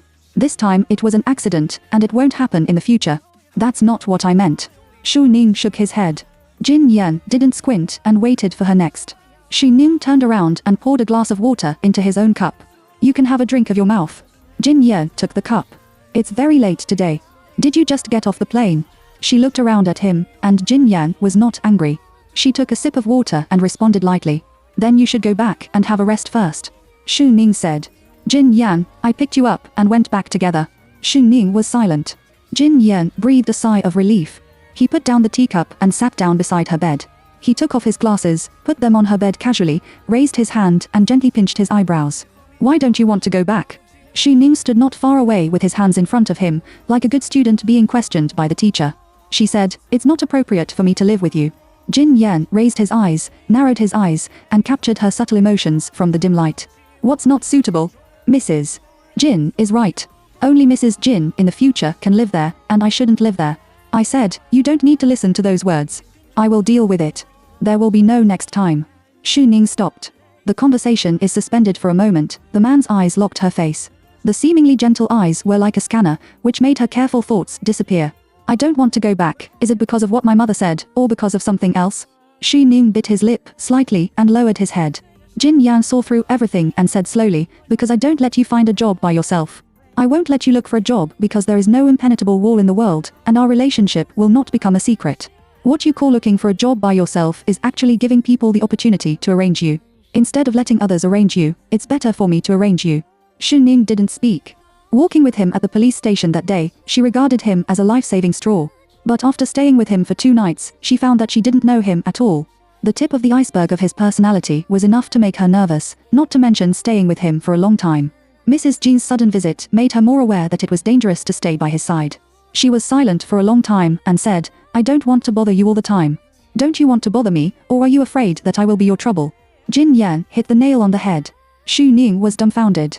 The man got up and took 2 steps to her, mocking, I helped you solve the trouble and let you land smoothly, and you plan to solve me too, right? No, Xu Ning immediately looked up. What does that mean? Xu Ning looked into the man's eyes, and his heart beat like a drum. She licked her lips and reluctantly said, you can still do what you want to do. Chapter 55. It's better to buy and sell at once. Jin Yan didn't know for a moment whether to praise Xu Ning for being smart or scolding her for being stupid. I am willing to repay him with my body, but I don't want to maintain a relationship with him. Does she think that in this way, she can avoid those disputes? He nodded and said something implicit. We can have sex, but we can't maintain a long-term relationship. Is that what you mean? Xu Ning didn't say anything. Jin Yang continued, according to your prediction, how many times should we have sex before you repay my kindness? Once, or twice, or counting by time? Or, do you lie down now and let me use enough at once, and from now on, we will be clear? Xu Ning thinks the last road is the best. She raised her head, her eyes bright, and whispered, do you want to stay? You can take a shower inside. Jin Yang. Looking at her clear eyes, he only felt that she was naive. I'll do as you wish tonight. I won't admit my debt tomorrow morning and continue to pester you. What can you do? Xu Ning was stunned and then shook his head. You won't. How do you know I can't? The girl raised the corners of her mouth with a soft and helpless smile. You don't like me, let alone a madman like Zhou Jise. There is no need to do this. Jin Yan was silent. He didn't like her, but she satisfied him at the level of male and female love. What's more, doesn't she know that her attitude of avoiding him will only arouse a man's desire to conquer? If it weren't for the fact that he knew her to some extent, he would even suspect that she was wanting to catch up. Xu Ning took a look at him and went to the small compartment inside. I'll help you mix the hot water. As soon as she took a step, the man's arm stopped her waist and brought her to her in a strong but not rude manner. Xu Ning subconsciously held his arm, stabilized his body, and sighed softly. Professor, do you have to stay here? Xu Ning's face was pressed against the man's shoulder, and his nose was full of a faint cold fragrance in his collar. In their relationship, he was completely at the top, and he did not force her. This man is noble and charming enough in his bones. If it weren't for her heart like ashes now, she would have been infatuated with him. She whispered, if you don't like to be here, I can go back to Jiangnan City with you, and I'll leave tomorrow morning. The words fell, and the room was quiet for 2 seconds. Jin Yan looked at the man in his arms with the help of the glint. He was sure that she didn't lie. She really doesn't want to be with him for a long time. No matter how restrained and pretending he is, he also has the inferiority of ordinary men. The more you can't get it, the more you want it. After 2 seconds of silence, he loosened his arm. Xu Ning was slightly surprised. Professor? Instead of responding to her, the man raised his hand to button the collar of her pajamas. Then, he turned around and went to the bedside to get back his glasses. If you want to stay here, it's up to you. Xu Ning was stunned for a moment, and then realized that he agreed to her proposal. Well, go to bed early, Jin Yan said lightly. Xu Ning didn't catch it for a while. She thought he was in a hurry and wanted to do something tonight. Even if you dislike her environment here, you should bring her back to him. But Jin Yan doesn't have it. He came suddenly and left suddenly. At a loss, she sat by the bed for a long time until the knock on the door sounded again. Is he back? Xu Ning got up and went to open the door, but only saw a half-acquainted young face. The man said, Miss Xie, Mr. Jin asked me to come over and help you change the door lock. Chapter 56. Entering Changfeng Technology. Ning lay in bed in the early morning, looking at the bright light bulb on the top, and only felt dizzy. Jin Yan's concession made her even more guilty. He was obviously unhappy, but when he left, he noticed that there was something wrong with her door lock. She tossed and turned and lost sleep, and felt sorry for him in her dream. The low-key and noble long Lincoln stopped on the side of the road. Assistant Chen Chao finished his work and returned to the car. Jin Yan closed his eyes and took a nap, and his mobile phone vibrated. He raised his eyelids, glanced at it, and saw that it was his mother's call. Unlike usual, he didn't pick it up and pressed it directly. He closed his eyes again, and his lips flicked. Tomorrow, you should go back to the house in Yanshan Lake and tell your wife that Jingli has called. Grandma is not in good health. Let her go to Beijing and do her filial piety. Chen Chao lit a row of candles for Mrs. Jin in his heart. His ancestors have worked for the Jin family for 3 generations, and he knows a lot about the situation of the previous generations of the Jin family. The Jin family is all long-lived, and the 2 ancestors above are there. The lady is over 90 years old and still healthy. Now, she is one of the best old figures in the imperial capital. The old lady is very disciplined and strict with the younger generation. Mrs. Jin has always been afraid of going to the imperial capital, but she doesn't want to eat the head of the row. Jin Yan actually asked his mother to show filial piety. Isn't that sending his mother to a tight spell? He was also secretly glad that he was respectful enough when he changed the door lock for Miss Shu just now. However, he thought too much at the end. Jin Yan didn't vet his anger on Xu Ning. He was more disgusted and constrained. Mrs. Jin has overstepped his affairs many times recently and has stepped on his mine. As for Xu Ning, he opened his eyes, and his eyes were dark and deep. He hasn't raised a cat for a long time. It doesn't hurt to raise and coax it. Thinking so, he breathed a sigh of relief and ordered, "Drive." The assistant responded. Jin Yan left without saying a word that day, and then never appeared again. Xu Ning didn't know what he meant, so he could only continue to look for a job anxiously. Enterprises of the same volume as Zhou Jisha's company dare not want her, especially those with similar business.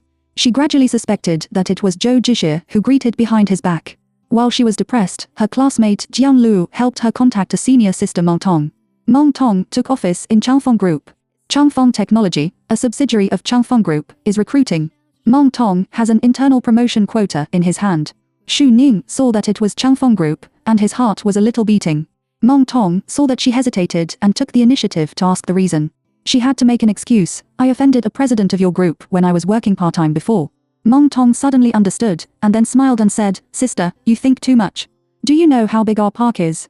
The lady in the canteen and the security guard at the door fall in love, which is considered a long-distance love.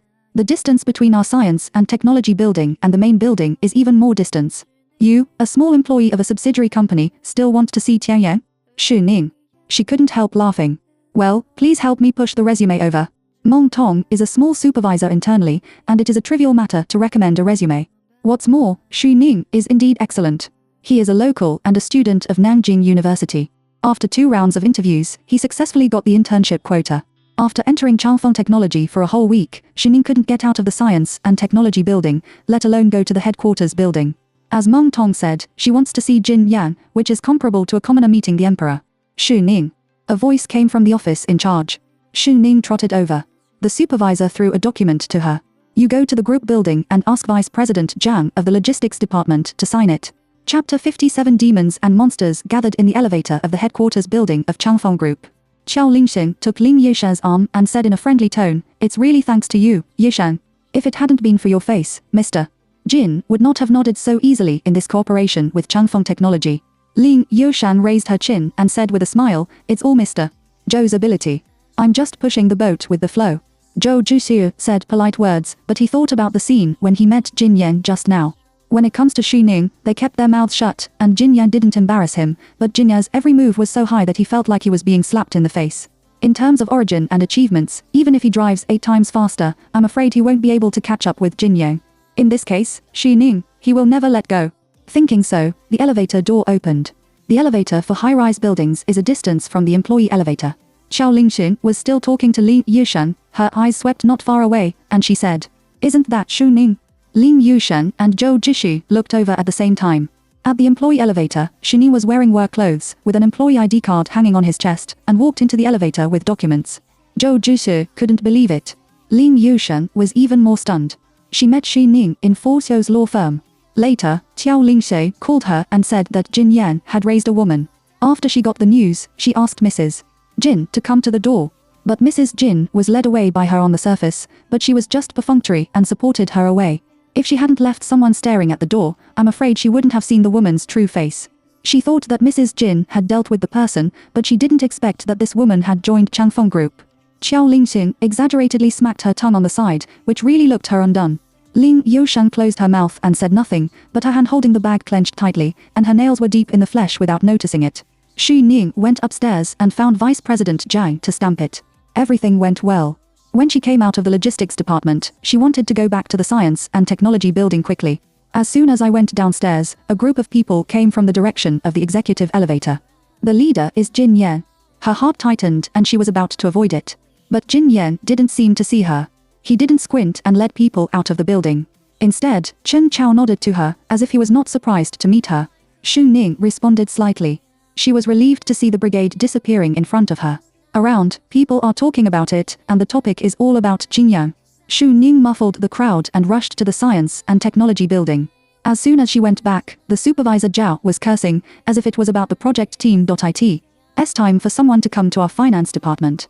Only their project team is busy, and we are not busy. There was a complaint in the office. A moment later, Sister Zhao came out and called several people, all of whom were interns, including Xu Ning. There is a shortage of people in the project hand of Mr. Li on the 3rd floor. You can go and help. Everyone complained in a low voice. Xu Ning guessed that this was not a good job, but they were newcomers, so they didn't have a say. Several people went upstairs to the conference room. As soon as he pushed the door open, Xu Ning heard a familiar female voice, who was smiling and talking. Mr. Li, I would like to take care of you in the future. Xu Ning's heart was shocked. She looked up. At the end of the conference table, a middle-aged man is sitting. It should be Mr. Li. There is a young woman standing beside him, who is Zhou Xiaoman. Further down, Zhou Jixi and Qiao Lingshen are sitting. The first one on the left is a reserved woman with exquisite makeup and an expensive suit. Xu Ning has met the other party in Fuxiu's law firm, and has also seen the information in the gossip news. That's Ling Yushan, the money of Li's bank. Chapter 58. When she met him and her people sitting down, Xu Ning sat in an inconspicuous corner. She did not look around, but also noticed that several eyes had inadvertently fallen on her. At the beginning of the meeting, Mr. Li briefly explained the project situation. This project is jointly developed by Changfeng Technology and Zhou Jixi Tengfei Technology, and Li participates in the whole process as a third-party investor.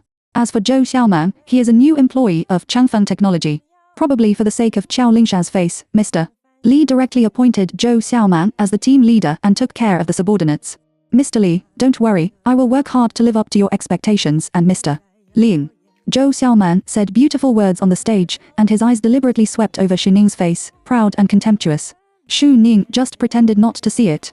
As soon as the meeting was over, Xu Ning and other interns stayed in the project team on the 3rd floor, waiting for the assignment of tasks.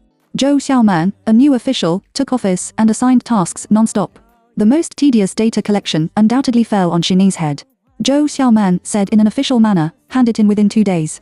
As soon as the words came out, the old fried dough sticks who had followed the project in the group looked sideways one after another and showed sympathy for Xu Ning. After bumping into the hands of her mortal opponent, Xu Ning had nothing to say. She didn't have the ability to clash with people, so she could only endure it. She was busy until after work, and she only finished a small corner.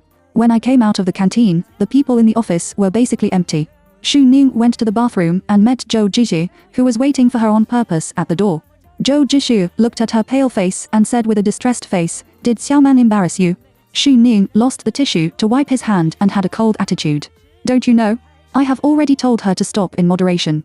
"Oh, then, she should really thank him." Zhou Jixi saw that she was silent and her tone was softer. "Ning Ning, you are not suitable for the project. This work is too tiring. I remember that you like astronomy and study the starry universe, which is what you should do." Xu Ning glanced at him. "So what? I quit my job. I will send you to study abroad and study your favorite astronomy." Xu Ning really wants to laugh. He is really persistent. She went straight past people and didn't look back. She didn't need to. "I want to learn, and I can learn by myself in the future."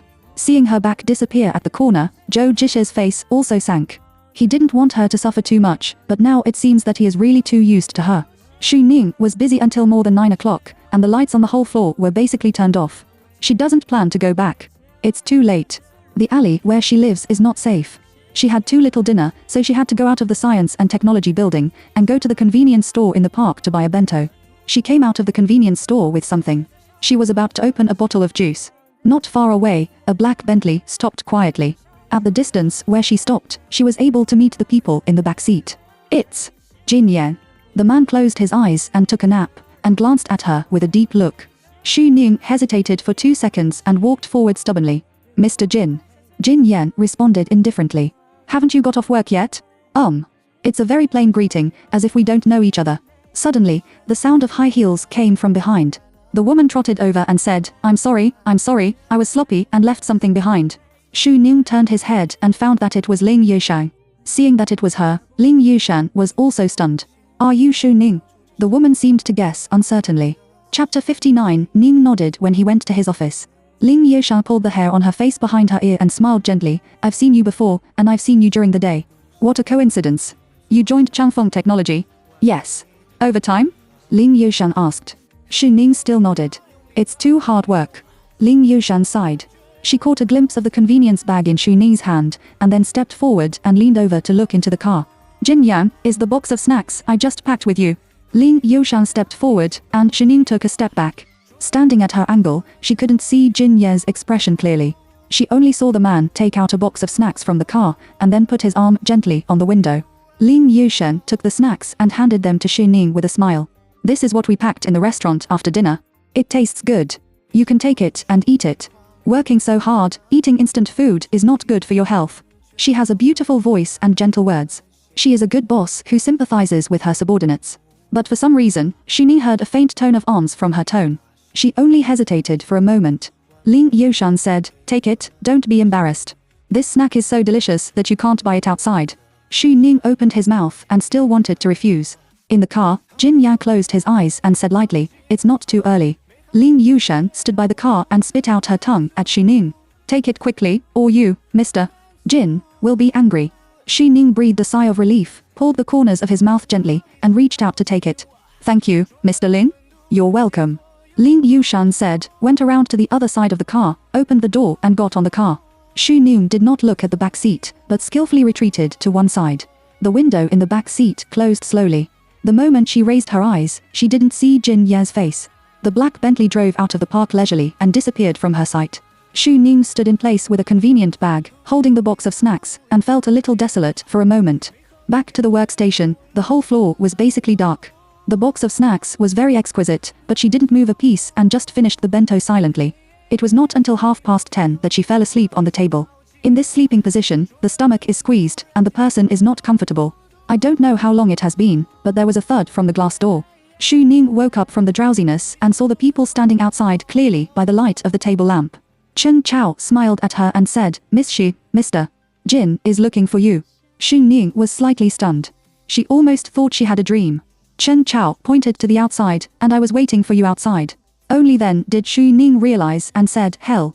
For a moment, she couldn't figure out her emotions. She didn't know whether it was joy or sadness, but her heart beat very fast. It's so late. There is only one possibility for Jin Yan to find her. He came to her to pay off the debt. She was anxious and followed her out, but found that Chen Chao took her to the main building of the group. She opened her mouth several times, but she didn't know how to ask. Chen Chao swiped the card and took her upstairs from the special elevator. There are many executives in the main building, and there are many people living in the company. Along the way, I met two people. Shu Ning lowered his head all the way for fear of being remembered. With the sound of Chen Chao's knock on the door, she suddenly remembered that some bosses would order some high-end takeaways at the hotel when they were on business trips. She is like this now, which is no different from takeaway. The door of the office opened, Chen Chao made a gesture of invitation to her, and then left without changing his face. Shu Ning looked at the expensive carpet as sight, hesitated for a moment, and stepped into the door. Chapter 60. His night must be very indulgent. Jin Yan's office and his study are the same. They are both spacious and atmospheric styles, with superior floors, huge desks and decorative shelves, and floor-to-ceiling windows, which embrace the ancient charm and wealth of Jilin City for thousands of years. Shu Ning stood in the center of the space, like a poor-quality sculpture, lowering the exquisiteness of the whole environment. Not far away, Jin Yan turned his back to her and was holding the platform with one hand, flipping through a document. He wore a black shirt today, with a half-curled cuff, and the fabric was attached to his back waist, showing a self-evident sense of power. The elegant temperament is 2 points less, but a little more sexual tension. Shu Ning didn't make a sound.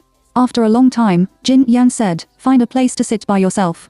She nodded gently and sat down on the sofa on one side. Jin Yan closed the document and asked Chen Chao to come in and take it. Shu Ning didn't know what he was going to do. He kept his stiff movements and didn't move. Noting that the man's eyes fell on her face, she looked up and found that Jin Yan was looking at her in her pocket with one hand, holding a teacup, leaning against the platform, and looking at her quietly. She lowered her head, subconsciously. Jin Yan asked her, is the new job she found going well? He found this sentence by himself, which obviously has two parts of mocking. Xu Ning's face was slightly hot. He bit his lip and said, "It's going well. It looks good." Jin Yan nodded and added lightly, "Work overtime until late at night on the first day." Xu Ning. She knew that he was laughing at her for not knowing what was good or bad. If she followed him, he would arrange her work, and it would not be her turn to suffer this kind of hardship. Xu Ning didn't know that Professor Jin was also so stingy. "Did you call her up in the middle of the night just to laugh at her?" She licked her lower lip and said hard, "Maybe the leader values me." Jin Yan raised his eyebrows. "That's right." Xu Ning looked up, met his eyes, and continued, "Don't you also work overtime? You also have to socialize, which is much harder than me." Jin Yan didn't say a word, took a sip of tea, and looked at her inexplicably. Only then did Xu Ning remember that she was a takeaway. She came to pay off the debt, but she actually had an angry fight with the creditor. She lowered her head again. Jin Yan put down the teacup and didn't argue with her. The room was quiet. Xu Ning had no experience and didn't know whether to take the initiative. While hesitating, Jin Yan straightened up. She tensed up all over. Suddenly, there was a knock on the door. Jin Yan pressed the door button. Chen Chao came in from outside and respectfully reminded, "Mr. Jin, it's not early. Miss Ling is still waiting for you in the hotel." Jin Yan responded with a reserved posture. Xu Ning was stunned. She raised her head, but found that Jin Yan didn't look at her anymore, but picked up her coat. "It's almost 11 o'clock. Ling Yushun is waiting for him in the hotel. It goes without saying what will happen to a man and a woman at this time. Then why did he ask her to come up?" Xu Ning sat in place with a blank face. Jin Yan didn't seem to remember her existence until he went out. He said, "Go to bed early and leave before 7 o'clock tomorrow morning." After saying that, he opened the door and left. Indoors, the air conditioner was blowing, and it was so cold that I would rather be excited. She doesn't have to sleep on the table. It's obviously a good thing, but she can't be happy. She had an illusion, as if the concubine who had been deprived of her favor halfway could only stay where she was and wait for the favor. Ling Yosha's elegant and noble face flashed in her mind. She leaned on the sofa and guessed that in the hotel suite of Qingyang, tonight must be boundless and indulgent.